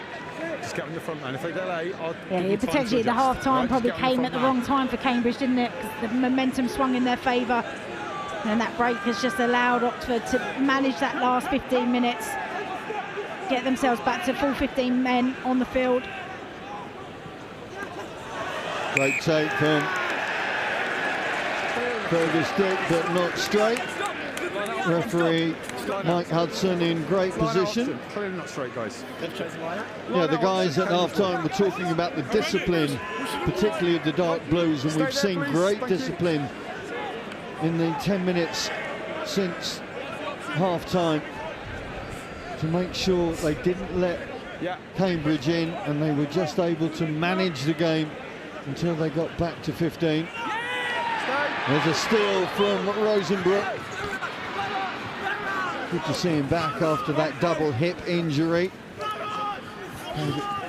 7 last season, but making an impact off the bench this season. There's Michael Fanker, who's been making an impact from the word go. Step inside from Sander.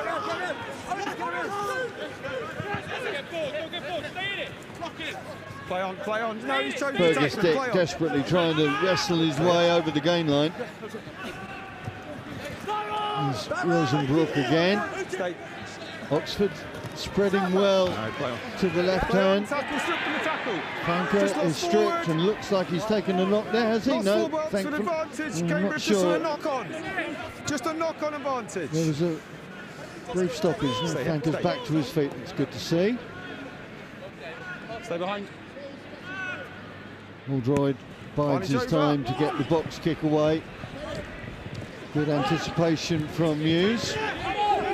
with a little help from his friends. Oxford can go again, just outside the 22 now. Sander, Walker. Walker's got some pace if he can find some space. Step in from Daniel Stokes, alumni of King's School, Grantham. Play on.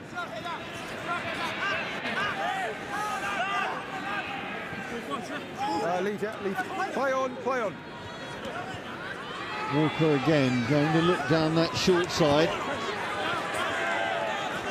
No. Good defence from the light blues, but still a share with the outrageous dummy.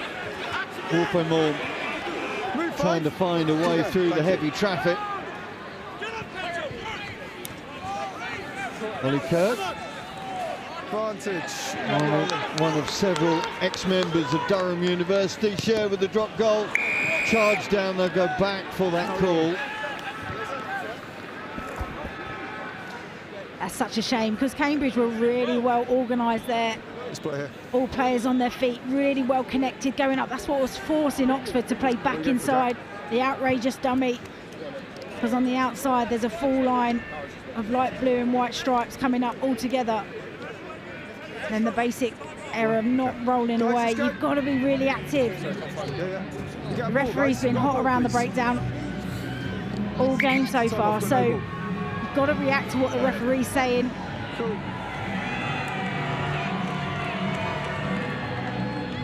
Yeah, you could see the defensive work of Heath Stevens, the Cambridge University defence coach, coming to fruition there.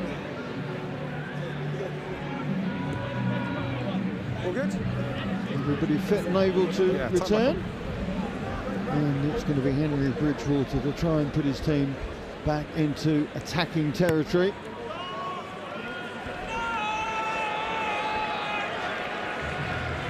Well, we saw 2 tries from line-out balls, about 3 when Roddy and Fanka twice were on the end of it to finish things off. Cambridge, line. Is it going to be another opportunity here? Big moment in this game. Quarter of an hour into the second half.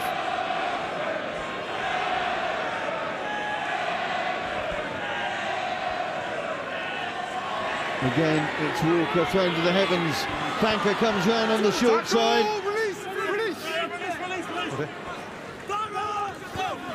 Rosenbrook. Hamilton keeping things moving, and then in on the bounce comes Will Roddy.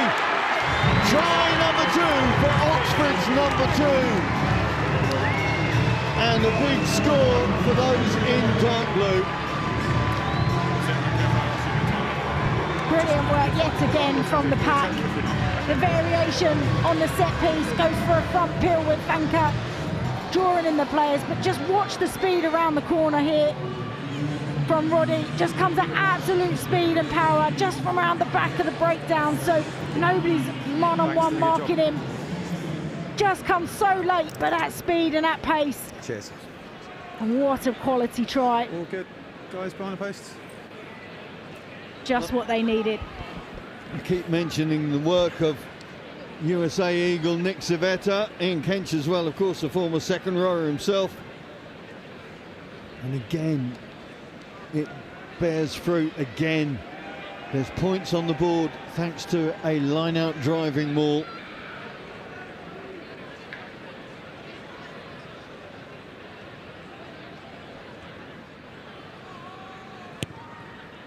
Bridgewater puts it through for another 2. And that advantage is back to 10 points. Cambridge replacements brings on Dan Hyde at scrum half. You got everyone you need, yeah? Harry Jones into the second row. Yeah, on you. When you're ready, yeah? So James Shanahan deciding to mix things up before we get to the final quarter of this game. 10.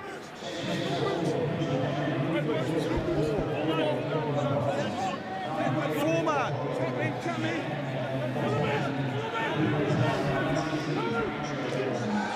So new halfbacks for the light blues.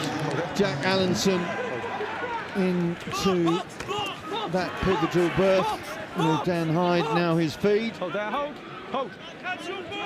Stay. Use it. Looking to try and change things up now. Ball backwards, play on. Hamilton can't quite find the angle. Yeah. Take the edge here. Edge of this white line, please. Edge of the white line. 3. Edge. Be interesting what they do here. Obviously, last line out went for a 4-man. And Ferguson Dick managed to get up and steal, but so they changed their tactics here. Can they create a bit more confusion for the Oxford Blues so they can't read where they're going to go? The long ball to Makoto Tosa into the midfield with Riddington. Round on the rack, here comes Tim Andrew. Jet heels of Tim Andrew. Taking the light blues deep into the Oxford 22. Quick ball is the call. 2 up. Vantage, 2 not releasing. Gompels is standing out wide on this left flank if anybody can see him. With no Oxford man around him. The forwards trying to dent the dark blue defence. A pass that was meant to go and people standing in the way. Communication maybe just breaking down a little there. Not releasing or not rolling. They go quick here if they're smart. 10 metres out. What about Tim Andrews? Haven't seen him open up that often this afternoon, but we know that he's got pace, and just great to see him get on that outside arc and back himself. Gets his team 5 metres out from the try line. Yeah, take the 5 here. Remember, at 17, he ran the 100 in 11 seconds. You get him. I'd struggle to run it in 11 minutes. Let's go, Cambridge. Numbers. He's given the opportunity. Who can do damage? No question about that. 5. Big question now for Cambridge is, can they provide him the ball? Another big opportunity for the light blues. That's once, 9, that's once. Gompels comes around to take charge of them all. 3 through the middle, use it. Santos. Offside. Ball's dropped. Moment's gone. And again, Cambridge get into the Oxford 22, but don't come away with points. Let's go, scrum. 3. Ryan Santos is a big man. Time off. Vanilla from Manila has done some damage in the 15s and 7s game. The USA 7s with your old man, Mike Friday. He saw his blood as well. No, this one. You just don't get the feeling that Cambridge have been able to work position for him enough. His dad, of course, played rugby at Oxford back in, I think it was 91, a long time ago. So there's a lot of family element to Santos playing this afternoon. He also went on to play for Harlequins, did his dad, Rick, back in the mid-90s. Santos has come to Cambridge via Harvard, as you do. Post-grad joining the USA Sevens program with Mr. Friday. Couple of caps there, trial for the Olympics, which didn't get him a ticket to Paris, but he's hoping that Los Angeles Olympics will be a new target for him. Okay, let's go. Time back up. On me, guys. Guys, let's cut the chat and play rugby, please. Come on. Good luck. Mike Hudson just said, let's cut the chat. Yeah, of course, sir. Go in one ear and out the other. What with that front row? No, you can't say that with this, can you? Club game, we could say it, but not in a varsity match.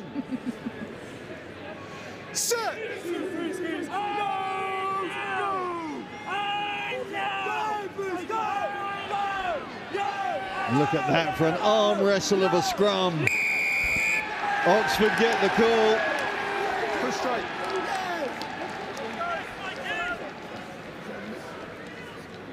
Not straight.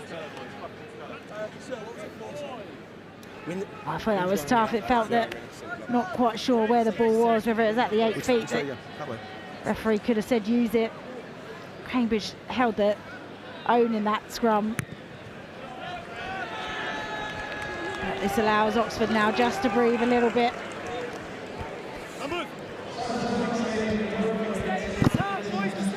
That is a huge effort from the Oxford 8. You can see how much Finn Edwards had got himself turned out of position there. A tight head for the Light Blues. Perfect. Metre off, not 2.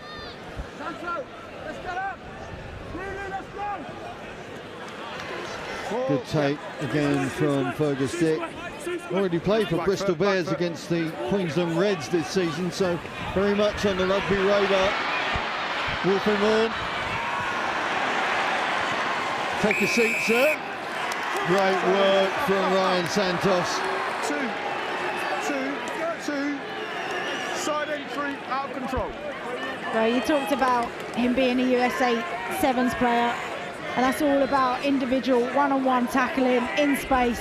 It's got to be your bread and butter, and he absolutely delivered there for his team. That's 2 again.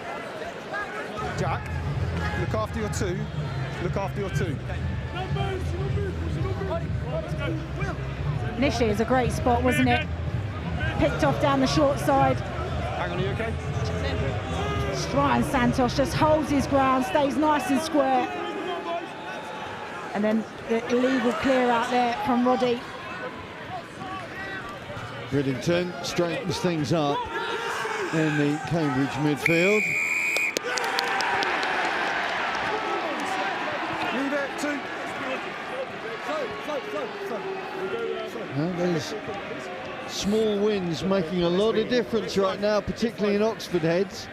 No doubt detrimentally in their oppositions. Good work from Luke Newland, former Cardiff Blues age group player. That's Cambridge, stop! very good work. I think that was, it was Dan Hyde keeping the ball Oxford, in stop. play. Come out the 10.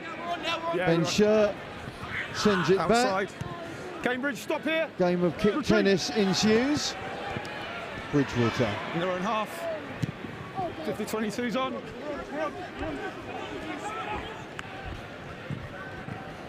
Luke John leading medicine at Emmanuel College. Little break, Tim Andrew has Tosa inside him. Tosa pulled down just short of the Oxford 22. Hyde and Allenson getting it quicker through midfield. Out it goes. Oh, good tap tackle there. Again, that was Fergus Dick. Cambridge though still in possession. Oh, Walker just getting a bit greedy. That's a knock-on, we're going to come back. How critical was that tap tackle? But you've gone back after rucks formed. But great work initially down this short side. Ruck formed. That man again, Tim Andrew, right at the heart of it. And Tosa did so well to stay on his feet. He was a little bit isolated, waiting for his support. And the recycling to the outside. One player each down. Replacement? Yeah, James, it feels like every time replaced. Cambridge get the wind in their sails, Oxford have found a way to make a hole in those sails, if you forgive the analogy, but you know what I mean. There's a way of stopping it, there's a way of just slowing it down. It looks like, sorry, Finn Edwards just coming off. Replacement. Tight head. Okay. A former child actor, I'm told, got down to the last 3 to play Elton John in Rocket Man. Who'd have thought, eh? Doesn't look like Elton John now, does he? Does that mean he can sing? I don't know. I'm not sure how much the young Elton John sang, but he's done a fairly heavy stint in this varsity, that's for sure. Okay, catching them all here, Parky.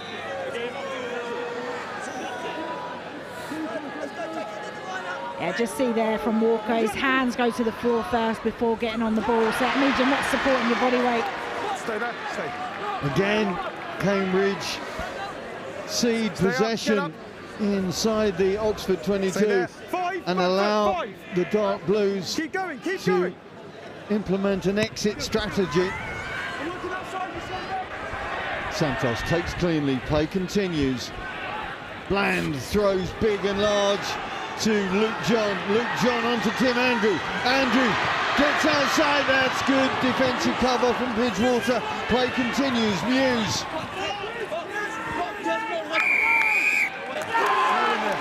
It's nip and tuck backwards and forwards, isn't it?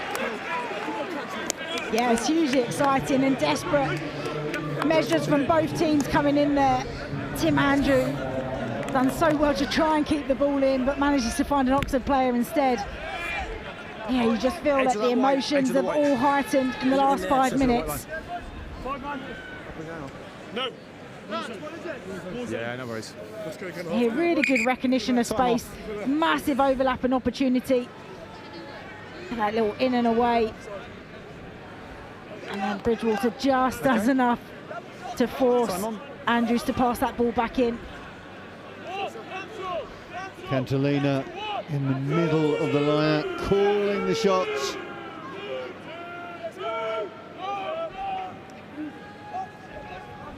And it is to the line-out captain as Gompels comes round to secure and set up the maul. Vantage collapsing. Yeah, the inevitable almost collapse brings the referee's arm out for a straight penalty. John almost but not quite. Advantage. A huge miss pass, and it is Santos. There's a high tackle there as well, which may well see another Oxford man in the sin bin. But critically for Cambridge, they have got another try on the board. And this game, with 13 minutes left, is very far from over. But as soon as the penalty advantage came, it's an opportunity to play, to try something. They'll play flat at the line there. And you saw Stokes there get sucked in, and then just the big ball over the top to Santos. And I'm surprised they're not having a look at that. That is a dangerous tackle in the act of scoring. Yeah, Henry Bridgewater going very high on the right winger there. Lionel Spooner, the television match official, not bringing it up with the referee. So George Bland looking to pull things back within 3. 4 from 5 so far for the Cambridge number 15. Make that 5 from 6 and make this a 3-point game.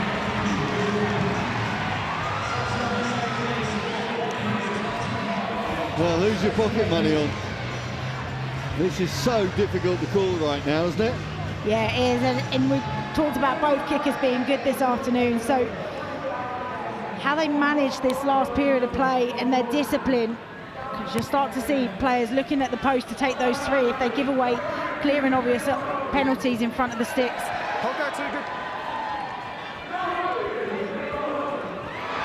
Fly half to the other fly half. Chair hangs it high, and Hyde is in position. Feeds out to George Bland, keeps it low. Morn has time to collect and weigh up, assess the opportunities. Can't get up to halfway, but the ball's still in possession of his team. Zengen Rosenbrook, the biochemist from St Hilda's College. He's not affected any clear out.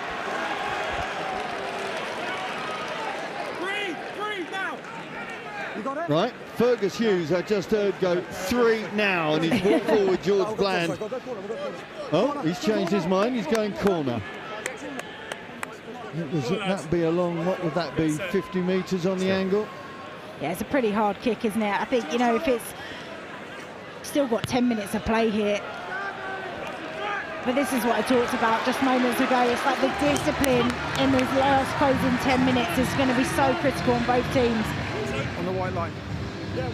Edge of the white, guys. Yeah, they're trying to say that 18 there is interfering with the clear out, but clearly rolled out to the side. Cambridge, let's go. Let's go.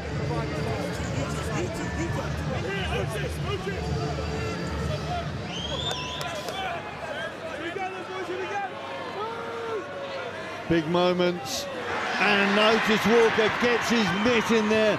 That is a huge steal from the Oxford number 8. Once again, the Cambridge line out, unable to produce secure ball. But Oxford still under the cost, giving away the penalty. Emerging out of the rock and he dived on it, same as theirs in the first half. Changes afoot for the Oxford pack. Looking down in front of us, I can see the Pratt boys, 18 and 20, is going to bring Harry and James on into the mix. Of course, this time last year, James was on the Cambridge bench.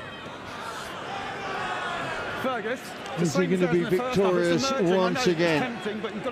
Younger brother Harry wearing 18. He'll go into the front row. 3. Oxford 3, please. For Oxford 3 Michael Fanker. Fanker has put in a heavy shift. Really impressive performance once again from the young tight head. Yeah, he's been key for them this afternoon, obviously scoring 2 tries, but a lot of the hard work, hard carries throughout the game. It's a great take from Walker. Yeah. 9, that's once. He really has been so prominent. Outside. Inside the, well, both lineouts.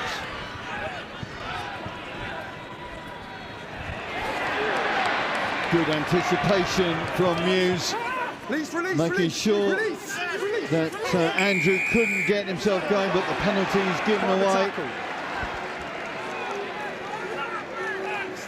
As an absolute hospital pass there to Andrews. Certainly felt that in his ribs. Yeah. Moved. I mean, it's a great read, great tackle. It's just what came after that. Tim Andrew feeling it by the looks of that. There's definitely a few grimaces on his face. Just going to mention something I've been asked to mention for the My Name's Doddy Foundation and the Alzheimer's Society. 5 blue, please. Yes, you. A lot of interest in various commentary sheets, mine included, so they'll be up for sale for sports commentators from sportscommentators.com in memory of my good friend Nigel Starmer-Smith in particular. So if you're interested, have a look online and you can get your own copy of what's gone on, and if you can interpret my handwriting, please let me know. James Pratt is now on into the Oxford pack. 2 knock-ons. James Pratt still good friends with Fergus Hughes from their Cambridge days. So the banter will be interesting to say the least at line-out and scrum engagements. Yeah, time's off.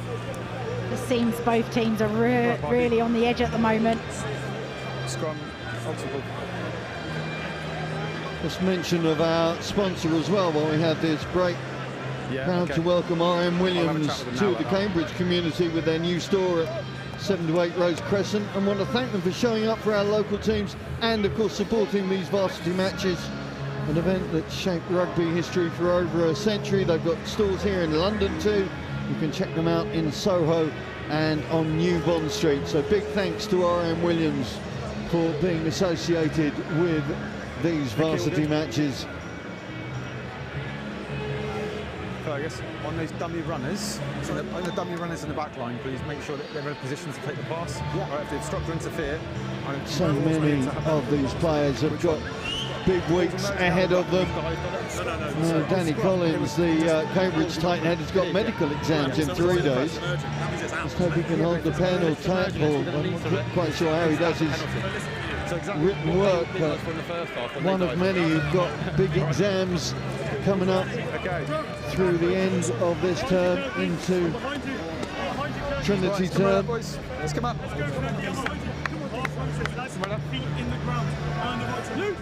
7.5 minutes left. Just 3 points between these two sides. Okay, stay square. Everyone stay square. Sam Lyne there with the ball, formerly of Battersea Ironsides, famous South London club. Bang! I think I remember Carl Sinclair going there back in the day. Up you come. Okay, guys, both sides. Let's keep, guys, both. Can you let me speak? Yeah, sorry. Right, that's enough. Let's keep the gap, please, so we can all get into the head spaces, please. Let's go. Awesome. One shot. Here we go. Let's go. Ben Gompel's still on after 73 minutes. What a shift and time he's put in, not only this match, of course, but in previous games. He finishes his PhD in anthropology, Darwin College. One of the 15 colleges, 15 of 31 colleges, isn't it, in Cambridge, that are represented in this game. 18 of the 39 Oxford colleges on the other side will be watching with intent. And sets it up. Anybody going to be able to catch it? Yeah, great work. Alex Christie provides the possession. Tim Andrew. Oh no, Tim Andrew's on this side. What am I looking at there? He's been everywhere through the course of this game. Santos finds a little way through on the right-hand side. Hold that. Cambridge stretching out. Charles Cantalina goes away as the Oxford defender disappears past him. Bland throws it wide, and now it's Tim Andrew. Here we go. Good defensive cover, but the ball's offloaded. Fergus Hughes keeps it alive. Luke John, Cambridge hunting out what could be the winning try. So many twists and turns in this contest. You can never be sure until that final whistle, that's for sure.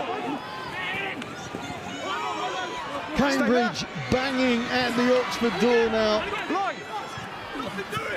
Stay there. Line up. Forwards have got to keep their composure. Back line. Luke John's got nobody in front of him. But nobody's got their heads up right now. Almost. Cambridge ball carrier, turn turtle. Now they have Luke John. Luke John celebrates being the blue with a try. And what a big moment that is for the man from Emmanuel College. Well, Cambridge have not been in the lead since the 8th minute of this contest. They've chosen the 75th minute to regain their place on the throne. Is it going to be enough though? Well, here's the image of the try. Simple ball to the outside channel where John is completely unmarked. But again, it started with Andrews down this left-hand side. Quality offload to Hughes with a great covering tackle coming in from Hamilton, but not enough to be able to stop this light blues pushing on. Yeah, let's go. What a turn this game has had.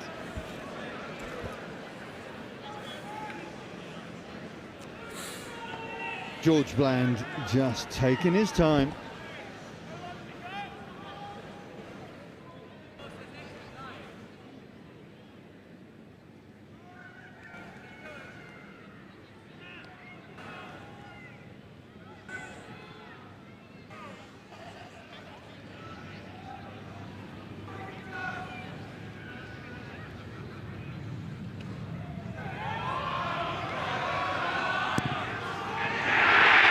The crowd here tells you everything you want to know as the White Blues establish a 4-point buffer with 4 minutes in. Oxford bench being emptied to bring Captain America Mike O'Donnell in, John Belcher-Heath, Joe Day coming on for the light blues as well. And it looks like Ben Shaw is going to come in. How critical is this restart now for Cambridge? Just want to secure possession, kick the ball as far downfield as you can to keep Oxford out of their own half. Ron Club from Bridgewater. That's really tough, isn't it? Because you know exactly what he's trying to do there. He's trying to get the ball back for his team, knows how critical possession's going to be in these final moments. Just overcooks it. What a moment for Luke John.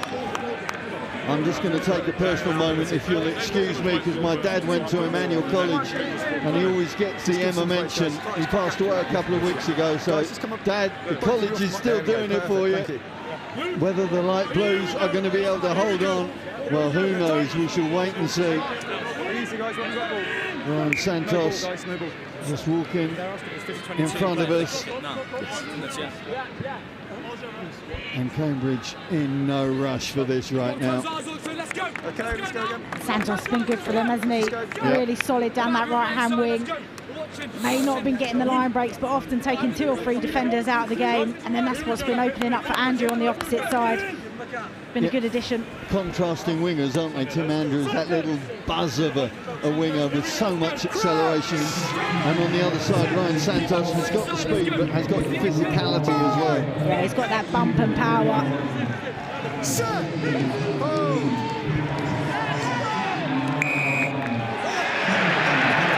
Suddenly, the match barometer has swung the other way, big time.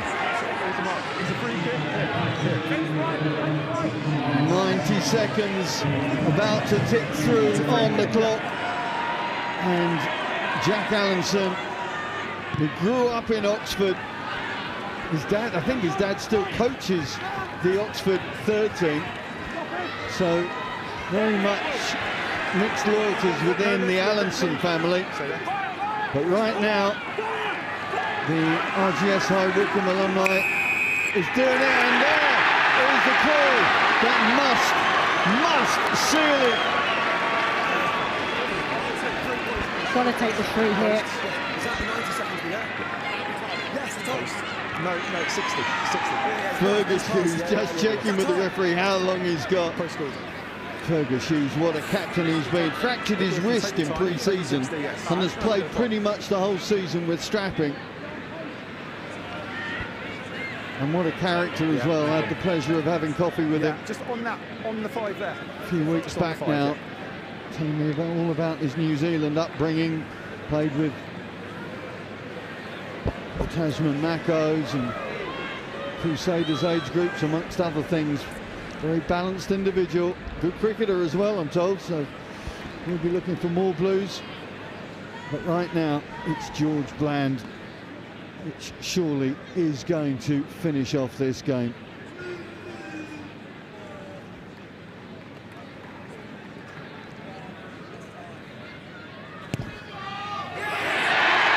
Get in the hole is the call, and that's it! Cambridge have done it! Oxford are shell-shocked. The Light Blues have come back from a 21-6 deficit. 28-18 it was at one point midway through the second half.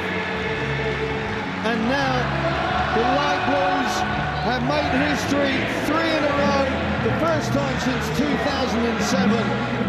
Absolute elation in the light blue camp. Desolation in the dark blue camp. What a contest we have seen. Quality varsity rugby that's finished up. Oxford University 28, Cambridge University 35. Well, Rachel Burford, we've been lucky enough to see some terrific games over the years, you and me, watching the Oxbridge contest. But that, to my mind, is one of the best. Yeah, and I think you've got to reflect on the actual game itself for that, and the resilience that Cambridge has showed today to stay in that fight throughout the game, even when they were 20 points down, to be able to come back in that fashion, in that style, on the 75th minute to steal the win is absolutely remarkable. And for Oxford, they had so many brilliant moments throughout that game. Really fast start, but the discipline, the 2 yellow cards really affected all of the momentum.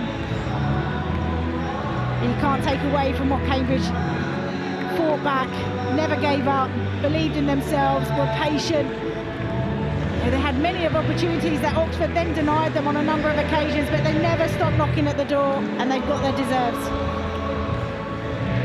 It has been a compelling 80 minutes of rugby. Here is the first try when the Oxford forwards show how well they've been drilled in their line-out manoeuvres. Fanker finishing off that maul. And indeed, it was the dark blue front row who were the recipients of the efforts of their forward teammates, and of course that fly off there as well, Ben Scher putting his shoulder to it. Roddy getting the second try, and then Fanker coming in to get a very similar looking third try to put them in to that 21-6 advantage coming towards the end of the first half. But critically, it was the last 5-7 minutes or so of that first half that made such a difference to the mindset, with Oxford, as you mentioned, Rach, with 2 yellow cards, and Cambridge coming through with 2 tries. Yeah, it was an absolute shift in momentum, wasn't it? The first yellow card, and then followed very shortly after that the second yellow card, 2 tries from it. That brilliant intercept as well, just before the half-time. In fact, they were already in the red, but kept playing. Then just sent them into the sheds with plenty of confidence and plenty of belief that they can take on Oxford. And then it all come rumbling back to Oxford, found their form again. Brilliant work from their forward pack, like we saw in the first half. And Roddy here, out of nowhere, burst of injection of pace to get back over and get back that lead. And at that point, I thought Oxford have done it, because they managed those 10-12 minutes at the beginning of the second half and made sure that Cambridge didn't score while they were down to 13. Got that try, but then this score from the Filipino, the vanilla from Manila, Ryan Santos, suddenly made things possible. And you were like, okay, 28-25, and it was all in the mix. It was roll your dice, see what you come up with. Yeah, there was definitely a period, wasn't there, where the ball was going back between the 2 teams. But this one was a really important and the critical score to get the lead. Such good work from the centre, John. Well, what a contest it was between the dark blues and the light blues. Let's hear from the dark blues camp. I think Bryn Lucas is talking to their standing captain, Jack Hamilton. That is correct, Simon. I got you here. First of all, it's great to chat to you, but it was a bitter pill for you to have to lose your captain so early on. Yeah, I mean, right from the beginning of pre-season, Luke has been absolutely fearless for us, and he was extremely determined to do a job, and he did an absolutely amazing job with the group. I couldn't have asked for a better captain all year. Yeah, it's tough to lose him early, and I think we tried to use that as motivation to bring the boys together and do him proud. Obviously we fell short, but altogether I think we'll still be very proud of the season. It must be tough for you guys, because at around 37, 38 minutes, something like that, it was still looking pretty good for Oxford, and then kind of the wheels fell off and you had to maintain what you had for the first 10, 15 minutes of that second half. Yeah, look, I mean, 38, 40 minutes is a long time in a game of footy. 2 minutes is a long time in a game of footy. I think we did really well to put ourselves in a position to win. But it's big games, they come down to the wire. It really is a game of inches, and just fell short. Go and join your team, and we'll catch up a little bit later on, I'm sure, but well done there. Thanks so much there, Jack. And let's bring in the winning captain, and with his fractured wrist that's got to go and get operated on pretty soon. But Fergus, that was a tough fight, one you had to make to the very, very end, but what a battle. Yeah, I think so. I'd firstly just like to say I hope Luke Wiley's all right. He's such an awesome competitor. I've had 3 years against him, and he's really suffered with injuries, but he's an absolute fighter and he's an absolute dog on the field. So I just want to wish him well to begin with. But yeah, I mean, to be honest, I can't really put it into words, but we said at half-time we're a gutsy team. We might not have superstars, we might not be the most talented team in the world, but we're gutsy. We've come from behind 4 times this season in the last 10 minutes, and we really believe in ourselves. There's not a man in that group who didn't believe we were going to do that in the last 10 minutes, and I back absolutely everyone, and they back me, and that's the secret to the success of this team. I'd like to ask you loads more questions, but it's time to go and get the presentation of the trophy, so off you go. Well done to you there, the winning captain, Fergus. Good stuff. Off he goes with the rest of his team. Yes, what a character, what a personality Fergus uses as he steps forward to receive the trophy. Just listen to this.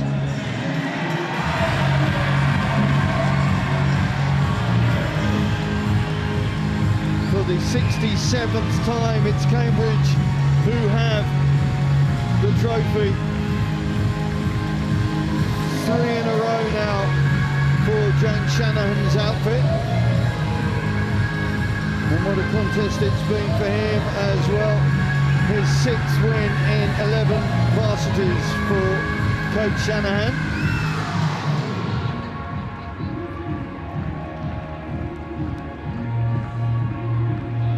Commiserations in the dark blue camp. They must have thought at 21-6, at 28-18, even in the middle of that second half, they must have thought they had this game. They just had to manage it. But it wasn't to be, and huge credit to the resilience of the light blues. And as Fergus Hughes said, it was never in doubt, because they backed each other, they backed him, and so it came to pass. Let's get down to see who is going to be the winner of the Player of the Match, the Alistair Hignell medal, once again with Bryn. Yeah, thanks so much, Simon. I'm with the winner of the award. Unfortunately, not the winner for the match, though, is Will Roddy. Great to have you along. Great performance. You have won this. Let's find out why, though, George. Why was you selecting Will for this? I think had a great game, and you know, strong carries, couple of tries, a fantastic performance, and obviously not coming out on the winning side on this occasion, but you know, very well done. You are our man of the match. So, congratulations. Now, quick thoughts from you. Not the result you wanted, but talk us through the performance. Sorry, I've got a lot of things going through my head. It's a really weird season format that you come into fresh from school, where you're playing a league at club or academy leagues or whatever, where you've got one game to build towards with your squad, and it's a really, the emotion for that builds in a way that I can't really express, and I find it really difficult to sort of put into words. But what I get from it is that regardless of result, I'd do it all over again with the boys that have been in the squad and the boys that we've played this with year, just because the result didn't come out our way. I think that sort of that doesn't take anything away from the bonds that we've built as a squad, and the incredible experience that I've had this year. Like this doesn't come from me. This is all of them. Talk us through the emotions just now. You've obviously gone in, had a quick conversation. What's it been like with the boys? Like coming onto the pitch, right? We could see everyone was, you know, really upset, distraught. Talk through the emotion. What's been said? Just that we're all really proud. We spoke yesterday and last night about soaking it all up and about trying to sort of put into effect what we've done over the last few years, and we can pinpoint exactly where it's gone wrong in the coming weeks and sort of in the run up to next season. But most of what I've said rings true. I think I wouldn't change that for the world, and I wouldn't do anything differently at all. I do it with the same group of boys, exactly the same, with absolutely every experience that we shared along the way. Yeah. Will, go and join your team. You should have a lot of pride in your performance. So there's huge emotion, but well done for that performance there and for winning that. Not the result you wanted, but a great performance, so well done to you. Thanks very much. And let's bring in the rest of the panel. You can go back to your team. Cheers, Will. Thanks very much. Let's bring in the panel then and have a little final thoughts to the guys, really, because that match ebbed and flowed and ebbed and flowed. We thought just before half-time it was going to be critical what was happening with the 2 yellow cards, and it just came to play out at the end of that second half, didn't it, George? Yeah, I mean, I think you said it right, at half-time we might not see it straight away, but the fatigue kind of comes through. It didn't necessarily show itself in the fitness levels even, it was more sort of that psychological, mental fatigue that came through. A few key moments that I think, you look back at the tape, you go, if we could have executed, that scrum right towards the end of the game, you get a free kick, and you kind of do a bomb that goes a few metres, and then you lose possession. At that stage in the game, that's when you really need to have control of things, and it makes life difficult from there. When Cambridge missed the kick to touch, it looked like it was all going to go Oxford's way because they got their 15 players back on the pitch. It looked like, hey, this is now going back towards Oxford, but it doesn't go that way sometimes, does it? And it didn't today. No, it doesn't. And we saw a big, like you talked about ebbs and flows in the game, saw a big perceived swing of momentum when Cambridge down here about 48 minutes, missed touch. 2 minutes later, Oxford have got a line out 10 metres out, full accomplishment on the pitch, 50 on 15. You think Oxford are going to do this now, with having kept Cambridge out for that whole 10 minutes down to 13 men. But like you said, George, we probably didn't see the effects of the 13 men during the sin binning period, but probably at the end of the game, like critical line breaks at the end of the game against Oxford down this left edge. The effort from Oxford was brilliant to get back and then sustain 2, 3, 4 phases, but Cambridge just managed to hold possession and then score on the right edge, and probably energy levels weren't quite where they were earlier in the game, having put so much in that 10 minutes. And every time Tim Andrew got hold of the ball, he looked a real menace. The pace he had, Jack, he just got the ball and he was so hard to deal with, and it seemed as the game went on, his pace was crucial. Yeah, I think Tim had a really good game. I played against him last year and he had a great game there as well. I think, it comes down to fine margins, call from a ref, a bounce of the ball. Both teams were very good today. I think Cambridge probably deserved to win as well. But going back, I don't think the Blues should be disappointed. The Oxford boys should be disappointed with that. They just kept their heads high. They did well. Some good performance. I was going to say, the one thing that has been fantastic is that was a proper spectacle. The physicality was fantastic. It's really, it ebbed and flowed, high pressure game. Coming onto the pitch at the end of the game, gosh, the emotions were running high both sides. You had the ecstasy from the Cambridge guys. Obviously, it's the pinnacle for them. Speaking to the skipper after the game, he's like, "That's my last year. I've done it. I'm relieved." He did share. Actually, it was interesting sharing that they've won about 4 or 5 games this season from coming from behind in the last 10 minutes. So I think, looking back, reflecting, you can see that kind of steely determination. This will be all right, to be able to actually turn things around pretty quickly at the end there. It really was a fantastic spectacle. Not if you're an Oxford fan, perhaps, but still, what a match we just witnessed. Cambridge have made it 3 in a row. Will they be stopped next year? You'll have to wait a whole 365 days to find out. Thanks for tuning in. See you next time.